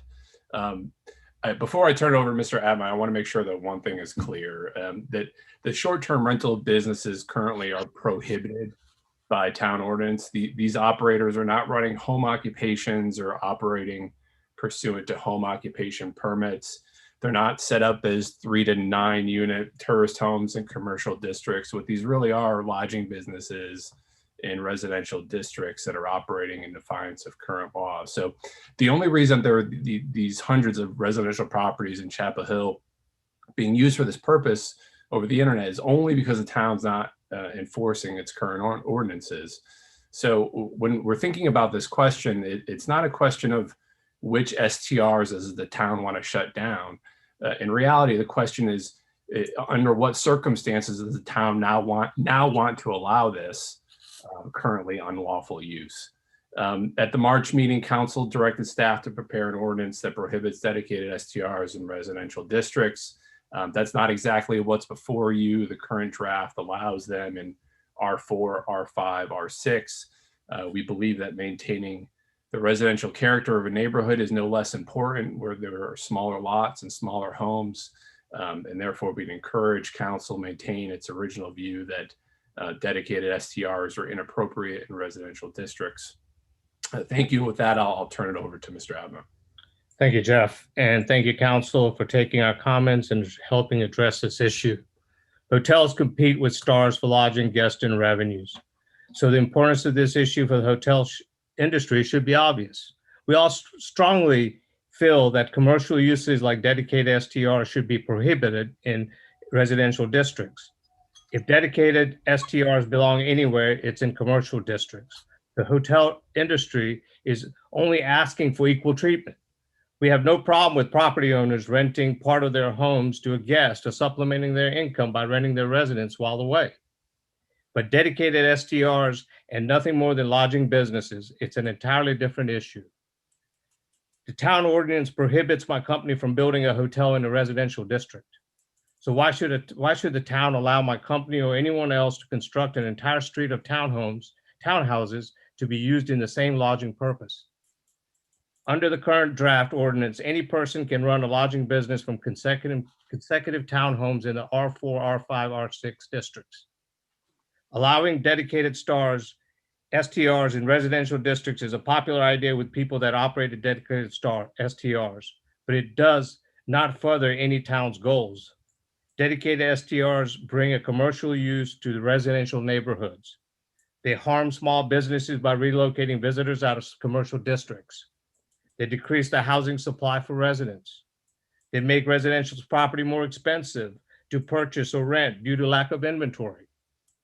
And they decrease the amount of money that will be invested in legitimate hotel properties that meet all safety and health and safety requirements. For all those reasons, we encourage council to continue the prohibition of dedicated STRs in residential districts. Thank you. Thank you. Thank you. Okay, Scott Jennings, followed by, and I apologize if I don't get the pronunciation correct, Biao Zhu. Yes, thank you for hearing us tonight. There's a very distinct difference between an STR and a hotel. That's why we're needed. All right. So if we use the logic of I'm coming to stay for 3 weeks, 1 month, I'm coming to interview for a job, and I'm going to be here for a week and a half. I'm coming to UNC Medical for treatment, and my doctor wants me to stay for 3 weeks to make sure we're different. We're needed. We kept this town alive through COVID, and the hotels are going to bounce back. They are bouncing back. It's starting now. Previously, in the earlier section, it said travel is stopped for business. No, it hasn't. It has not at all. It's still here, and it's increasing right now, and it's getting fat, more and more and more. Everybody else has already said. Anything else I can say to try to persuade you? Multifamily housing caps at 3%. We're running out of housing. We sure are building a lot. I mean, this isn't a sleepy little town anymore, and we're addressing a problem that's not really a problem. Do we want to be held accountable? Yes, we do. We can videotape every year and upload a file that makes sure that we're doing the right things. We're trying to be as professional as possible for you guys. We've all said the same stuff. Three problem calls out of 1,500. I mean, it's just sort of straightforward at this point. Thanks for letting me share.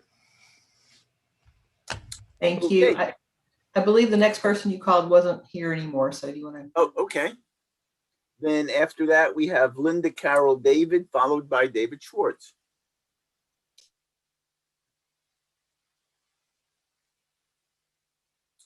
Ms. Davis was here the last time I looked.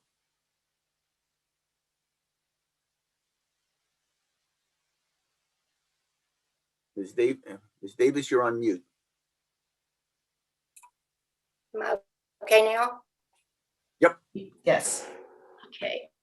My name is Linda Carroll Davis, and I'm a resident of Chapel Hill, and I've lived in my neighborhood for 28 years.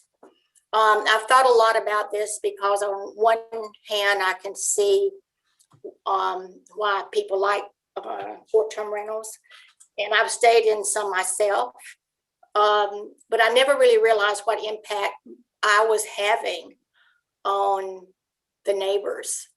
And so my neighborhood has been of great interest to short-term rental operators.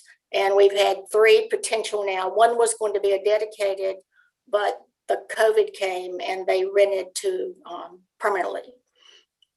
The main thing is that when you have a short-term rental, you don't have a neighbor that's living there who waves at you and interacts with you and volunteers at the library. It changes our neighborhood when we don't have neighbors. Good neighbors are quite a benefit to the town. I think the ordinance is going in the right direction. Airbnb is a big organization, a big company. that's not really involved in our town. And so I don't see why they should bully us into having something that many residents don't want. You have about 10,000 homeowners and perhaps 200, 300 residents, and Airbnb says they're going to grow 37% this year. So I'm encouraging you to look down the road at what's coming. One part of the ordinance I'm concerned about is the one about the residents in a residential area can rent their house for 146 days without being there. That's almost 5 months. What is the difference between that and a dedicated rental? As you know, you can rent, you can have an Airbnb and rent by phone and be in Paris. I stayed in a place like that not long ago. So I urge you to change that ordinance to 60 days and not go with 146 days. Thank you. Okay, Thank you. David Schwartz, followed by Katie Lubis. Good evening. I'm speaking in my capacity as the chair of the Historic District Commission and would ask that the 2-minute limit be waived for that. And I'm happy to wait toward the end of the queue if you would like me to. You're speaking on behalf of the group? Yeah, well, as chair of the Historic District Commission. Okay. And I'm been asked to read into the record a letter from Bob Epting, and then I would just have 2 brief comments of my own. Shall I proceed? Go ahead. Okay. This is from Bob Epting. I've had the great privilege to live in the East Franklin Historic District now for more than 50 years. During that time, I've been permitted to serve as a member of the Town Council, then known as the Board of Aldermen, and more recently as a member and chair of the Historic District Commission. I've restored 2 historic homes and still live in one of them. During my time here, I've seen the Historic District treasured as a place for families to grow up, where some have come to teach, others to retire, but where all have come to enjoy the peace and beauty created and treasured by a dozen or more generations of Chapel Hillians as their homes. I also recall the various proposals to change our zoning laws or issue special use permits to allow the use of our historic residential homes and properties for commercial development and income producing purposes. On at least 4 different occasions, maybe more, we have heard and strongly resisted proposals formally to permit bed and breakfast businesses in our homes, and others proposing mixed purpose uses or even institutional uses for nonprofits, including fraternities and sororities. Some have been allowed, and we have learned to get along, especially with sororities and some fraternities. But proposals to allow bed and breakfast rentals have always been denied, as I believe they should be, and now as should be the proposals you are considering permitting short-term rental uses of our homes, even when the owner is in residence. In my opinion, such resistance is more important now than ever if we are going to preserve the historic districts for their traditional residential purposes. After living next door to such a use for the last 25 years, I can tell you that allowing party uses in residential neighborhoods is corrosive to efforts to preserve these areas for what they are. That is, places to shelter families, whether they are raising their children or have come to spend their retirement years there. Further, and with great sadness, I remind you of the town's failing to enforce regulations already in place to limit the number of residents or the number of cars that park or the frequency, amplification, or duration of partying or garbage thrown haphazardly all over our neighborhoods whether by those planning to be here semester by semester or just for a party weekend around a UNC athletic event. Perhaps you elected officials prefer to think that we do not notice that you do not seem to notice or to care about how this rowdy rule breaking impacts our lives here, but we do. And it is absolutely clear to me that you should decide to make legal further should you decide to make legal further short-term rentals in our neighborhoods, whatever you may intend or even promise, town officials will not be able to do any better at policing the rules you may make than they do now, which is to say, not at all. I oppose short-term rentals in our neighborhood in large part because I know that although— Can you get to the information from the HDC? You're just reading someone else's letter right now that's not on the HDC. No, I've been asked to read that. So my own comments are that when the town considered relaxing regulations or restrictions on B&Bs back in 2015, it was determined that because the 3 different historic districts differed among themselves and there was different levels of interest in doing this, that each historic district should decide for itself whether they wanted to allow this new use. And I think that you find the same thing here, that there seems to be more interest in short-term rental operations in the Cameron Macaulay district than there does in the other two. And so I don't know that a one size fits all is going to work here. And I would encourage you to explore whether it might make sense to allow each of the 3 historic districts to decide what type of regulation, if any, they wanted to have with respect to short-term rentals. And then my final comment is that I think Ms. Badgett did a fine job of producing a draft ordinance that met the interests that the council had set out, but that the changes that have been made to that draft since it was first put out there have weakened it and have taken it farther away from the interests that the council had articulated. And so I would encourage you to go back to the draft that Ms. Badgett produced and to not allow these tweaks that have weakened it to make it into the final adoption. Thank you. Okay. Katie Luvis, followed by Aaron Nelson. Good evening, Mayor and Council. I'm Katie Luvis. I work with the Chamber and I'm a signer of the original petition in 2019. At that time, on any given night in our community, there were 300 STRs operating. The STR market was experiencing 40% year-over-year growth and had already reached 20% of the overnight lodging market share. So obviously those figures made us sit up and take a good look. Through talks with the School of Government, your staff, and the STR operators, we learned a few things. First, as you know, there are 2 types of STRs, the primary rentals, which is your home and you basically give the keys to someone for the weekend, and then dedicated rentals, which is not your home. It's an investment property. It runs like a hotel. It's occupied like a hotel and it charges like a hotel. Second, we learned that it's more lucrative for those investors to list that investment property on the short-term rental market for transients rather than make them available as traditional long-term residential housing for our local workforce. So we submitted the joint petition requesting a fair and reasonable framework for short-term rentals. And after 2 years, I'm relieved to say that our merry band is ready to give you our full support to this draft ordinance pending 3 changes. First, and most importantly, whereas other university communities such as Berkeley, Boulder, Lawrence, and Madison prohibit dedicated STRs entirely, and your current LUMO only permits them in dedicated, in commercial zones in Blue Hill, your draft ordinance tonight allows them also in residential zones 4, 5, 6, and your historic district. So please do not permit dedicated investor rentals in residential zones. You don't permit a hotel in a neighborhood, don't permit a dedicated STR there either. Our second and third requests are simple things and were in the previous version of the draft ordinance and somehow fell out in the last few days. Please bring back the minimum rental age to 21 and the party special events prohibition and the notification of neighbors within 100 feet. All of this will help reduce potential confusion and community friction.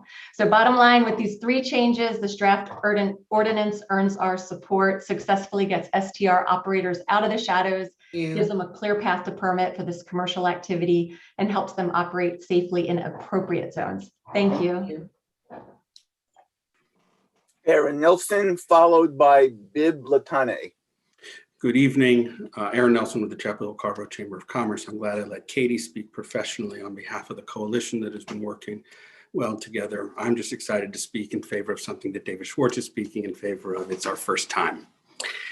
I'm speaking mostly because having watched the last 2 hearings, and particularly having watched the planning board meeting, I was just really shocked. If a resident cooks food and serves it out of their home for sale, the town will shut that down. It's contrary to the zoning regulations. You can't do it. Ask Vimala. That's why she is where she is. If you run an ad agency out of your home that exceeds more than 30% of your house and your employees park on the street, the town will come and close you. They will issue a fine every single day, day after day. Ask the Rivers Agency. If you're allowed 12 outdoor dining seats and you have 20, the town will come and make you bind them up. It is contrary to the LUMO. You're not allowed to do it.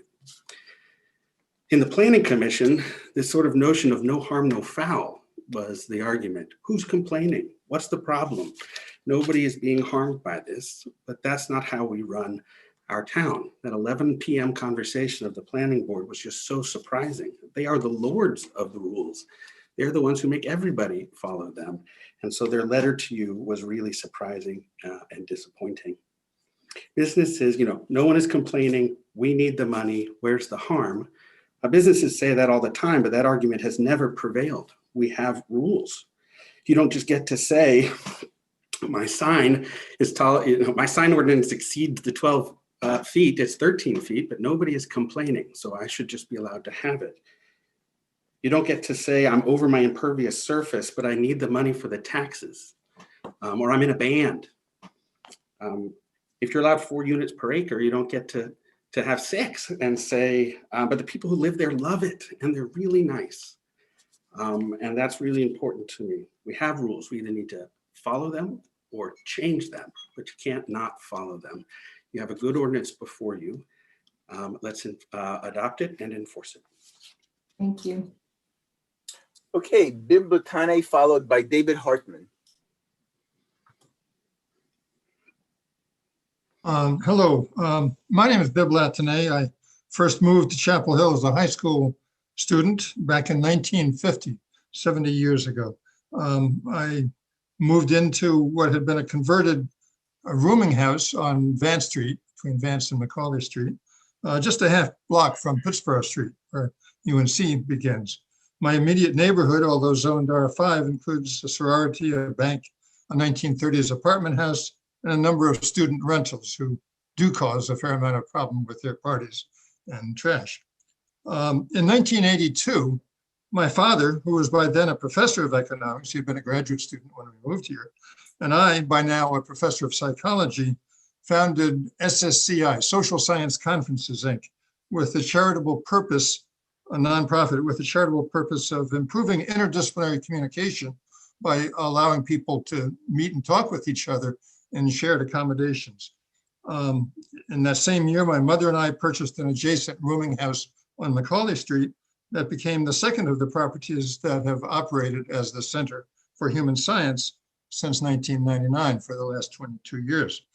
Along with several more houses added since then, the center, as the operating arm of Social Science Conferences, Inc., is now an attractive wooded 2-acre campus that enhances the neighborhood, I think. Because of its location adjacent to campus, the medical complex, and a bus stop, the center has always attracted people without cars to its variety of furnished accommodations, many for several months or a semester or two. In the last several years, we've had tenants from every continent, dozens of countries, mostly not with a lot of money, a lot of them medical students and others. The turnover has been desirable in terms of our mission, but it makes it hard to break even financially. We have lots of gaps when people are not there for a few minutes. The rise of STRs has enabled us to fill in gaps in occupancy. Your time is up. Can you give us a finishing sentence, please? Yes, we need the STR to be grandfathered if we're going to be able to stay in business. Giving us 6 months to shut down everything doesn't help. We cannot operate only on monthly rentals. We cannot operate only on semester at a time. Thank you. We've been operating a long time, and we'd like very much to be able to continue as Thank we you. have been. Okay, David Hartman, followed by Anthony Carey. Hi, my name is David Hartman, and I'd first like to thank the mayor, members of the council, the planning commission, and Alexa Nada for all of your hard work over these last couple of years carefully crafting this ordinance. I've been participating in discussions on this issue since June of 2019, when I first explained that I was renting my home on Airbnb when I was on the road as a touring musician. Thank you, Mr. Nelson, for noticing. This supplemental income allowed me to be able to stay in my home and to afford my mortgage, taxes, and insurance while continuing to make a living through artistic pursuits. My band was able to successfully release a new record earlier this year. However, COVID restrictions resulted in a cancellation of all live activity from March of 2020 to September of 2021, a work stoppage of 18 months. At this point, my only source of income was and continues to be from government benefits and short-term rentals of my home. Let me tell you about some of the guests that I've hosted this past year during the COVID shutdown. There was an extended family who came from Chicago to support their matriarch as she underwent life-changing eye surgery. There were 2 different young families who stayed while successfully searching for their own home in Chapel Hill so as to relocate. There was a nanny and 3 young children who stayed while their parents prepared their home for sale. And once vaccinations took hold, there was a group of friends from Philadelphia who came to visit a beloved friend who had relocated to Chapel Hill to serve as a nurse helping with the COVID response. These are just a few of their stories. We as hosts are well aware of who is coming into our homes and neighborhoods, from where and why. We're not operating party houses. As I've said before, if these visitors were not allowed to stay in a short-term rental with the unique accommodations we offer, these guests wouldn't just run a hotel, they almost certainly wouldn't come at all. Thank you. Okay, Anthony Carey, followed by Robert Beasley.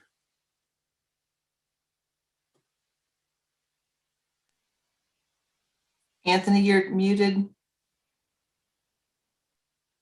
Hey, there we go. Anthony Carey, lived and worked in Chapel Hill since 1974, and for the past 30 years, worked in hospitality industry in Chapel Hill.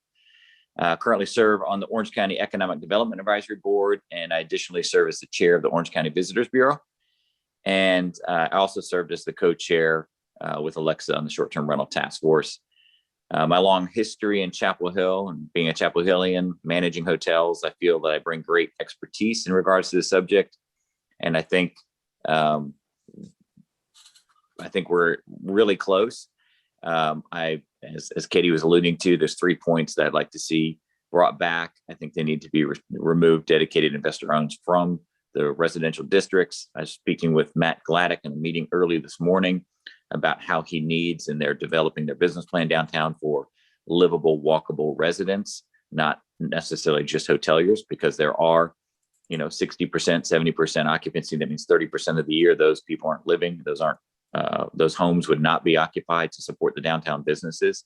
We need that. We also, those homes that are in investor owned hands would be great use for, and a desperate need for, that medium income household for rental to be in that walkable downtown district and close to the university for the graduate student and young professionals.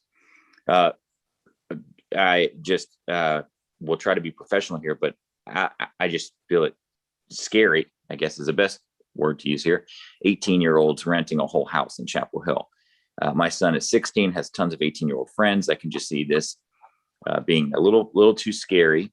Hotels do have somebody there 24 hours a day just to keep watch some loud noise or just something that shouldn't be going on is going on. And maybe it's not disturbing lots of neighbors, but still disturbing for an 18-year-old to be running a house with younger people in it, not understanding the consequences. Most hotels have moved away from that. We do 21 as our minimum age.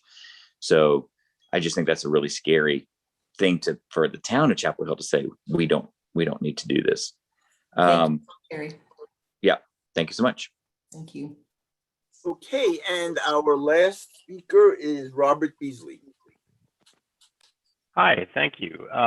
I own neither a hotel nor a short-term rental. I joined this meeting for another topic that didn't make the agenda, but I stayed on because I found it fascinating and I wanted to comment on this. First, I want to say I agree with Council Members Parker's statements about the parking. That seems excessive, like it's going to put an undue burden on some of the short-term rentals and may not even solve the problem, because people that have parking will just park on the street and let the renters park in their spaces. So that seems unnecessary. Second thing I'd say is I've used both hotels and short-term rentals, and I think that Chapel Hill needs both. And I think some of the comments from others that they're not the same should be listened to and paid attention to. And I'd also say that I've stayed in many hotels which are regulated with lots of safety and health issues. And I can't necessarily say the same thing about short-term rentals. I'd also say I currently in Chapel Hill live next to a short-term rental. I've never had a problem with tenants there, but I have had a problem with the long-term tenants who are students 3 doors down.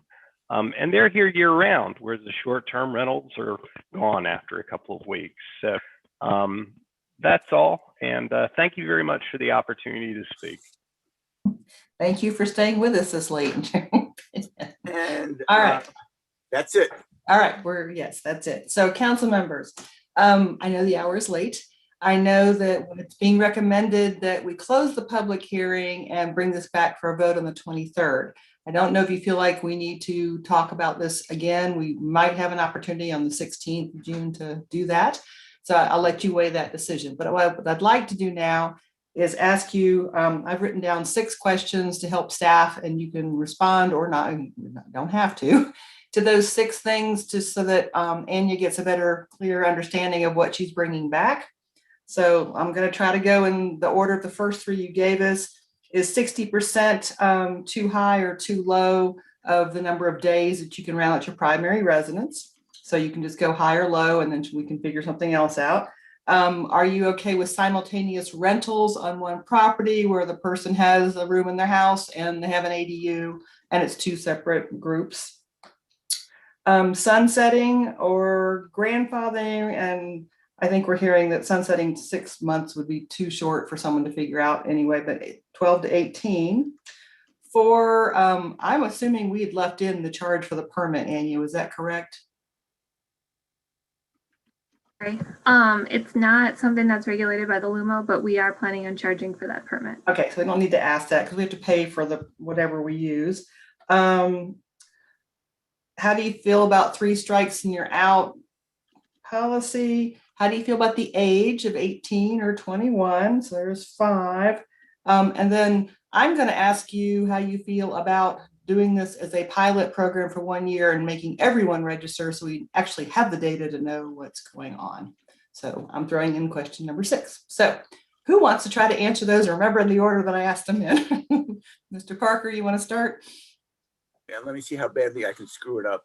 So number 1, I think I'm not clear what the staff was asking us about the 60%, whether that was that they had to be there 60% of the time for it to qualify as the primary residence, or they could only rent it out 60% of the time. I think somewhere between 50 and 60% of the owner being there for it to be the primary residence, I think is about right. In terms of simultaneous, I think what the ordinance says now, if my memory is still working, is that if the owner or the, is on site, then if there's a room in the house in an ADU, you can do a simultaneous rental. But if there's no owner on site, then you can't do a simultaneous rental. And if my memory, and if that is if my understanding is correct, I agree with that. That's what we're going with right now. What? That's what we're going with right now. Yeah. Yes. So I'm saying that's what so I think the simultaneous rental is okay. I think after hearing what I've heard, I think that having the age of 21 for the renter is probably the right thing to do. But the reality is, I suspect if you have a house with 3 or 4 bedrooms, maybe the primary renter is 21, but who knows who else is going to be there. So I don't know how really in the long run effective that will be in terms of Mr. Carey's concerns. What were the other questions, Mayor? The 3 strikes and you're out policy. Yeah, I think I'm fine with that as long as there is sufficient due process. I just don't want people to be victimized by other folks who don't want, an STR in their neighborhood or whatever, and start making, bogus or nuisance complaints. And, so I think there needs to be some kind of a fail-safe there. In terms of, I think, Madam Mayor, I think we're requiring that everybody register anyway. So I think as I understand it, whether correct me if I'm wrong, Anya, but whether it's a dedicated or a primary residence, we will be requiring everybody to get a permit, correct? Yes, but if you didn't comply with the zoning ordinance, we're asking you to cease operations. Right, no, that's the next thing, right? And so in principle, I agree with sort of what you've said, but we know there are some special cases in town where there have been some places that seem to be operating quite successfully for a very long time. And I'd like to see, in a very limited number of cases, and I think you can deduce, who I'm talking about from the folks who spoke tonight, create some doors that only a few people can fit through. And I don't know how to do that, but but I'm hopeful that you and, Rebecca can do that. I think I answered all your questions, Mayor? Yeah, sorry, I'm gonna throw one more at you before you go. Are you good with residential districts R4, R5, and R6 to be treated differently than? Yeah, R1 I'm not and sure R2? yet on that one. I want to look at some of the data. I don't want to give you a bad answer. I'm just not Okay, sure fine. right now. All right, I see Ms. Anderson and Ms. Stegman. I'll get to everybody. We're going. Here we go. Sorry. Okay. I'm okay with the 3 strikes. I think I agree with Michael as long as there's due process. I think in terms of sunsetting, I don't have a strong preference about 12 or 18 months, but I do think I actually, I think I see it differently than Michael on this one, just that I think the rules should be the same for everybody. And I think giving people ample time to plan something else, to plan to rent their home differently or do, whatever they need to do. I just don't think there should be people who get something different just because they've been doing it before. I think it should be the same for everybody. I think the simultaneous rentals are fine as long as the owner's on site. I think the minimum rental age should be 21. I'm leaning towards no dedicated in any residential districts. And I am fine with this being a pilot. I guess, I think it's a good idea regardless for us to come back and kind of see where things are in a year. I don't know that I would want to stop it the way we would a pilot necessarily, but I think we should definitely come back and evaluate and tweak as needed in a year. Okay, thank you. Ms. Stegman?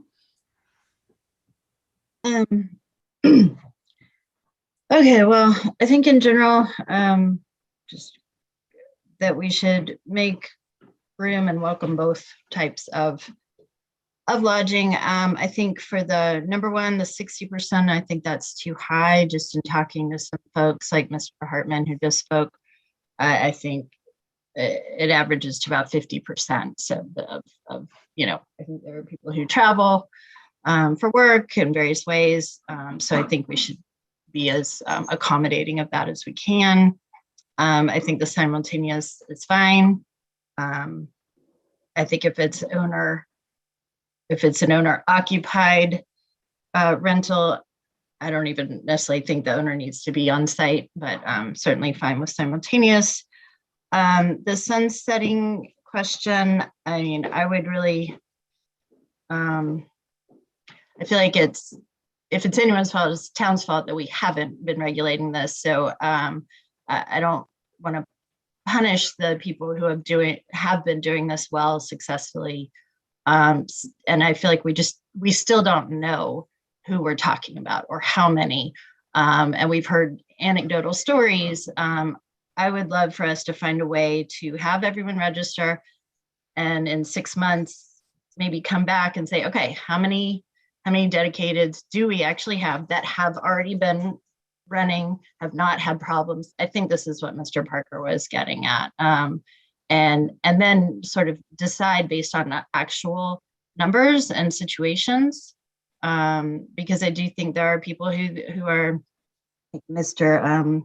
Valentine, I think it was, and others who are either making their living or have planned, their real estate purchases, and these are hard things to undo or just to stop. I think figuring out a way to taper them out, so as their situations change, that it doesn't exist anymore. But I would like to find a way, if we can, to work with people who have been doing it right.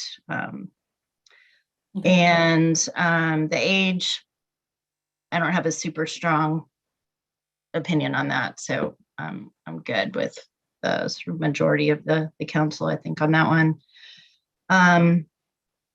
I'm also feel like we should be consistent. If we don't think dedicated is appropriate in some residential, then it shouldn't be appropriate anywhere. So I'm fine with no dedicated in terms of how we're talking about it.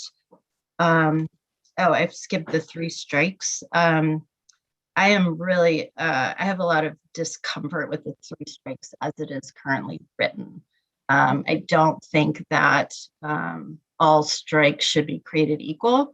And I just generally, this goes to the parking issue too. I don't think we should be making things that are otherwise legal or not a big deal. Suddenly they're a big deal because it's happening in an STR. People park their car in the street in front of their house all the time. So why would that not be okay? Because it's, I feel like we're overdoing it for what could possibly happen, but there are already regulations in place for that. So I think we should rely on the regulations we have. So in terms of 3 strikes, I just don't think, if you throw a big, or you allow a big party, that's a strike for sure. I forget to take my garbage can back in from the street on garbage day every other week. And I don't think that should be the same as a bad party or 10 cars in the yard, or, I just think there has to be some kind of nuance to the type of violation we're talking about. I just don't think that's fair to folks who are doing a good job with running their STR. So I'd really like to see a lot more nuance and a appeals process that is not super onerous or going to the, you know what I'm saying. I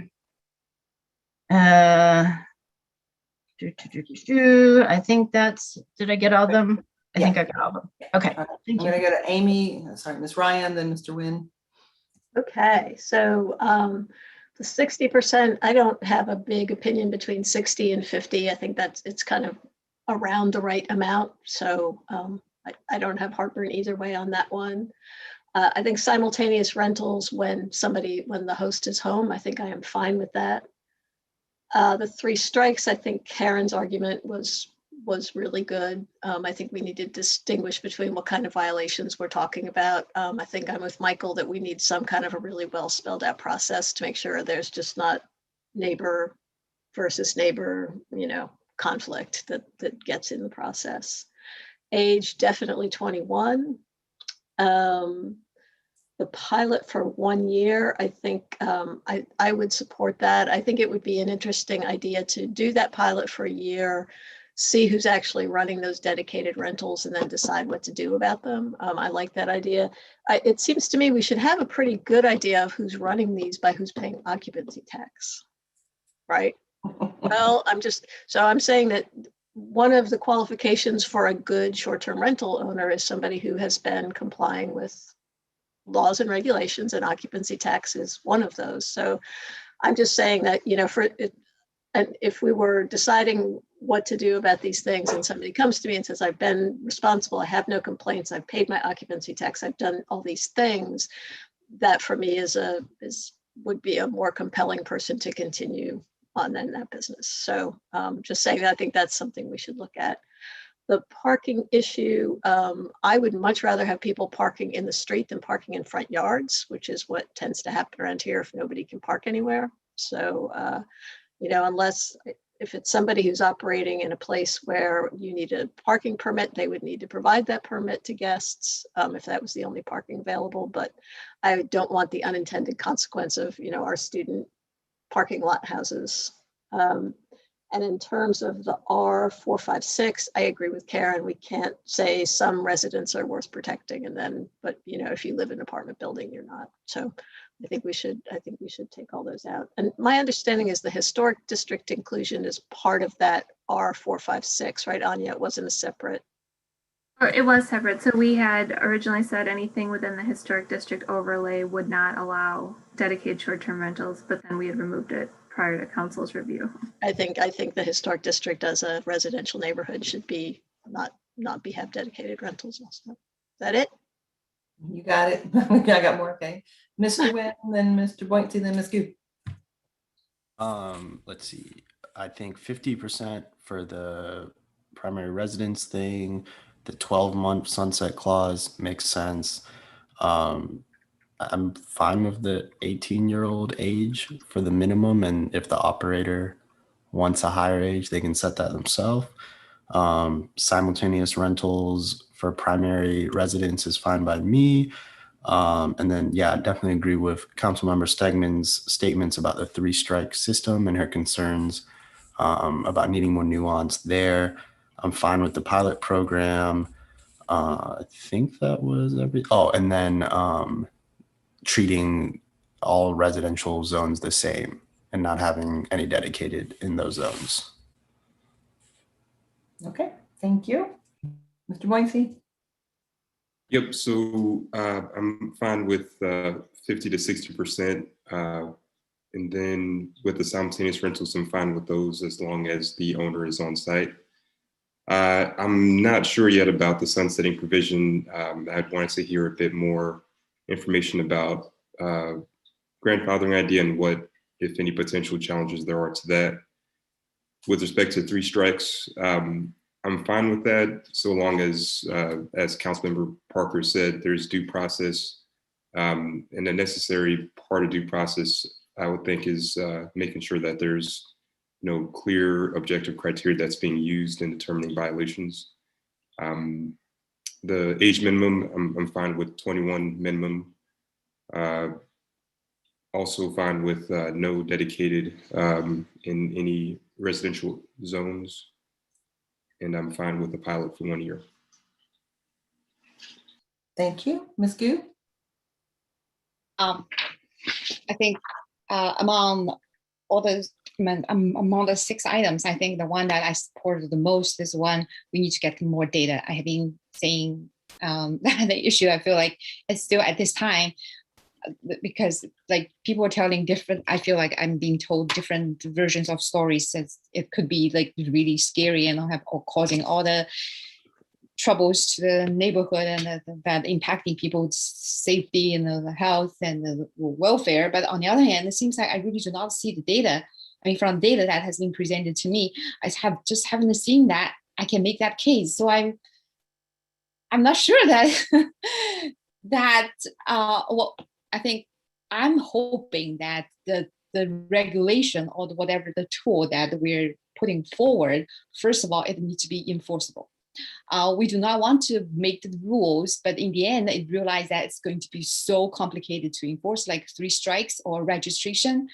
I think these need some technical savvy in order to accomplish that. I'm just trying to imagine all the platforms that the data platforms that I'm aware of, and in order to accomplish that, it's not a trivial task. So I think that if we can get that data, first of all, if it's legal for us to require everyone to register. Second, if we are able to get all the data that we need, I'm all for that. But I'm just, given all the things I know about this industry and the technology associated with that, I'm not 100% confident. But if our town think we can do that, I think, well, why not just try it? I mean, and then, well, I think at this time, for the other questions about like 60% and all the other things, I think I really feel like it's arbitrary for me to say one way or the other. If I can have data for me to give comments, that will be a lot more justified. But at this time, I think that if we can get some data, that will be ideal. But I think short-term rental is going to be here, is going to stay. This is just if you look at the data, if you look at the trajectory and what is going on around the country and what the technology is able to provide, how people's pattern of travel has changed. Even if we want to stop it, we cannot stop it. So, I mean, just Really sorry, Miss Gu, but I have to go to bed. Can you? Okay, sorry. Well, I'm fine. I'm just really sorry. Okay, I need support of the data collection. All the others, I just feel I don't have enough information to say one way or I'm going to zip through my answers, and Anya, I think I can wrap this up to give you some direction from what I heard, because I took notes, everybody. I prefer 21 years of age, the 50%. Yes to simultaneous rentals. I strongly want to encourage the pilot program. I think I'm hearing enough support. If we do the pilot, make everyone register for a year, then that gives us that data Ms. Gu is talking about, but it also gives us the ability to move to sunsetting. If we choose that way, it would fall in line to do all of that for the 12 to 18 months. I'm hearing the parking is they're not interested in let it work itself out. I think we do need to be consistent with all residential districts and myself, but that was sort of I got half and half answers, I think, Brody. But I think that's going to give you enough data to bring something back to us next time. I don't know how the council feels though about closing the public hearing. Do you wish to close the public hearing tonight, or do you want to continue the public hearing to June 16th? I move to close. Well, so if we close the public hearing tonight, we can't make substantive changes to the ordinance, correct? So I guess it depends on what issues we would need to still. We can still take comments, written comments, but I don't know that we're offering substantial other than the pilot program. Is that a substantial one? I guess the town attorney, I would ask her. Yeah. I have to admit, I'm a little on the fence on this one. I can't really tell exactly how many things you are ultimately going to change. So what I'm going to recommend, Mr. Jones, can we continue this public hearing to the June 16th date, and then and you can bring back more information you and I talked about that night. I know it's got one or two items on it right now, but yeah, I think we can certainly consider that. okay. So can I get a motion then to continue this public hearing to June 16th? Gran will work on revising this, and if we could get copies ahead of time, like maybe even way ahead of time, then we can give you some feedback as well if that's what we thought you heard. And I should ask Ms. Gran first, that did we not give you feedback? There's anything else that you didn't feel like we covered? No, I think between the discussion and going around really quickly, I think we've got enough to work off of. And if we missed anything, we'll get feedback on the 16th. Second. It was moved by Ms. Ryan, second by Mr. Nguyen, that we continue this public hearing to June 16th. I need a roll call vote. Mr. Parker. Aye. Ms. Anderson. Aye. Mr. Boyncey. Aye. Ms. Gu. Aye. Mr. Nguyen.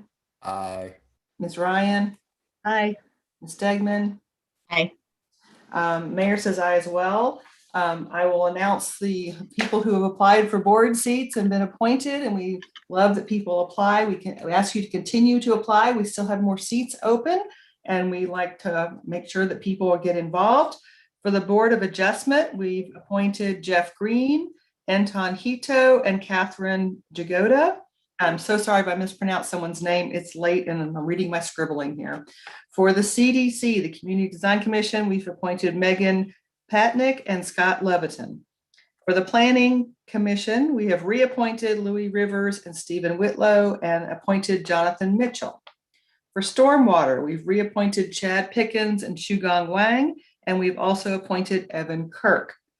For Transportation Board, we have appointed Brian Hageman, Alvaro Villagran, and Mary Breeden. And we will get that, and we thank everyone for their applications. Thank you, everybody. J Street was bumped at the beginning of the meeting. We said that we'll be coming back at another time.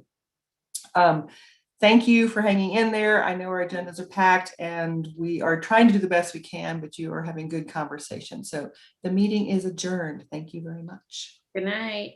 Good night. Good Good night, job, Everyone. Love the haircut, Maurice. Good morning, everyone. everybody.